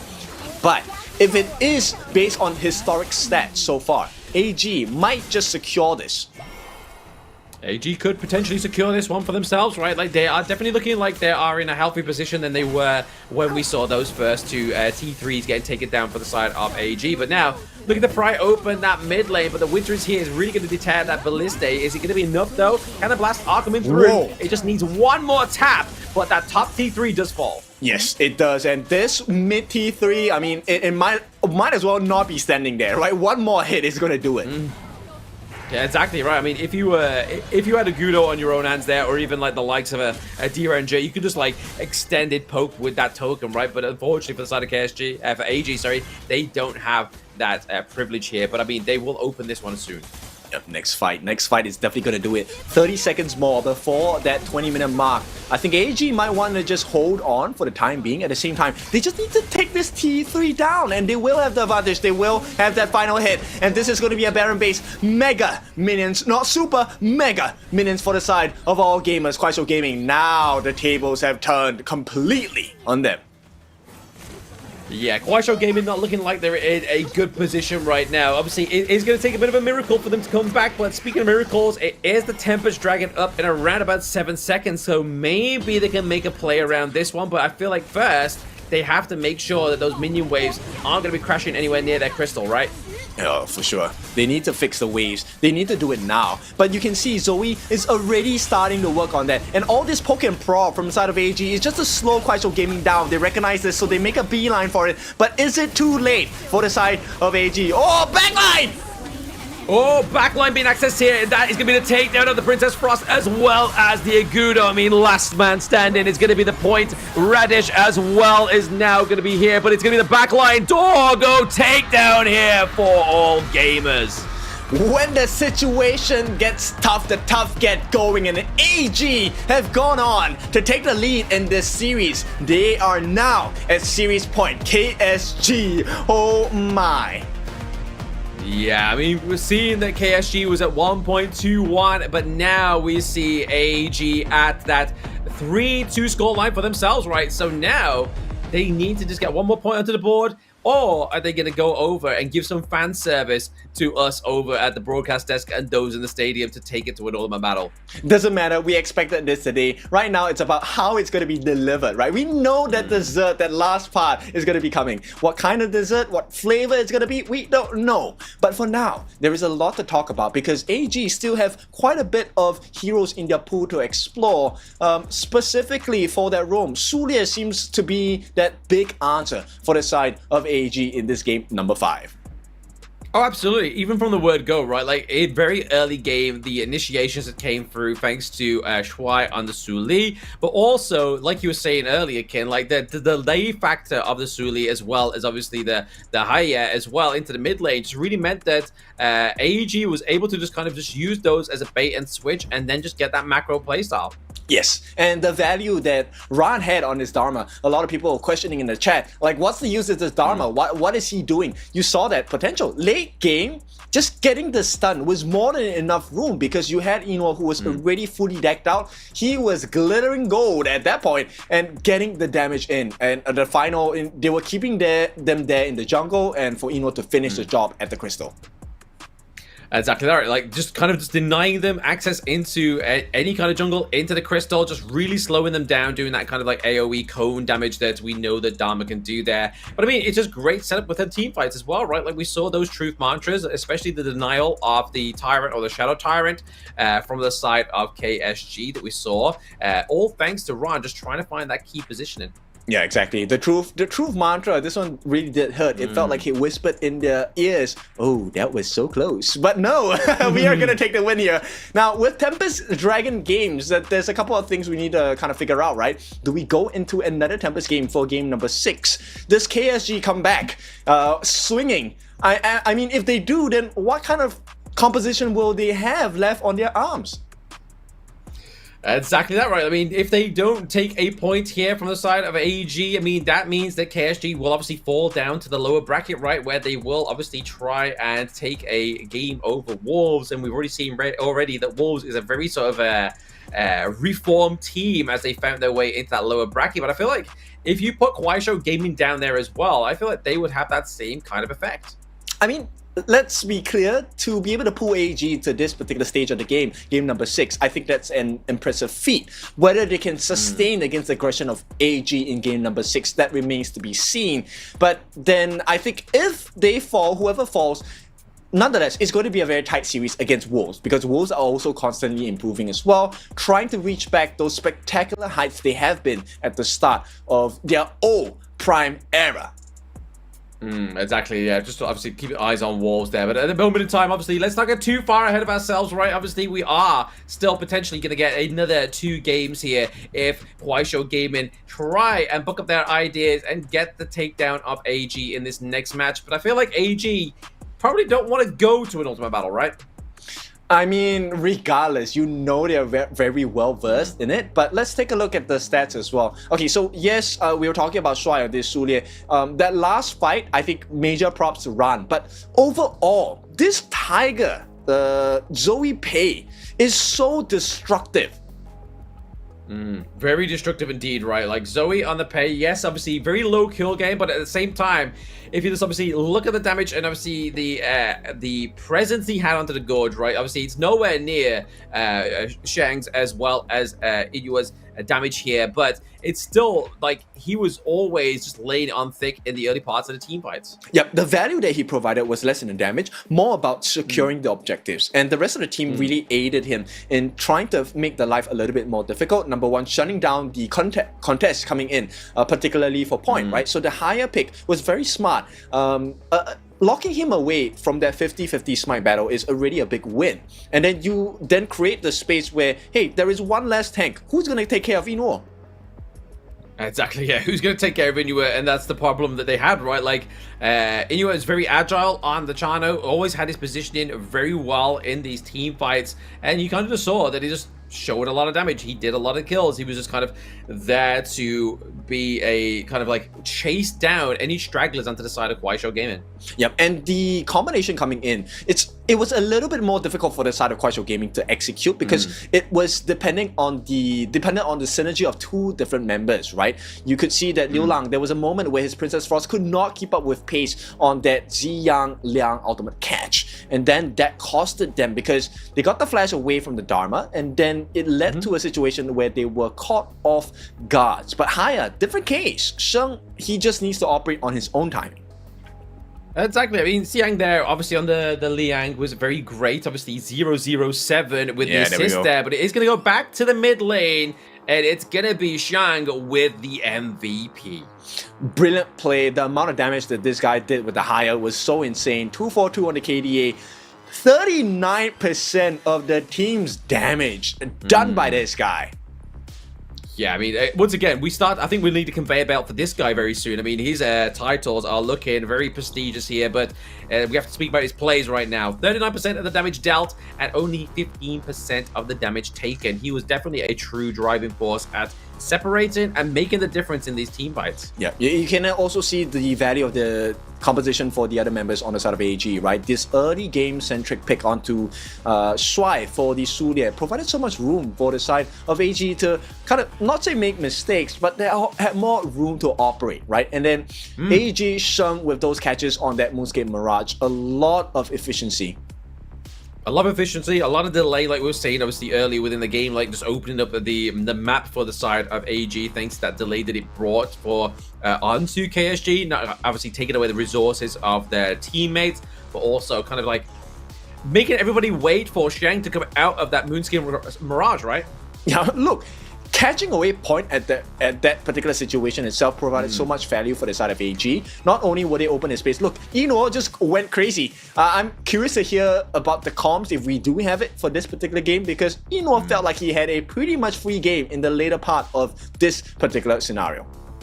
Oh, absolutely. Like, it was very, very rarely contested. But we are going to get those comms that you wish for here, Kin. So let's hear AG Superplay as they got this victory. 王昭君，我觉得得打，兄弟！我要打，别上，别，看中，你们给我诺特，你们看中，我要扑，兄弟！看中，跟他，我拆了，可以，好拆，兄弟！哎，原来两个大都没有，你们牛，我还要慢一下，兄弟慢，不行了，哎，看下的，脱节了，能上，接他，兄弟！我还能慢，哎，追彩灯，往后拉，射手往下走，我准备慢，打我这边，我能逼你摸，能看我往彩灯，把我摸彩灯，先彩灯接不了你，打后续，拉出来，接他，哎，诺特，你们点，上墙了，窗无敌了，没兵将，看他，看我兄弟，哎，可以扑，跟他，可以扑，没上，哎，两个上，哦，压住，7万，这很好，7万，别急，冲中边，我准备再冲中射手，别看打人了，中路，把中过了，我看射手跟中，看我包，闪我了。哎，我死两个，可以去看家，看家，一波了，推家一波了，拆帮他，一波了，我死了，nice 兄弟 ，nice。Crazy comms coming in, and this one was really spectacular because you can definitely see the difference. The comms coming in from AG is about filling the gaps between the players, and one of the most impressive things about the comms is the team members actually tell each other to slow down, because you want to make sure that you execute your combinations at the right time, at the right spot, which was something that KSG could not achieve in this game. And I think this might be the difference maker between a good team and a great team. AG displaying a lot of synergy on to this 5th game win, especially with the Pei locking in that final crystal, not Inoue. Yeah, I mean, to be honest, I mean, like you were saying there, kid, obviously the chaotic nature of KSG's comms in game number 1 was definitely different to this kind of chaos we've seen there with obviously AG. That was like saying, like, yes, we're being quite rowdy, quite shouty, but the fact is they tell each other to slow down, kind of just like reformulate yourself, because if they misstep, if Inuit got out of position, then that's a lot of damage being taken off the side of AG. So I feel like they had to do that. Exactly, and I think this is the difference maker here. The ability to keep calm under pressure, especially take note that this was series point position for either one of these teams. So now AG is in a much more comfortable position, but this is still a tight position to be in, right? Because you don't want to lose this, you will be heading into the ultimate battle. Now, with that being said, AG now has place a tremendous amount of pressure onto KSG, because if AG wins this one, they take the whole series. They're sending KSG to the lower brackets. Exactly right. Like KSG are definitely gonna be playing with their vice script that we've seen for majority of this series, right? Like they definitely don't want to go out of the lower bracket. They want to make sure they go through into the upper bracket. So their best way to do that is win the next game, then win the ultimate battle. Yo, AG, they still have like Zhenren, they still have Dunshan, bro. They have a lot to explore. And this one is looking a bit tough. But let's try to see on the side of KSG, what other types of play can they make with the availability of the heroes? I mean, there's obviously, we've still got the access of obviously Chenren, right? So for both of these teams, they could look at try and maybe prioritize that for themselves. Obviously, both teams have got rid of the Soulier. I believe that Kong has yet to be onto the side of AG, right? So maybe that's something we can be looking at here in terms of that. But yeah, it's definitely getting closer and closer in terms of what heroes can actually be played, what synergies can actually come through here. I mean, KSG, they still have the Dolia, they still have the Yangjian. Yes, and one more thing, the Geya now is probably going to be one of the big wrestles in the farm lane, right? Because you're left with Hou Yi. Direnjie already used by the side of the KSG. So you're left with the Garo, Shou Yue, Hou Yi, Geya. These are the few marksman heroes left, and I don't think this is the game where you want to pull out a Fuzi and risk it all for KSG. I mean, we still have the potential of the Lung here as well, right? I mean, it's not kind of like as big as a prio pick here, but you still have Lung for the side of both of these teams, but you also have the Ali available for KSG. I don't think Lung is going to be a prio pick here, because AG still has the Lady Sun, which is a very scary notion. Yeah, very scary. I mean, having that late game brilliance for the Lady Sun for Inuit here could be pretty crazy for them going into this game number 6. So really, for me, I feel like AG are gonna do their absolute best to close this one out so they don't have to play an ultimate battle and maybe even lose that. Yep, I was thinking, hey, maybe against the Lady Sun you could pick up the Jing, but KSG already used the Jing in game number 1. Yep.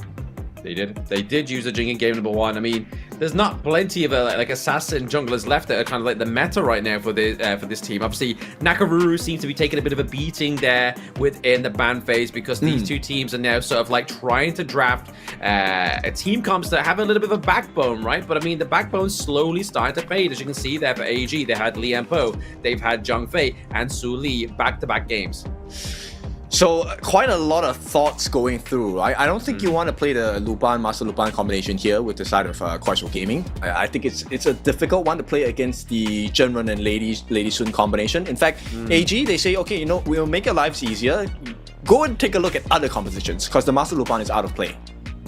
Yeah, Master Luban out of play here, as well as the Kong here for the side of all gamers. So the Dunshan may be getting banned out here for the side of KUAISHOU Gaming, but it's going to be the Dolia. So obviously we were alluding to that one just before we got into this BP here. So the Yangjian Dolia combo are coming through, and there's the Dunshan as well. I mean, technically you can still use the Yangjin here, but it's a huge risk, right? And this begs the question, when your backs are against the wall, what kind of coach are you? Do you take the risk and hope for the best? Or, you know, because the options are kind of limited. And AG snap up, that straight away the Geya goes into the hands of Ino. Yeah, get Inuit's pick here. I feel like he's probably a good call, right? Like, he is the captain, he is the man here, and obviously once again, he has performed back-to-back within this series, so why not, while he's riding the high, give him a good pick here, but at the same time, KUAISHOU Gaming do lock in the Sulu lead, do lock in the Ali. Okay, this is a nice one. Arlie is definitely a prio pick. Against the Goya, let's see how he does, right? I think it's a sustainable lane because they also have the Sulia with the extra life on that Iron Colossus. That's definitely going to provide them a lot of room to be aggressive in the early parts of the game. Yeah, but I mean, does this mean the Jin comes through here? But no, it looks like a potential here for the Agudo coming through for Zoe on the side of all gamers who were saying, hey, when's it going to come through? There we go. And there it is, the Chen Ren as well coming through here for Shuai on the side of all gamers. But I mean, no doubt that this is going to be the Panda skin coming through for all gamers, right? It has to be. I mean, that's the specialty of Chengdu, right? Having the pandas come in. Now, for the side of KUAISHOU Gaming, do they go and pick up their jungle pick right now? Who is good against the side? Okay, they're gonna try it. Just the raw Yang Jian. Raw Yang Jian without the Dolia. So, I mean, they do have the great engage potential here for both of these two picks, right? Like, so if you go in with the Sulie, you then use the dive here for point on the Yang Jian. So there is a still big potential here, but it's not quite the ultimate potential without the Dolia. I think you go for the Ambrosia on the side of KUAISHOU Gaming, right? The other potential is the Mengtian. I think that's a great answer for the side of KUAISHOU Gaming to AG. Now, on the side of AG, you're going to ban out the Lady Chen. That's a great ban because you don't want to be caught in tight corners with a lot of AoE, especially the freeze coming through. Byron going to be taken out by KUAISHOU Gaming as well. This is looking like a Ambrosia pick or a Mengtian pick for me. Yeah, I mean, to be honest, for the side of KUAISHOU Gaming, if they go for the Mengtian pick, it's again just like a lack of damage here. You're really relying on Dao to carry the team, and then whoever the mid lane will be for the side of KUAISHOU Gaming. I mean, if you... Yeah, I agree, right? Maybe Mengtian isn't the best idea because you do need a secondary kind of damage. Okay, they're gonna put Liu Lang on this Yingzhen / Garuda, as you guys know now. Let's see if that's gonna be enough value because the poke damage is kind of scary as well. Oh, very scary as well. Like, Dao was at the receiving end of it recently, right? Now, Liu Lang gets to be shooting from a very safe distance, being able to zone out the side of all gamers here. But obviously, that last pick will come through very soon here for KUAISHOU Gaming. But we're looking towards the mid lane here. The Mai Shiranui may be the pickup here for the side of all gamers, as it is a good way to get around that Ali. Yes, it's also a good way to get up against the Yingzhen / Garuda, right? So with that being said, all gamers, they go for the Ambrosia. This is great because you can get the double chase, you can trade the lives along with the Suli as well. And if they're bunched up together, that's where you get that full value of your second skill as well. Exactly, yeah. So much value from that second skill. But now, obviously, we're seeing here, all gamers, they do obviously have the Chen Ren, they do obviously have Zoe here, and it's going to be the Mengtian here coming through as well. So they gave us the damage, which kind of made me feel a little bit more safer about this fifth pick.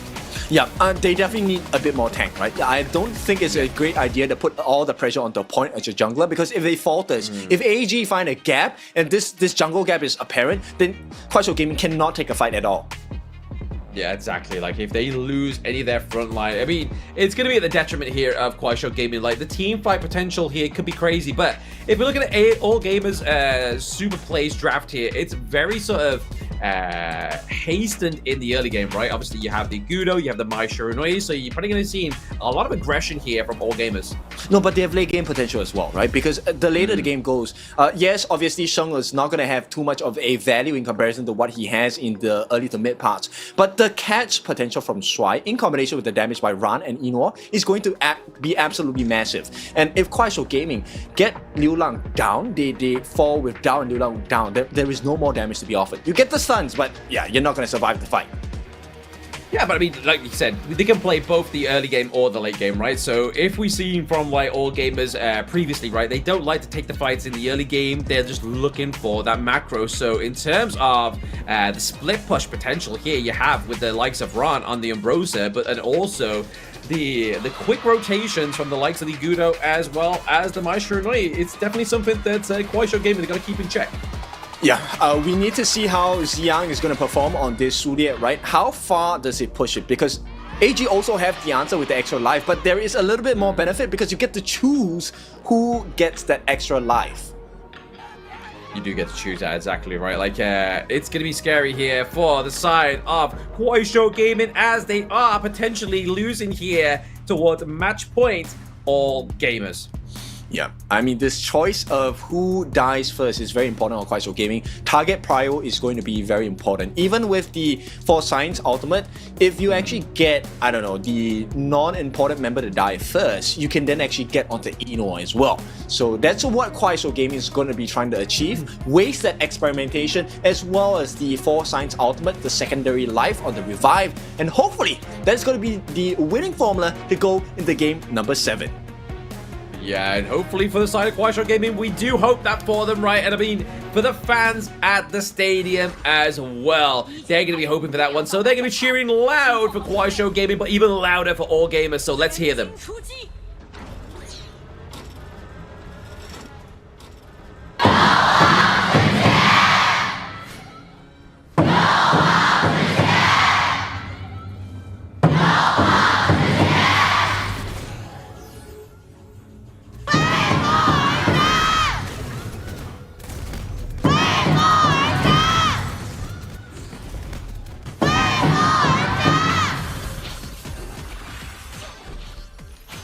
The hopes and dreams of the ultimate battle for KSG fans are live here. Can they make it a reality? AG, they're looking to put this series to an end with a 4-2. KSG doing so well in the first part of the game, making that lane rotation to the top.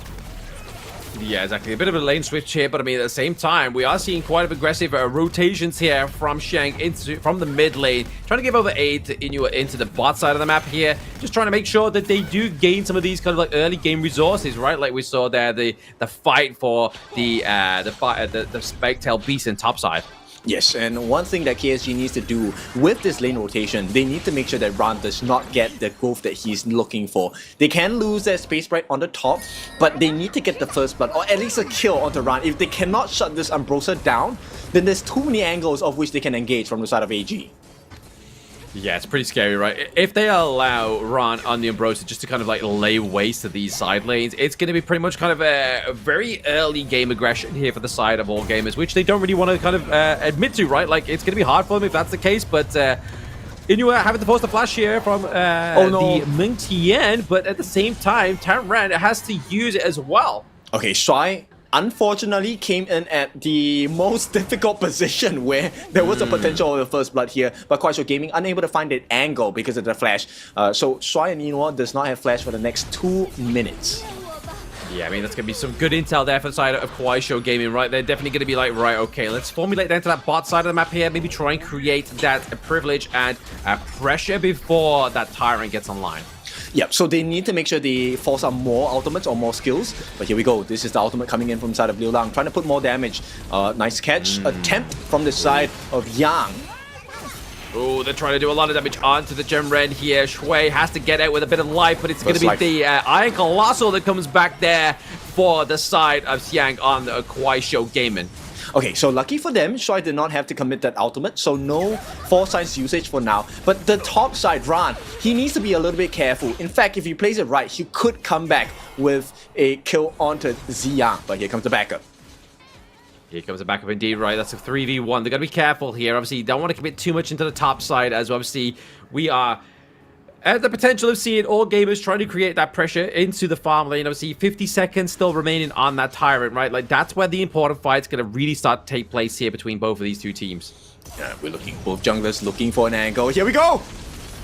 Oh, yeah, the angle may be found here onto the side of AG, but it's going to be the escape out of live there. But the Chen-Ren's resurrection isn't going to save Zoe, and it isn't going to save Ron. That is KUAISHOU Gaming with a 2-0.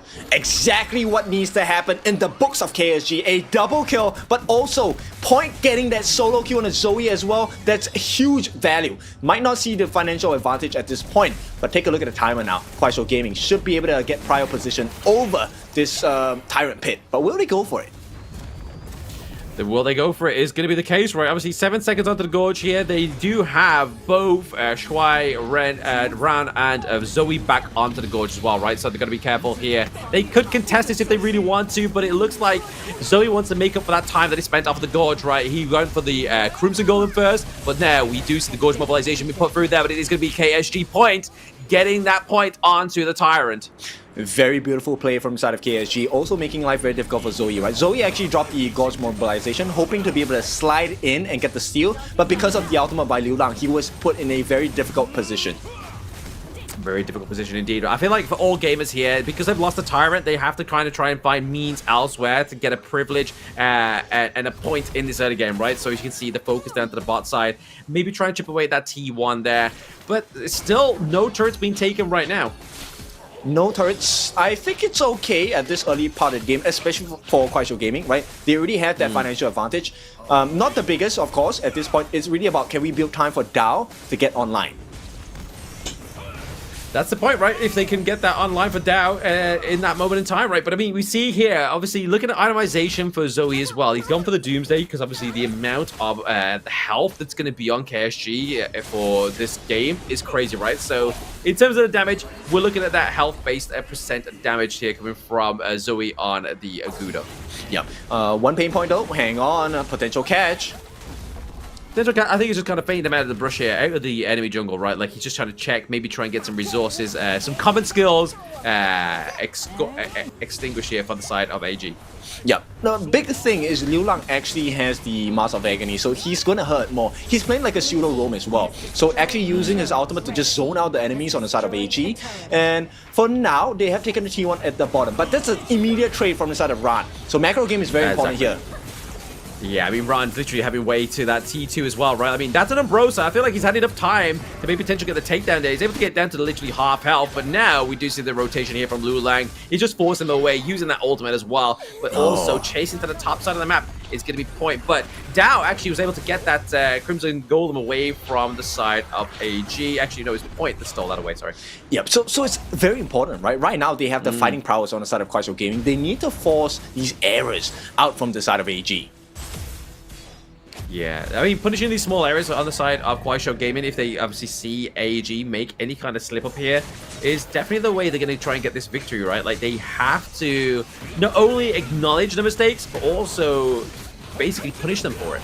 Yeah, they can't do anything now on the side of AG. Once again, Liu Lang just making life so difficult. The ultimate coming down to poke damage. Can they get this knockout? Oh, Shang trying to get the push into Ming Tian into the T1 there to get a lot of damage off, but he's still able to survive that one. But it did buy enough time for the minions to get the T1 down to the bot side of the map for AG.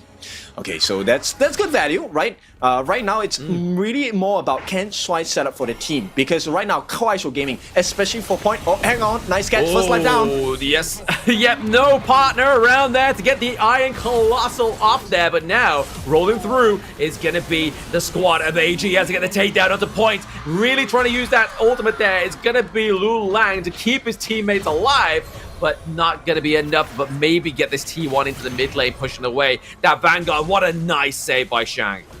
Yeah, man, with that as well, AG now have a little bit more map pressure. Can they take this tower at the top? Timing-wise, they're looking to make sure that they manage the waves first. The T1 in the mid is more of the prio here. Yeah, definitely more of the prio, right? Opening up the enemy's jungle is going to be huge here for the side of AG, as they are currently around about 1k ahead in terms of the gold, right? They definitely just trying to surmise and gather more resources. Okay, and the T2 on the top is basically almost taken, right, for the side of AG.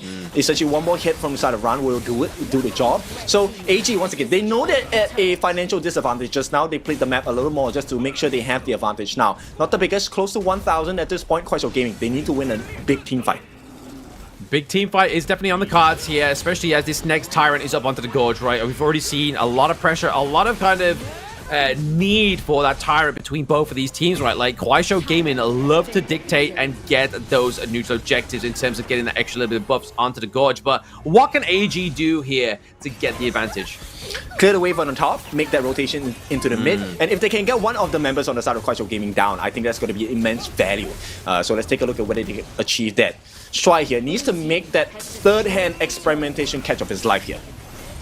Oh yeah, it'd be nice to try to catch on to two, right? Like, try and grab them, but at the same time, I feel like he wants to be looking at focusing on DAO, right? Because DAO is being a bit of an issue, a bit of thorn in the side for the side of AG.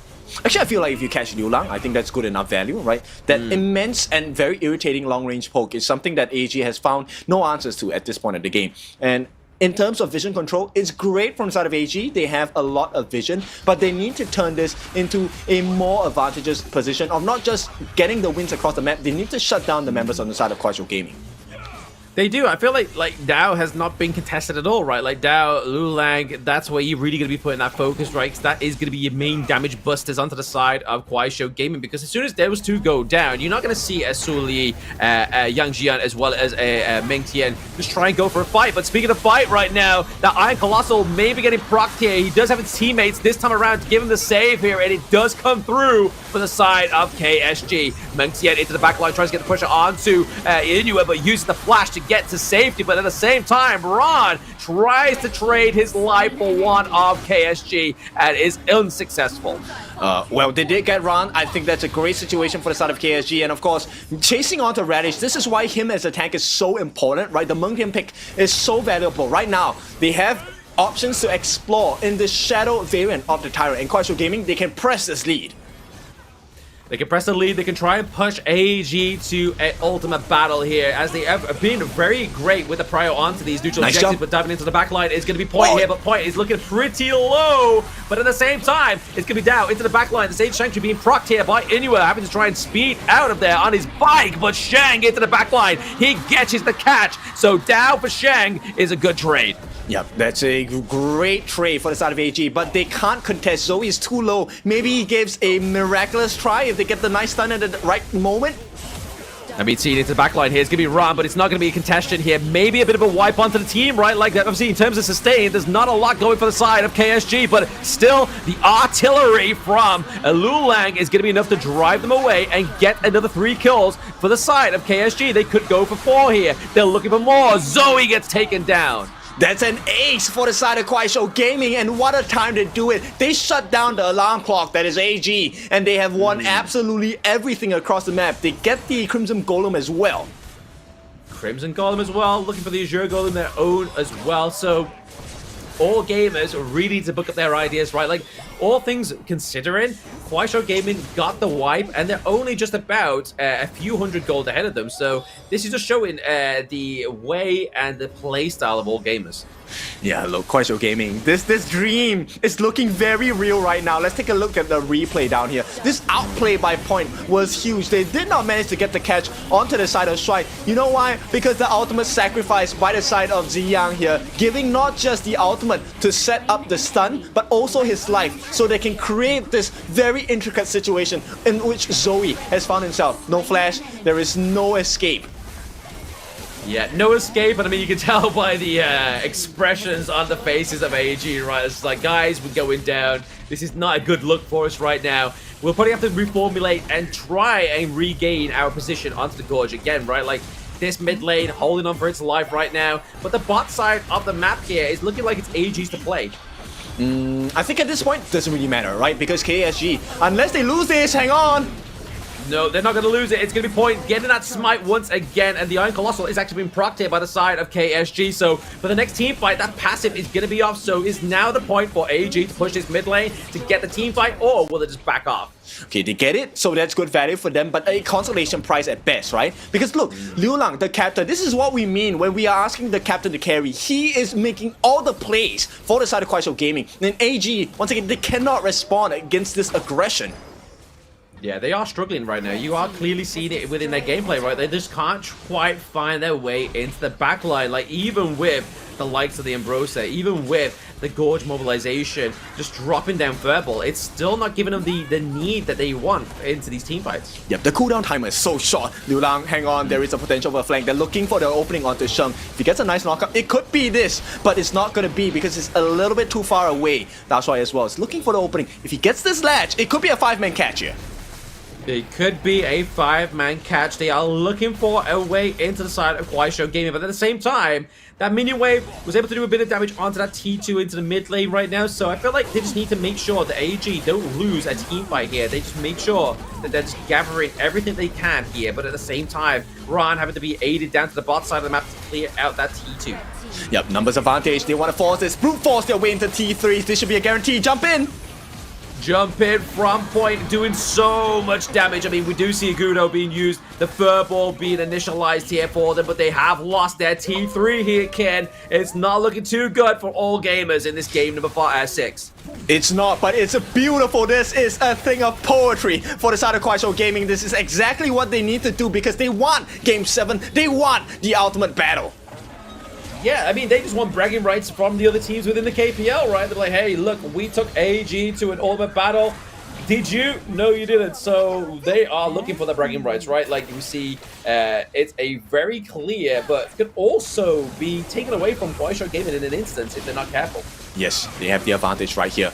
Point does not have the Azure buff. He is running low on mana as well. He cannot do too much. The pokes are coming in from the side of Sheng. And bear in mind, this is a Shadow Tyrant. If they win this, I think AG will go for the fight.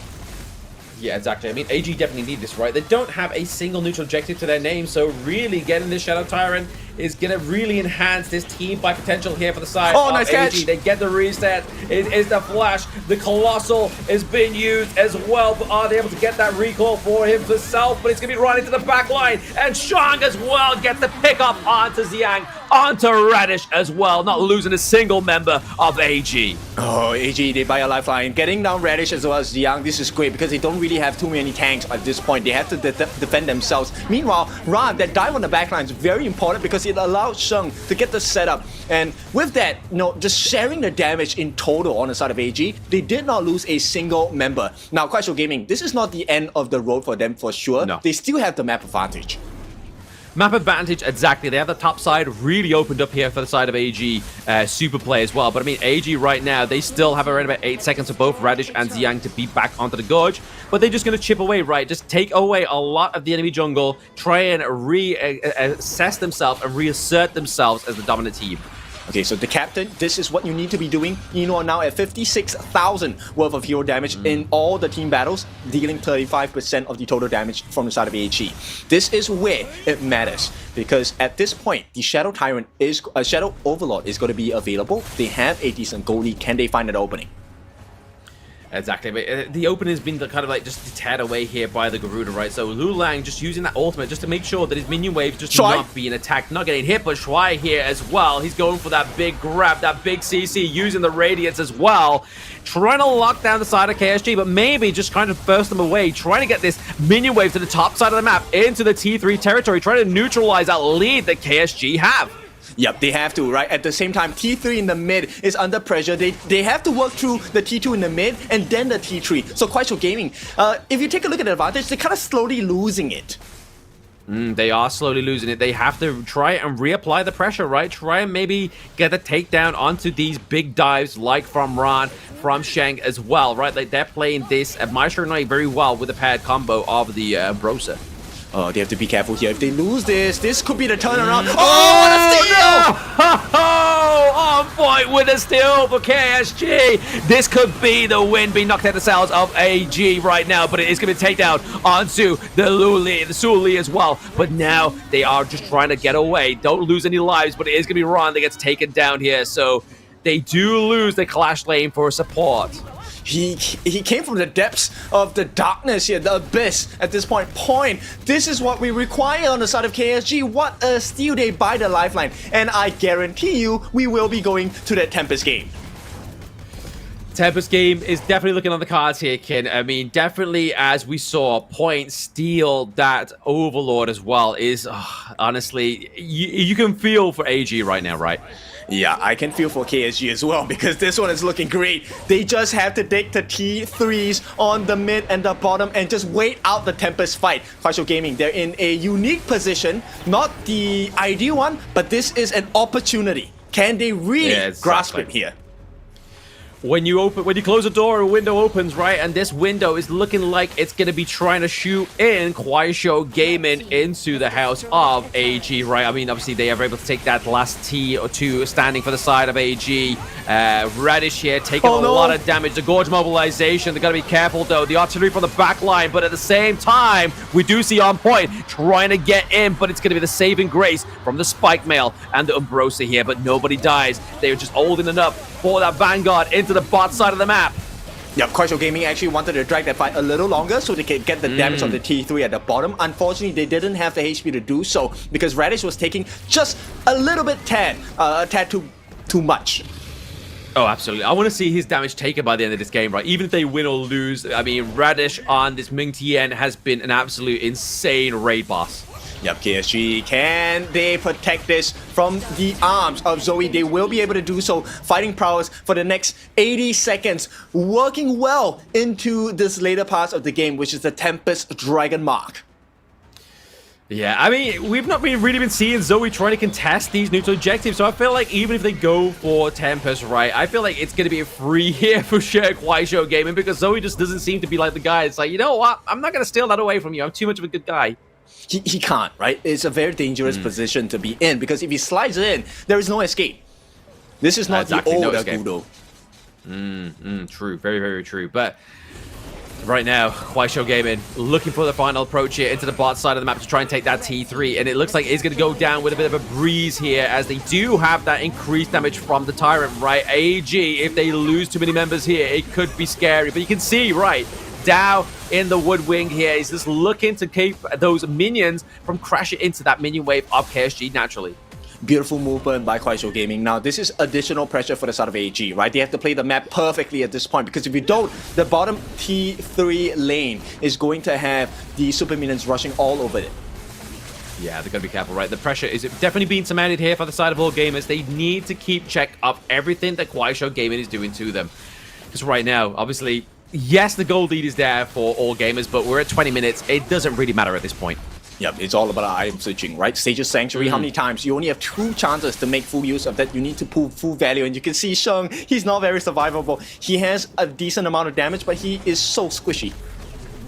Yeah, he's a glass cannon, man. Like, he's literally going to go in there, do a lot of burst, but also at the same time, just maybe even sacrifice himself. But this could be a problem here for the side of all gamers if they don't catch wind here. I mean, Dao's doing a lot of damage onto that Tempest already, and now, with On Point coming through, that's going to be a very low Tempest. But now we do see it once again. KSG claim another Tempest, and AG maybe getting to catch down a member here, and Shang goes down. This is going to be a hard defense here for all gamers. Oh, the dream is so close to reality for the side of KUAISHOU Gaming. All they have to do is to get the crystal down. This T3 in the mid is a guarantee KUAISHOU Gaming will get it. Yeah, I mean, look at that. The minion waves into the top side, into the mid here. They have to put pressure on somewhere for the side of AG. And obviously, nice catch. Using the Garuda ult is just going to use that pressure now. But no catch in sight here. We do see that run into the backline. Tries to get the shutdown onto Dow, but he has the Sage's Sanctuary as well. But now it's going to be do or die for AG. If they lose any more members here, it's going to be hairy, scary for them. Sage's Sanctuary being popped far left, right, and center now by KUAISHOU Gaming as they're trying to get this crystal of game number 6. But AG are not getting up too easy, but now they come through. We are going to get an ultimate battle between KUAISHOU Gaming and All Gamers Super Play. There we go. It had to be in this particular fashion itself. KUAISHOU Gaming, they mount the comeback 3-3. They are locked in. We are heading into the ultimate battle here. Ultimate battle coming through here, kid. We thought it was gonna be a doozy between AG and KUAISHOU Gaming, but KUAISHOU Gaming was like, hold my drink, we are going the distance. Lovely that this turned out this way. We love to be wrong, and this is the right place to be at. Grand Finals of the knockout stages for 2025 KPL Grand Finals. We have our second ultimate battle in the knockout stages.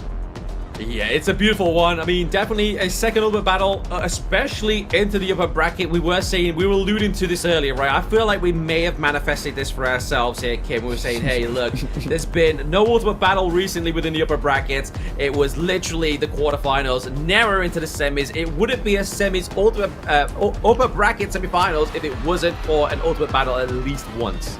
Right, so we'll take a look at the side selection for this first part before we go into the hero picks that will be revealed later on after we do the review of game number 6 at the same time.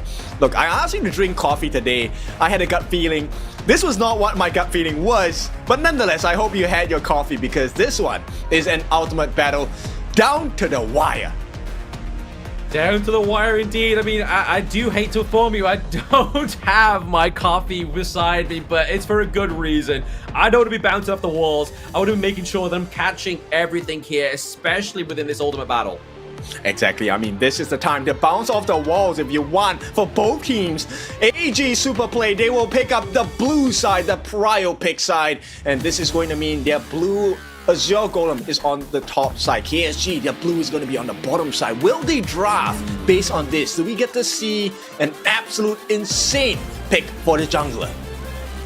We have to wait and see, right? We do have that 3-minute timer, right? This is where the coaches are going to deliberate with each other and with the players, because this blind draft, this is no longer the global ban pick, ladies and gentlemen. We are back to blind drafts. We are back to basics. We are back to shooting in the dark, right? Do we go for main heroes? Do we go for the meta? Do we go for Cap Boom into the mid? Do we go for the Luban Master, the Luban number 7 into the bot side of the map, as well as the Flowborn tank? But ladies and gentlemen, if you are not entertained right now, check your pulse. You might want to go to the hospital because you might not be alive. Right, I am going to go to the hospital in the end of the series, but for a good reason. I want to make sure that my dopamine is in check. For now, I'm considering, okay, the Ogren coming out for the side of AG. Do we get the Arlie? Do we get the Princess Frost? Or the FMVP skins coming out for the side of AG? Only time will tell, right? I mean, do you want to win, or do you want to win with style? I suppose is going to be the answer here between AG and KSG, but we haven't seen many ultimate battles, right? We've seen one so far within the upper brackets, which is the quarterfinals, which was obviously LGD MBW going up against Weibo Gaming. And the only real, like, zest here between those two drafts was the Marksman, and that was it. Marksman and Jungle, sorry. So we went for Pei onto the side of Weibo Gaming, and we had the Flowborn tank onto the side of LGD and BW. So what are we feeling here, kid? Are we going to go for the same bit of flavor here for these two teams? I mean, the last time AG picked up the Ogre, but this was before the new heroes coming in, right? So I think let's just go for the early game centric. I think you can do the Ogre. Ogre is a great pick. I think you reserve the early pick straight for Yinor, right? Oh, absolutely. You've got to reserve it, right? Like, I feel like that was probably his best performance so far within this best of 7. So, giving anything else over to Iua, I feel like maybe if it's kind of like not paired with a Luban Master, then it has to be Ali, right?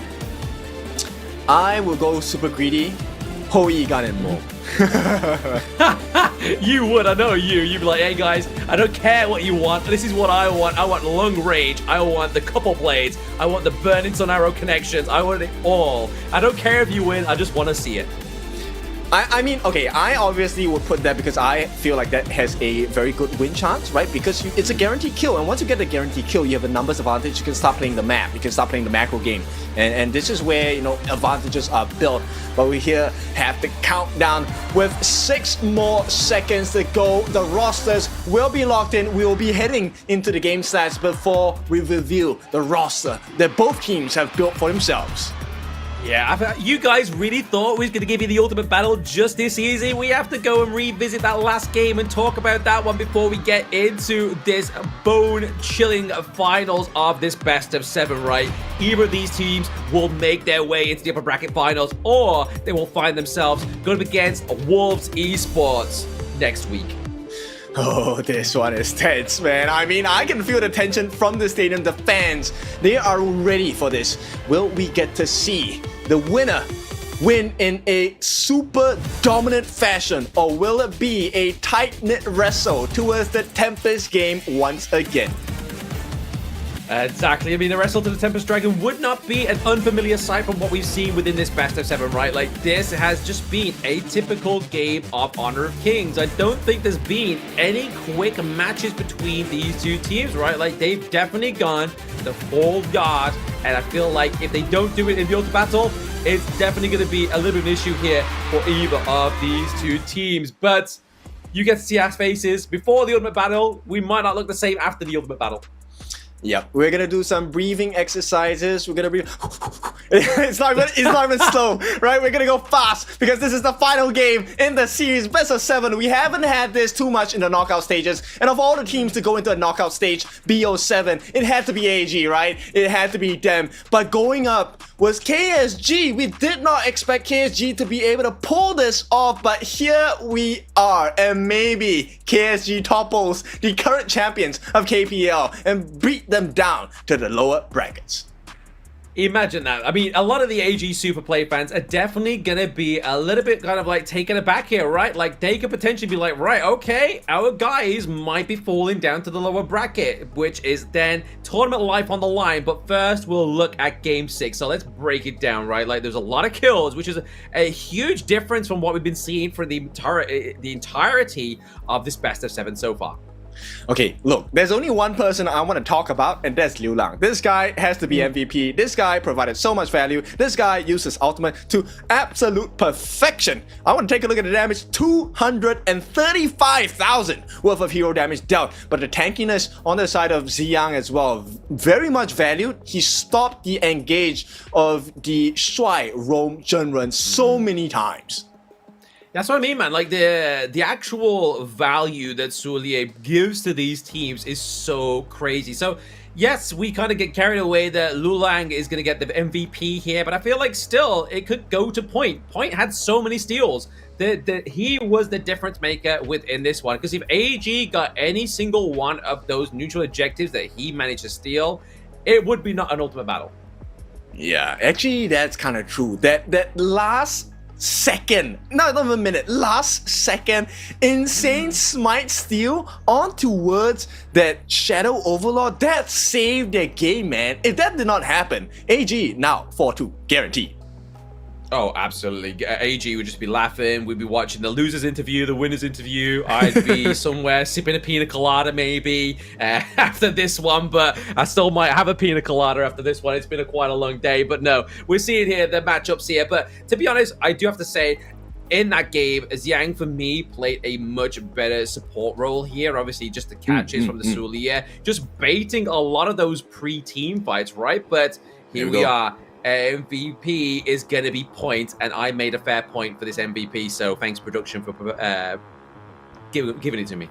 Yeah, backing you up, right? Staying on point, 7-2 and 5. The stats here, very great job of tanking. 21% of the team's hero damage was taken by him. Dealt 18.7%. That triple kill comeback was insane. But the biggest one didn't even come in the form of a kill. It came in the form of a steal. And what a steal to have, because they stole away the Valor that was supposed to be for AG and placed it in their own pocket on that Shadow Overlord. And here we are, arriving off of that play in the Grand Finals Ultimate Battle.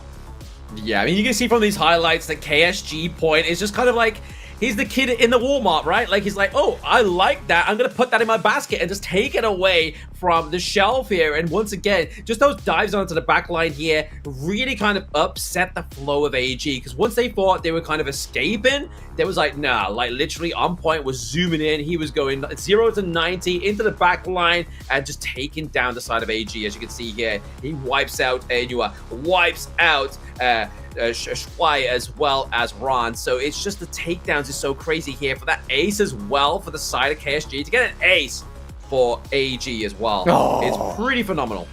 Yeah, I mean, a couple of times, right, getting the steal with that Shadow Overlord as well. This one at the 11-minute mark. But the biggest difference maker was the later parts of the game. You could see he was making Enua lose his control over the emotions, which is very rare in KPL. I mean, we already saw a little bit of like a crack in the armor, right? When he scratched his head in that game number 1, I was just like, yeah, no. That to me, that was the first sign it was going to an ultimate battle. When you see Enua scratch his head, you're like, yeah, no, something's afoot here. Yeah, crazy, crazy. I mean, what a situation for the side of KSG. KUAISHOU Gaming, really with the faster hands, putting it to the test here. Now, game number 7, Ultimate Battle. Can they repeat this performance? Because it doesn't feel like they are getting any more tired in the series.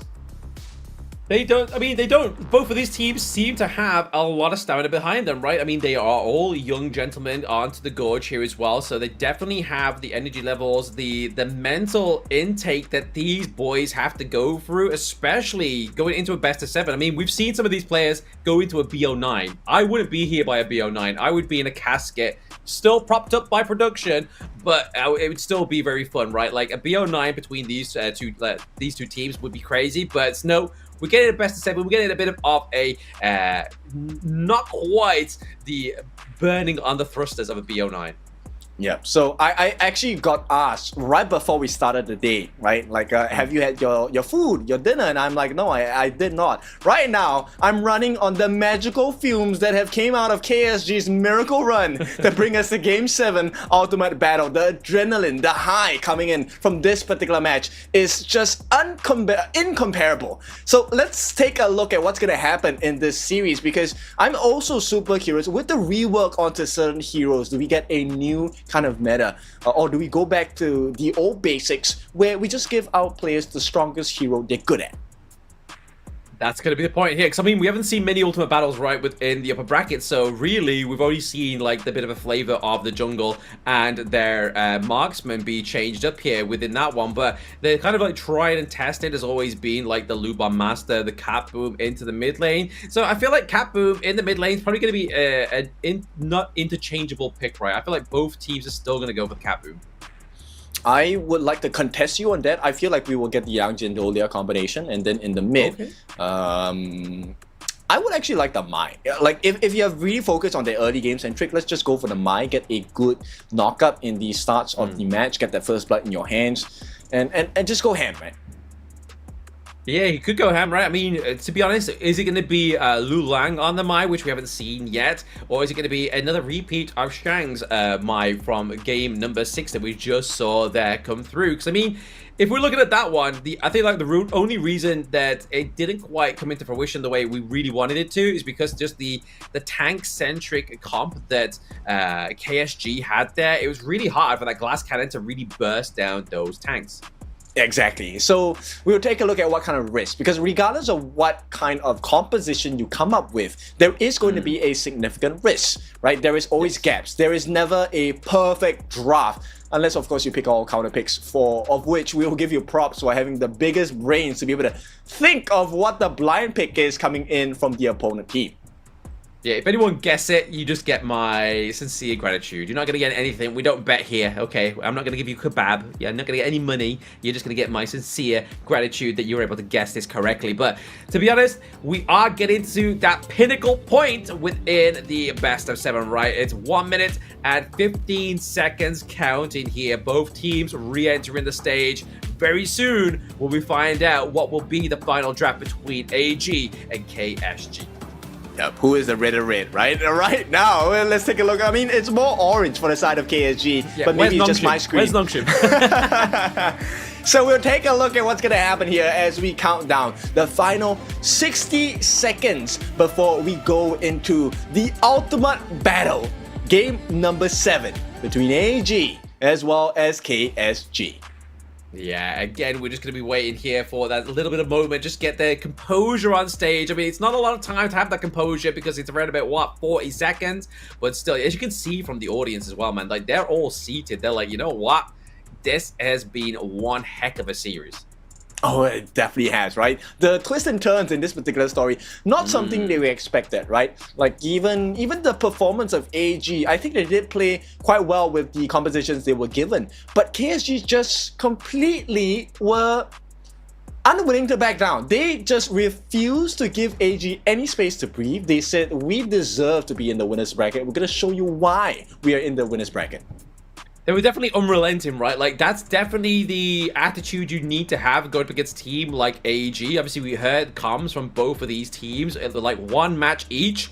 We saw and heard KSG being so chaotic and so sort of just like ferocious until the point that the crystal smash, and then it's kind of just like, okay, game face, let's go back to the green room, let's have some fruit, let's calm down. And then obviously AG Superplay was the same kind of flavor, not quite as chaotic because they was telling each other to slow down. So you've got this kind of like unstoppable force, immovable object kind of mentality going on between these two teams. Exactly. It feels like AG plays well under the chaos, but KSG is the chaos. So let's see who is going to be the one that takes control of the gorge, because while you can operate under the chaos, sometimes the chaos gets to you. Exactly. Sometimes the darkness can consume you. I mean, KSG are really hoping, because they are seeming like the chaotic darkness here within this proverbial meaning we have between these two teams, but they are definitely looking to try and knock down AG Super. I mean, just even saying that, knocking down All Gamers Super Play into the lower brackets, that's really gonna put a tingle in your spine if you're KSG. Oh yeah, for sure. I'm super excited. Can't wait. Let's do that review here. Of course, it's going to be a countdown. We're going to see some very cool picks as we head into the ultimate battle between AG and KSG. In the clash lane, we have the Fatih mirror matchup. Yeah, I mean, we're really gonna lock this one in, right? Obviously, Fatih are going up against Fatih, Phobe, Ran, and Radish are gonna go head-to-head. Like we said, R&R is no longer rest and recovery. It's relentless and ruthless between these two teams, and there it is. Mirroring is going to be the Flowborn tank into the jungle. Alright, so is this Kaboom? Do we see the double Kaboom? Oh no! Kaboom against the Nua special main hero for the side of Liu Lang.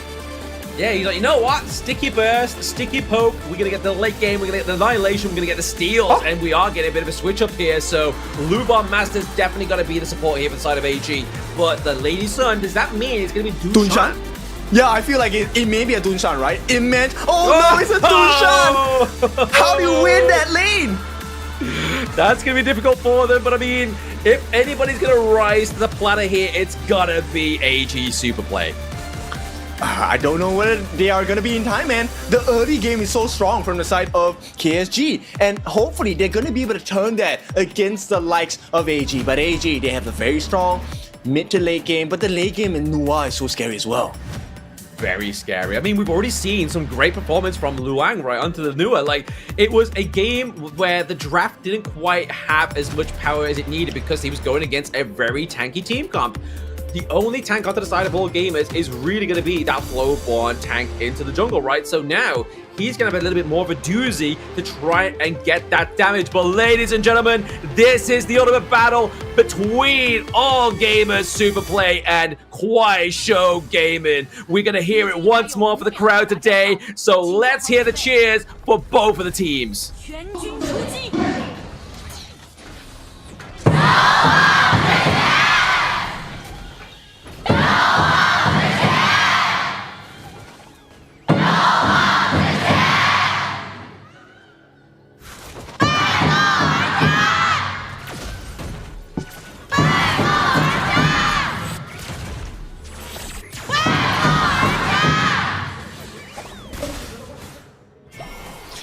And there we go. Let's kickstart the ultimate battle here. AG on the blue side, we have KSG on the red side. Yeah, ultimate battle coming through here. And obviously, this is going to be the ultimate point here between both of these two teams. Only one can go into the upper bracket finals to go up against none other than Weibo Gaming. Yep, a little bit of difference in terms of funneling here. They're going to put a little bit more farm for the side of KSG on the top side, making sure that they get that, hang on, potential. Oh, they forced a flash from the side of Ran there. Ran using the flash pretty early, but I mean, we always say, right, if you're going to use the flash anytime, use it around about that 1 minute, right? If it's going to save your life and mean that they aren't going to get that pro into the bot side of the map, definitely use it there. Obviously, to try to get the splash damage from the shark cannon, to try and steal that Phoenix. Okay, I want to take a look at the gold lead for the side of, in between these both teams, right? AG as well as KSG. Who actually has gotten more value across the map? Right now is neck and neck, slightly in favor of KSG. Yeah, KSG here. I mean, definitely, we were seeing the Lady Sun and the Dunshan combo, right? It was very productive, very prestigious here for the side of KUAISHOU Gaming. So I feel like the Fast Hand boys, they definitely have something to prove here going against AG Super Play. Forcing out the flash of Xiang as well. So that's 2 flashes for none. Yo, they're feeling it, man. AG, they're using these flashes a little bit too early. Now, this is 2 minutes, which means right at the 4-minute mark, Sheng will get his flash back. He will get his flashback, which means obviously if he does decide to dictate into the fight of the Tyrant there, force out another flash, he's going to be going in, dive in, the throw! The first blood going over to KUAISHOU Gaming. And of all the people, they got it onto Eno as well. Now, with that being said, KSG, this is a great start to the game. It's a 600 gold advantage. What more can they do? What more can they do? I mean, it's all down to AG Superplay to figure that out, right? Like, they need to make sure that the decisions they make in these next few minutes is going to be the counterproductive measures that KSG need. Yeah, exactly. KSG, they need to make sure that they stop the growth on the side of AG. They've already done a good job of shutting down Eno, which is not something a lot of people can say. Now, with that being said, 9.3 thousand. It's close to a 1,000 goldie right now for the side of KSG. A scouting shot cannon here, but this is how they got them. Yeah, even with the obviously the tether there, obviously Dunshan came rotating through to the bottom of the bot side here, then obviously flash in full, beautiful poetry in motion there for the side of KSG. Again, Inu scratching his head 2 times in one best of 5 is not a good sign. Yep, it's not a good sign at all. And this is one of the weaknesses on the side of the Master Lupin, which is actually if you're beside him, there's no save because he's just gonna pull you straight to your death as well. Now, this is a great start, but KSG, they need a little bit more. They do need a little bit more. They definitely don't want to let the confidence kind of run away with them, right? Like, this is AG Superplay. This is a team that is full of so many accolades, right? They definitely don't want to be underestimated AG right now. Yeah, definitely not. I mean, AG still has the EXP advantage across the different lanes, right? In terms of gold, okay, maybe Dao now, he actually has the Eternity Blade at the 4-minute mark. So let's see, do they wrestle over this? Yeah, they're looking like they are going to commit to it, right? Obviously, Emergence being used here as well as the Space Sprite for the side of KSG. And it's going to be KSG taking the first Tyrant here for themselves. So again, just same Sungan dads. If anything, KUAISHOU Gaming throughout this entire best of 7 have been nothing but relentless onto these neutral objectives. Yep, and take a look at the heart rate, right? It feels like KSG, this is not pressure. This is flow state coming in. Yeah. Oh yeah, it's literally, they are in the mode, they're in the zone. Like, I wish I had teammates like this, you know, like just nobody fumbling around like headless chickens. Just, you know what, we're locked in, we're pressured, we are about to potentially take AG Superplay down to the low bracket. You do, but it just happens once every 50 games. With regards to that, we're gonna have the mirror matchup here. Oh wow, Red is doing well. They want to push him off, and this should be a guaranteed T1 because there is no more tower protection after that 4-minute mark, which means they're gonna make the trade T1 for T1 on the top and the bottom respectively. Yeah, I mean, just kind of maybe try and open the access of each team's Azure Golem, right? As we see that the T1 top side is closest to the Azure Golem. Same for the bot side down to KSG. So really here, the nice trade is obviously going to put AG Superplay back into the flow state here. Yep, Dao actually has more gold. All shield going to be used on the side of KSG. Nothing too big at this point. They want to put a little bit more pressure on that mid lane, but it's going to be evened out straight away by the side of KSG. And look, with all of this, they keep this 1k goal lead. They just need to keep that the 1k gold lead, right? Just keeping that one foot in front of the other. It's a very shiny gold foot, but they've got to be careful here. The emergence has come through. Is it going to get any kind of dunk here? But Dunshan tries to carry out the Flowborn tank out of that team fight. Does fall, is going to be points here. So really, again, AG getting the first kill onto the board for themselves. Yep, and this is going to be great. They even out the odds. This keeps that gold neck and neck between AG and KSG. Exactly. This is going to be very scary between these two teams right now. I mean, where's that 1k gold lead gone? Out the window. It's cut in half, essentially, right? So it's half 1,000 for the side of KSG. Still an advantage, but it's really about the resource management and turret management at this point of the game. You do not want to lose that T1 in the mid for either side. You know it will get exposed. Oh yeah, if they open up the T1 in the mid lane, I feel like that's probably like all she wrote for this early game, right? Like, it's going to really open up a lot of access for the side of either AG or KSG. Yeah, we'll see. At the same time, this is the AG special, funneling everything into the hands of Yinhua. He has been taking a lot of the camps coming in from the side of AG. Can they replicate the same situation? In fact, they are. Dao following and mirroring this movement across the map. Exactly. I mean, I feel like they've got to protect Dao, right? That's the way they got the win condition last time, is that Dao was just untouched. I feel like he didn't die once onto the Lady Sun last time we saw it come onto the Gorge. So really, they got to make sure that they're just mitigating any kind of burst or poke coming from Capboom here. But the Annihilation does connect, but it's not going to be enough to kind of like get Shang back to base. Okay, I want to point you in one particular action that Eno is continually doing. The shot cannon, but you know, that actually is a scouting shot cannon. So, you know, AG has a lot of information on where the KSG members potentially will be, and that is vital information. Oh, absolutely, yes. Using that shot cannon just to get that intel is pretty huge, right? Just it's kind of like using the Burning Sun arrow, but at the same time, it's kind of not like burning out your ultimate. It's just your second skill coming through here if you are Lu Ban. But now, it seems definitely a little bit more of a stalemate, right? Like, both of these teams know what can happen and what is at stake. Yep. Look, every 7 or 8 seconds you get the shot cannon. This is information across the map. So AG, they're just playing around this because now, look at the rotations. They know exactly where KSG needs to go next. Yeah, exactly. They're just trying to like pinpoint where they are, just kind of using like a sonar per se here if you are Lu Ban, if you are Inua as well. But again, trying to contest this Crimson Golem, it does look like it goes over to the side actually of KSG. Point claims that one with the smite there, but into the back line. Looks like Rajesh is trying to get the lockdown onto Ron, but looks a little bit worse for wear. Okay, so prior positioning for the side of KSG as they look to approach this Tyrant, not the Shadow Tyrant just yet, but AG also going to make an immediate trade with the Overlord. Yeah, about a 50-50 split here for the neutral objectives, right? Definitely trying to put AG back into the spin of things. And right now, if you are KSG, I feel like going for the Tyrant here is probably a better play, right? Because, I mean, we are seeing a little bit more skirmishes within the 4v4s, the 5v5s, right? So having that extra bit of damage, especially at such a neutralized goal lead, feels like to me that KSG have the victory here. No, but AG does have the map advantage. They've taken 2 turrets, right? So the T1 at the T1 at the bottom side actually is still pretty healthy, half its health left. Now KSG, I think they need to look for a fight. AG knows this, which is why they're kind of poking and prodding around their positioning. They just want to lay down those pokes before the actual fight starts.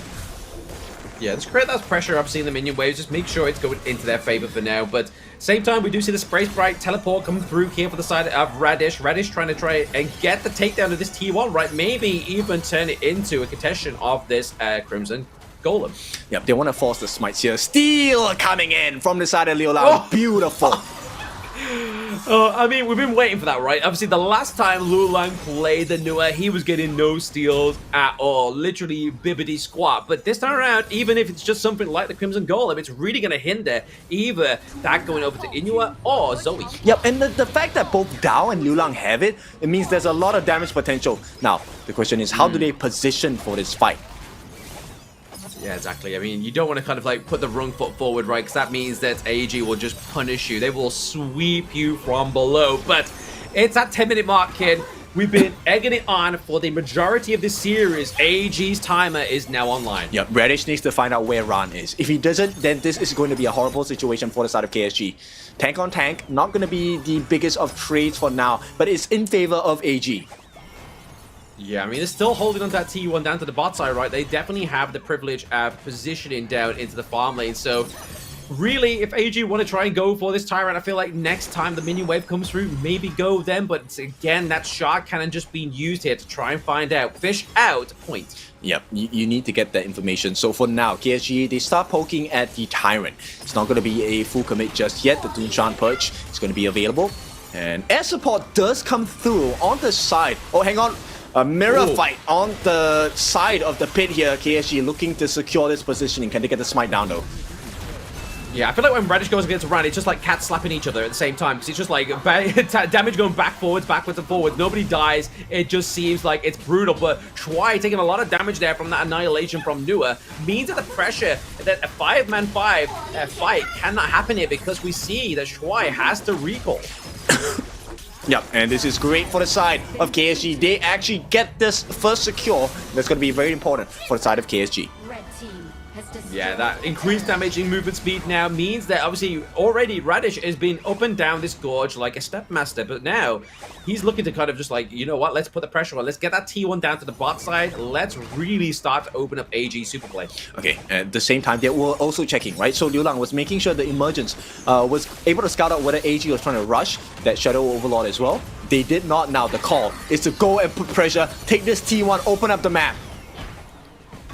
They really are trying to open up the map here. Obviously, that T1 into the mid lane still holding on by the skin of his teeth there. But I mean, I mean, we talk about damage. We talk about Nua. The emergence there just really pushing them away, right? Like, hey, we could collapse on you at any time and maybe even get a trade. But it's not something that KSG really want to witness here or even try and falter to. I mean, take a look at what the side of Dow was doing, right? Right now, they're trying to balance out the mid wave, but at the same time, this looks like it's going to be a guaranteed T1 in the meantime. Radish at the side lanes looking for a flank. This is the good thing about the Lady Sun as well, right? Like, Dow is able to just use the rolling raid and get the proc of the long range onto the turret, so you don't even need the minions, right? Like, you are going to do a lot of damage, especially when you have the Eternity Blade already built, Daybreaker, and even the Shadow Ripper. Yes, and now this is an important time. AG, do they really give this up with no contest? I mean, I don't think so. I mean, you can see how Ron's trying to kind of like situate around it. He's trying to find like a pincer movement from the rest of the team, right? You see that Zoe, as well as everybody else, are very much heavily into the middle of the lane, but he does get a catch onto 4 there. It is going to be the takedown of the Floorborn tank. So really, if AG want to go for this Overlord, go for it when they have no smite. Yep, full value for the side of Vino. He has double buffs. Can they get this? This is a big moment for the side of KSG. If they can actually steal this away, regardless, the Nua Liu Lang has the annihilation. Oh, that was a bit close. Touching the edge of my seat there, thanks to Liu Lang. But it's not going to be the takedown that we was really hoping for. But I feel like the pressure for the side of KSG is really starting to amount, right? Like, if you look at that top side of the map, that T2 is literally at a bone dry, right? As soon as a minion wave crashes through, you've got to be handling that one. The T2 down to the bot side here as well comes through, gets taken down. Again, just another good use of this Luban. Yep, AG might be able to do some significant damage on this bottom side of the wave here because they have the Shadow Overlord flying down. Now, the question is, do they commit? KSG as well, do they take a big fight here? I mean, if they do and lose, then it's pretty much, it's all she wrote, right? Like, they need to make sure if they are taking a team fight, they want to take off those crucial teammates off the side of AG. But right now, the way that AG's positioned with those minion waves and those vanguards, it's hard for KSG to step out. Yeah, beautiful work. Making sure they pull a blind one on them. They take the T2 in the mid, and right now, Ran is going to work on the T2 on the top as well. That's going to be taken. Complete tower outage for the side of KSG outside of the T3s, and AG, suddenly this game is 3,000 gold ahead for them. Yeah, KUAISHOU Gaming need to kind of maybe just rethink of their approach, right? Whilst they still have their high ground turrets, whilst they still have a bit of a dream here to take this ultimate battle away from AG Superplay, you can kind of see that Shang, as well as Yua, are just trying to do a lot of damage onto the Dunshan, but at the same time, we are getting a takedown of the T3 into the mid, maybe even into the bot side, but it's going to be thanks to Radish saving that one. Yep, I don't think we go into Tempest game for this one. KSG, they need to make a play. They need to make a play now. They definitely need to make a play now, but the Spike Mal coming through there is definitely going to reflect a lot of the damage coming from the side of KSG, but at the same time, we do see Point being shot down. I don't think this has been his best performance within the jungle, so the Floorborn tank here, for me, for KSG, hasn't been the opening they needed. Yep, the chaos that was supposed to be putting pressure onto AG has now been put absolutely under control. No steal available this time. AG, they knew that snipe was coming and they were waiting for it. They were waiting for it. They just waited to make sure that they got all that damage come through. It was just like, you know what? We'll take a bit of damage from KSG. They'll help us get that Tyrant. But now the catch comes through here as well. It looks like it's going to be a dive onto the back line. That means a Dow goes down. So in terms of damage, it looks like it is all she wrote here for KSG. They tried their hardest. They're looking to try and clear out the minion wave. Maybe they can get some kills here on the side of AG Superplay, but still, Dunshan going down. Radish as well. It's down to Point. Down to Liu Lang as well to keep this base alive. Yep, they can hold, but at this point, Inoa does have lifesteal. He's gonna be able to come back and do a lot of damage. KSG, last life on the line here. Last life on the line as they're looking to try and get this minion wave through to the crystal. It's it looks over. like it's going to be AG Super Play into the upper bracket finals where they meet Weibo Gaming. Big moments from the side of AG. Expected result for AG fans. Not in this fashion, but a win is a win. They win this with the ultimate battle 4-3. KSG, what a performance today. And they will be heading into the lower brackets. Yes, KSG, where they will fight Wolves Esports. I mean, to me, that's going to be a banger of a matchup as well, right? Like, both these two matchups into the upper bracket finals, as well as the lower bracket finals, are definitely going to be more of the spicy KPL games that we've been seeing. Yeah. Now, congrats once again. This was a hard-fought victory, and that's a rarity to say for the side of AG Super Play. But boy, they have done it once again, heading into the winners bracket. Some fans are crying over the excitement, over all of the action, and even some of you in the comments as well. Yeah, I mean, I don't think I've ever seen Inua look so kind of like taken aback, you know what I mean? Like, as if he's like an old person missed the bus or they didn't let him on. But he's kind of definitely feeling that ultimate battle, right? Like, that was definitely a test here for both of these teams and even the fans at the stadium. Yeah, big test, us included. This one, I mean, 4-3 did not, I would be honest, that was not on my cards today. I think maybe a 4-2, that would have been the biggest result I felt like KSG could pull across. But KSG continually, once again and again, surprising us game after game. This really put AG to the test.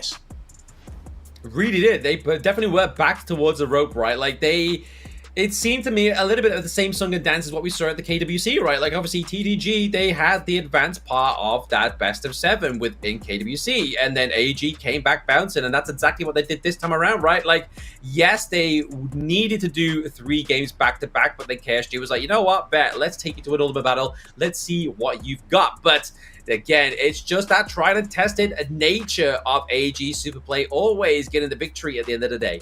Yeah, I mean, we talk about victory not being loyal, and this is why, because victory goes to the relentless, victory goes to the ones that make the practice. And KSG had a lot of relentless spirit coming into this best of 7, really push AG to the wire for this one. Oh, absolutely. Definitely push them to the wire. Definitely getting them back towards it. I mean, to be honest, if I was KUAISHOU Gaming's coach or staff, I would be mega proud of the boys. The fact that you got to the ultimate battle here into the upper brackets against AG Super Play. Yes, you do fall down to the lower brackets, but you can go with your head held high saying, hey, we got all the way to the ultimate battle. We almost made AG Super Play bleed, which is crazy. I think it's even more correct to say that they did make AG bleed, right? It was this one hurt because it was 4-3. Now, the only other thing that we're kind of missing from this is I want to get the heart rate monitor of the coach, because he was flipping off the chairs, right? So that would have been super curious to see what it was like for him in the arena itself live. Absolutely, absolutely. The fact that it was just so kind of like a movement or very sort of like physically focused. It was just crazy. But we're going to take a look at the scoreboards here with the ultimate battle for the last time of the day, right? But I mean, if we're looking at kind of like outstanding performances here, for me, kind of the use of Ron very macroly has been the kind of like the difference here for the side of AG, right? Like, he was just relentless with those side lanes. Yes, exactly. And let's be honest, Liu Lang on this Nua, he had an absolutely insane performance today.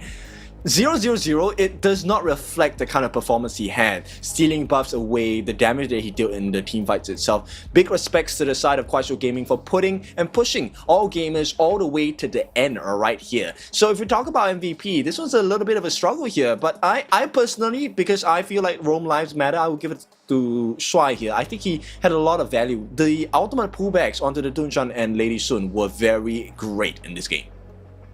Very true. I mean, none of this would have been possible if AG Super Play didn't play the way they did as a 5-man team, right? Like, definitely Shui with the pulls, the tethers, really saving there. Other than that kind of like mishap in the early game where he obviously got the dunk onto Inua, they got the takedown there. But other than that, it was very clean from all the boys of AG Super Play. Not quite as the best play style we've seen from point up until this point, right? I feel like the Flowborn tank is definitely like, you are the playmaker, right? Like, it's not quite the Yang Jian. I feel like they couldn't find the synergy, or maybe there was a different mindset coming in from the point jungle for the Flowborn tank, right? I definitely was looking for something which the team did not either agree, or it was kind of like they wanted to wait for a different kind of moment in the team fights. Yeah, it did seem that way, right? But I mean, I feel like the pressure that was always kind of cemented here for the side of KSG is the fact that those shot cannons that we spoke about, right? The shot cannons, obviously, just finding the intel there for the side of AG Superplay, just really kind of set up Ron, but it is going to be Shuai as the MVP, not dying a single time, tethering everybody back to safety. Yep, the powerful storage, the ultimate of the Master Lupan. 007, very apt for this. This is the James Bond of our AG here. I mean, he was tanking it up, but also setting up the fights for the side of AG, especially for Eno to take advantage of. Exactly, yeah, just really setting up this playmaker himself, but obviously Shuai being the mastermind there, pointing the gun at the camera. I mean, I feel like I've been held hostage right now by 007 himself, but definitely the Lubon master here, both times within this series for Shuai, was really kind of like the clutch maker, I feel. Yeah, Shuai. Da Shuai. And then he proceeds to go for his drink. Yeah, some milk. that would be quite funny. But yeah, look, the way that he played, there was very little room for the side of KUAISHOU Gaming to find an opening. Oh, absolutely, yeah. There was like, he was taking it all away, right? Like, he was kind of like dangling the carrot in front of the faces and then pulling it away. It was really hard here for the side of KSG to commit to a team fight, because we saw the dive of the Flowborn tank, which is another point I want to make here for point, is the fact that Flowborn tank, you can dive in, but you can't dive back out. You really got to commit there, and I feel like that's where Shuai's Lubon master really kind of just pulled him in with a golden carrot. Yeah, in fact, he was also finding a very difficult situation where he was actually blocked by the matrix of the Noir. But somehow the timing was just too great, got the nice pull there, and then the rest of the team was waiting for that dessert that was point. Yeah, Point was just kind of just like, hey, it's a three-course meal, you know, like Point towards the end, Zoe there in his emotions. We love that when we see players just constantly celebrate that win. I mean, both of these teams deserved it, right? These 10 players have gone through torment today. And it's not even the grand finals, it's just the upper brackets. It just means that AG get to go forward in the upper brackets, and then we see KSG go down to the lower brackets, but we love the emotion. Yeah, multiple outplays from both teams, of course, throughout the entire best of 7 series. Us going to a 7-game marathon. This one was not something I expected, but I think we had a lot of fun as well. But we, of course, had to talk to the different players and maybe even the coaches on both the losing and the winning side as well. And we will go into the interview for the loser side this time first. And let's go straight to stage. 和句号，先请二位和大家打招呼吧。大家好，我是速度快的流浪。大家好，我是速度快的句号。感谢大家今天打了一场这么精彩的比赛，酣畅淋漓啊，是把我们所有人的这个气氛全部都点燃起来了。今天二位打完之后的话，目前感受如何呢？感觉还是 AG 太强了吧？对。句号呢？太厉害，没打过。差那么一点点，但是今天直接把 AG 拖到了巅峰对决，这也是对手他们今年在这个巅峰对决打的第一次嘛。你们有想过今天这个比赛会打到巅峰对决吗？有想过吧，因为觉得我们也是有研究 AG 的。哎，那说到这个的话，就会发现，因为 AG 他们今天没有打过巅峰对决，那你们是在整体的阵容布置上面的时候是怎么样去做构思的呢？就最后的这个阵容。首先是赌对面不会玩鲁班大师吧。你们觉得对面不会玩，为什么呢？对，我觉得他不会选，我觉得他不会选啊。然后我觉得就是我们也拿最自信的英雄，就不留遗憾嘛。对。那句号在你的视角的话，你觉得对面可能在打野位置上面会是一个一样的选择吗？打野的话，如果是大师的话，应该是跟我一样的；但如果是张良、王之英那种的话，应该跟我不一样。你们觉得他们可能会玩张良这一套？ OK， 那我们看到你们的选择就是拿到了自己的本命女娲，然后包括本命孙尔香还有盾山。你们考虑到这一点是预判对面会出张良王昭君，然后做出的构思，还是说完全按照我们自己自信的来？都有吧，也比较自信，也赌一下吧。然后其实对了大师也能打，对。综合了一下，对。其实整场比赛我们今天看起来就觉得KUAISHOU整体的准备是相当充分的，包括感觉到你们今天前中期主动的各种找机会，好像没有什么包袱。今天你们是抱着什么样的一种心态上场来打这个比赛的呢？我们的话就是挑战者嘛，对。没有什么包袱。那像今天这一场巅峰对决的话呢，像对于句号来说，对吧？这是你从今年 KPL 登场之后打到的自己的第一场巅峰对决，上一次已经是在挑杯那个时候了。你觉得和挑杯那时候打巅峰对决，自己的心情会有什么不同吗？没有吧，就都感觉挺刺激的吧，然后放平心态去打最后一把。挺刺激的，而且我们有看到说，哎，要进入巅峰对决的时候，大家所有人是不约而同闭上了眼睛。流浪，那个时候大家为什么会不约而同做这个动作呢？因为就第6把打得也比较累嘛，对，这打得也比较刺激，就有来有回的嘛，然后就可能打完有点累，休息一下，对。整体今天的比赛对局确实是对抗性非常激烈的。然后包括对于流浪来说的话，因为今年的 BO7你们这是第一次和 AG 打，但是去年就是追溯到上一次就是在年总同样的场次，然后当时你也是在的。你觉得这一次和上一次打到 AG 的话，大家会有什么样的不同吗？包括你自己会有什么变化吗？就大家都更成熟了吧，对。变得更成熟了一些，包括句号今年的成熟也是大家有目共睹的。那包括我们看到今天整体的这个状态打完之后的话，下一场要打到你们的老对手重庆狼队了啊！但是今天状态特别好，你们会怎么样形容接下来会和狼队打的那场比赛呢？保持状态，然后拿下狼队，然后去跟 AG 会师。OK， 想再打一次，句号你呢？我觉得保持我们今天的状态吧，然后屠狼。好的，那也是希望你们下场比赛可以加油啊！感谢2位接受我的采访，然后把时间交还给评论席。Welcome back. That was a quick but very fun interview coming in from Liu Lang as well as Point, the jungler, as well as the mid laner. So Nora was the one interviewing them, and they were asked about their feeling after the series. And of course, they jokingly said AG was too strong. They did do their research on AG, but the curious thing is they did have an expectation to make AG come to a game number 7. They have done their homework, and of course they wanted to leave no regrets onto the gorge. Now going up against AG, when they achieved game number 7, all of the players actually closed their eyes in unison, and actually this was just to make sure that they were able to get some rest. And when asked about whether there was any difference in the old AG that they faced versus the AG they face today, they felt that both sides have actually matured as players and have really brought out the best kind of battle today. Now with that, they will be meeting Wolves at the next stage of this competition. For them, on the side of KSG, they want to keep composed. They will be looking to beat Wolves, and they're going to be looking to meet up with AG once again.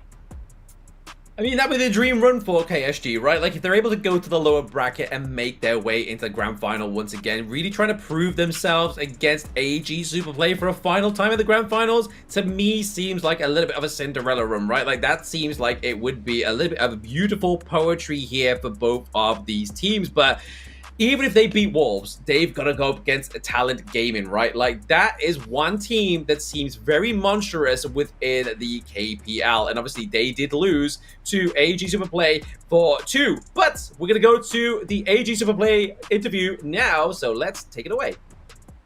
欢迎来到赛后采访环节，我是一雪，我们邀请到是成都 AG 创会的一诺，先请和大家打招呼吧。大家好，我是成都召回一诺。恭喜 AG 今天赢下了这一场巅峰对决，进入到了胜决。其实又是一场胜利，但是有所不同的是，我们看到今天巅峰对决赢下来的时候，又是久违的看到你一个非常情绪外露的状态。可以跟大家聊一下当时赢下以后的感受吗？很激动吧，因为很久没有打巅峰对决了，然后比分也是，一直追得很紧吧。今天打到这场的时候，有想过说大家局内会是这么焦灼的一种状态吗？有想过会打到巅峰对决吗？没想过会打过巅峰对决，但是会想过打得很焦灼。那其实对于巅峰对决，我们一直以来非常好奇，因为今年一整年你们都没有出过巅峰对决的阵容嘛。那可以跟大家聊一下，就是最后为什么说会还是选择这一套大家比较见得多的这个阵容呢？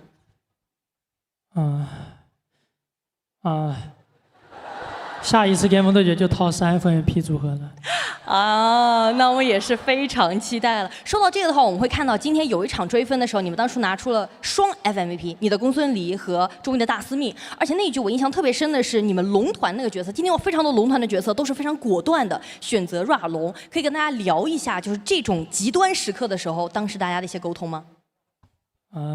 首先做出这样的决定，大家都得彼此信任吧。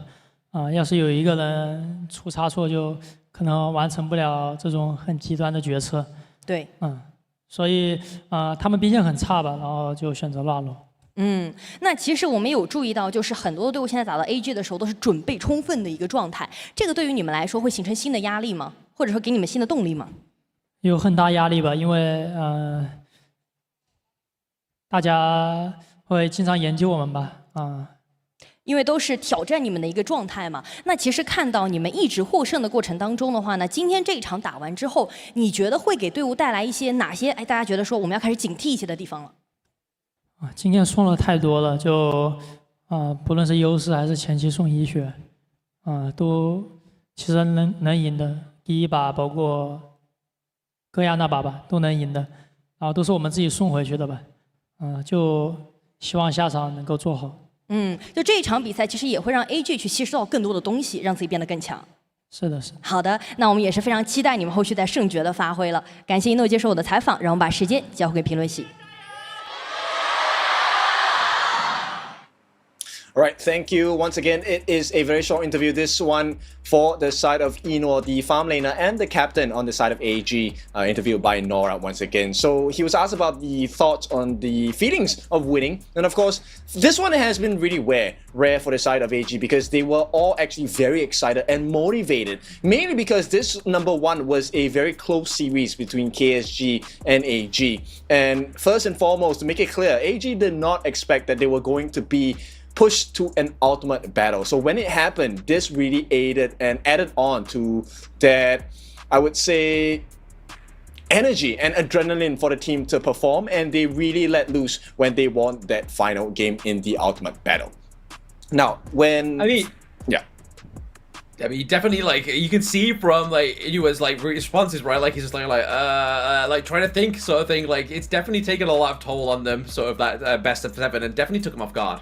Yeah, and also I think this was one of the things that they covered during the interview, which was a lot of teams now are much more prepared for the AG, right? Even in a best of 5, best of 7, and they were asked if that's going to be putting a lot more pressure onto the AG team and players.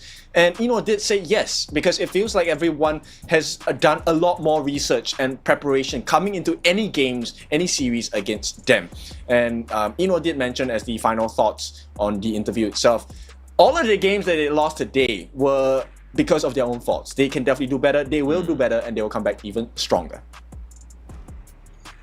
There we go. I mean, definitely seeming like what we were seeing, like, within that best of 7, that maybe they're blaming themselves there, obviously, from the horse's mouth there, saying, hey, look, yes, we were to fault there. It wasn't actually to the the pressure or the play style of KSG. But at the same time, I feel like KSG did definitely step up within this one, right? Like, KSG, KUAISHOU Gaming, definitely took AG Superplay by surprise, taking them to that best of 7. Yeah, super exciting, right? And the fact that they're going up against Wolves. Now, most teams, when they are going to be paired up against Wolves, they're prepared for a very strong battle, very hard battle as well. KSG, no exception. But they come in with the expectation they're going to win against Wolves, they're going to meet AG once again, and maybe even push them more to an ultimate battle another time. Oh, okay. I mean, definitely potential there. Obviously, they still need to get from the lower brackets all the way into the grand finals, right? So that's still going to be a miracle play there for the side of KUAISHOU Gaming. But it's definitely been a phenomenal day on broadcast, right? Like, we got a final best of 7 here between AG Superplay and KUAISHOU Gaming. We hope you have enjoyed the broadcast as much as we have. We've definitely been entertained, we've definitely been shocked, and we've definitely been fulfilled here. But I have been Blam, with me has been Kin, and we will see you guys on the 29th for more KPL action.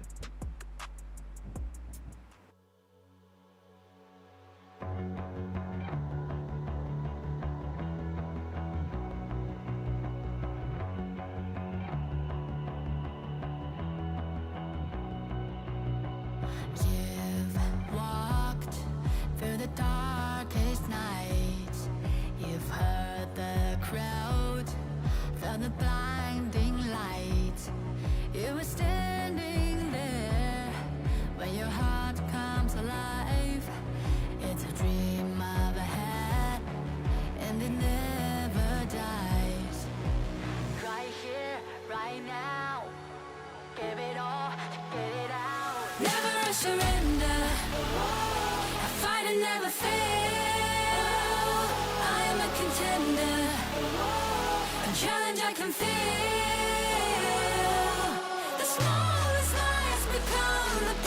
brightest enemies relentlessly. And even if you fall, you gave it everything to be a king.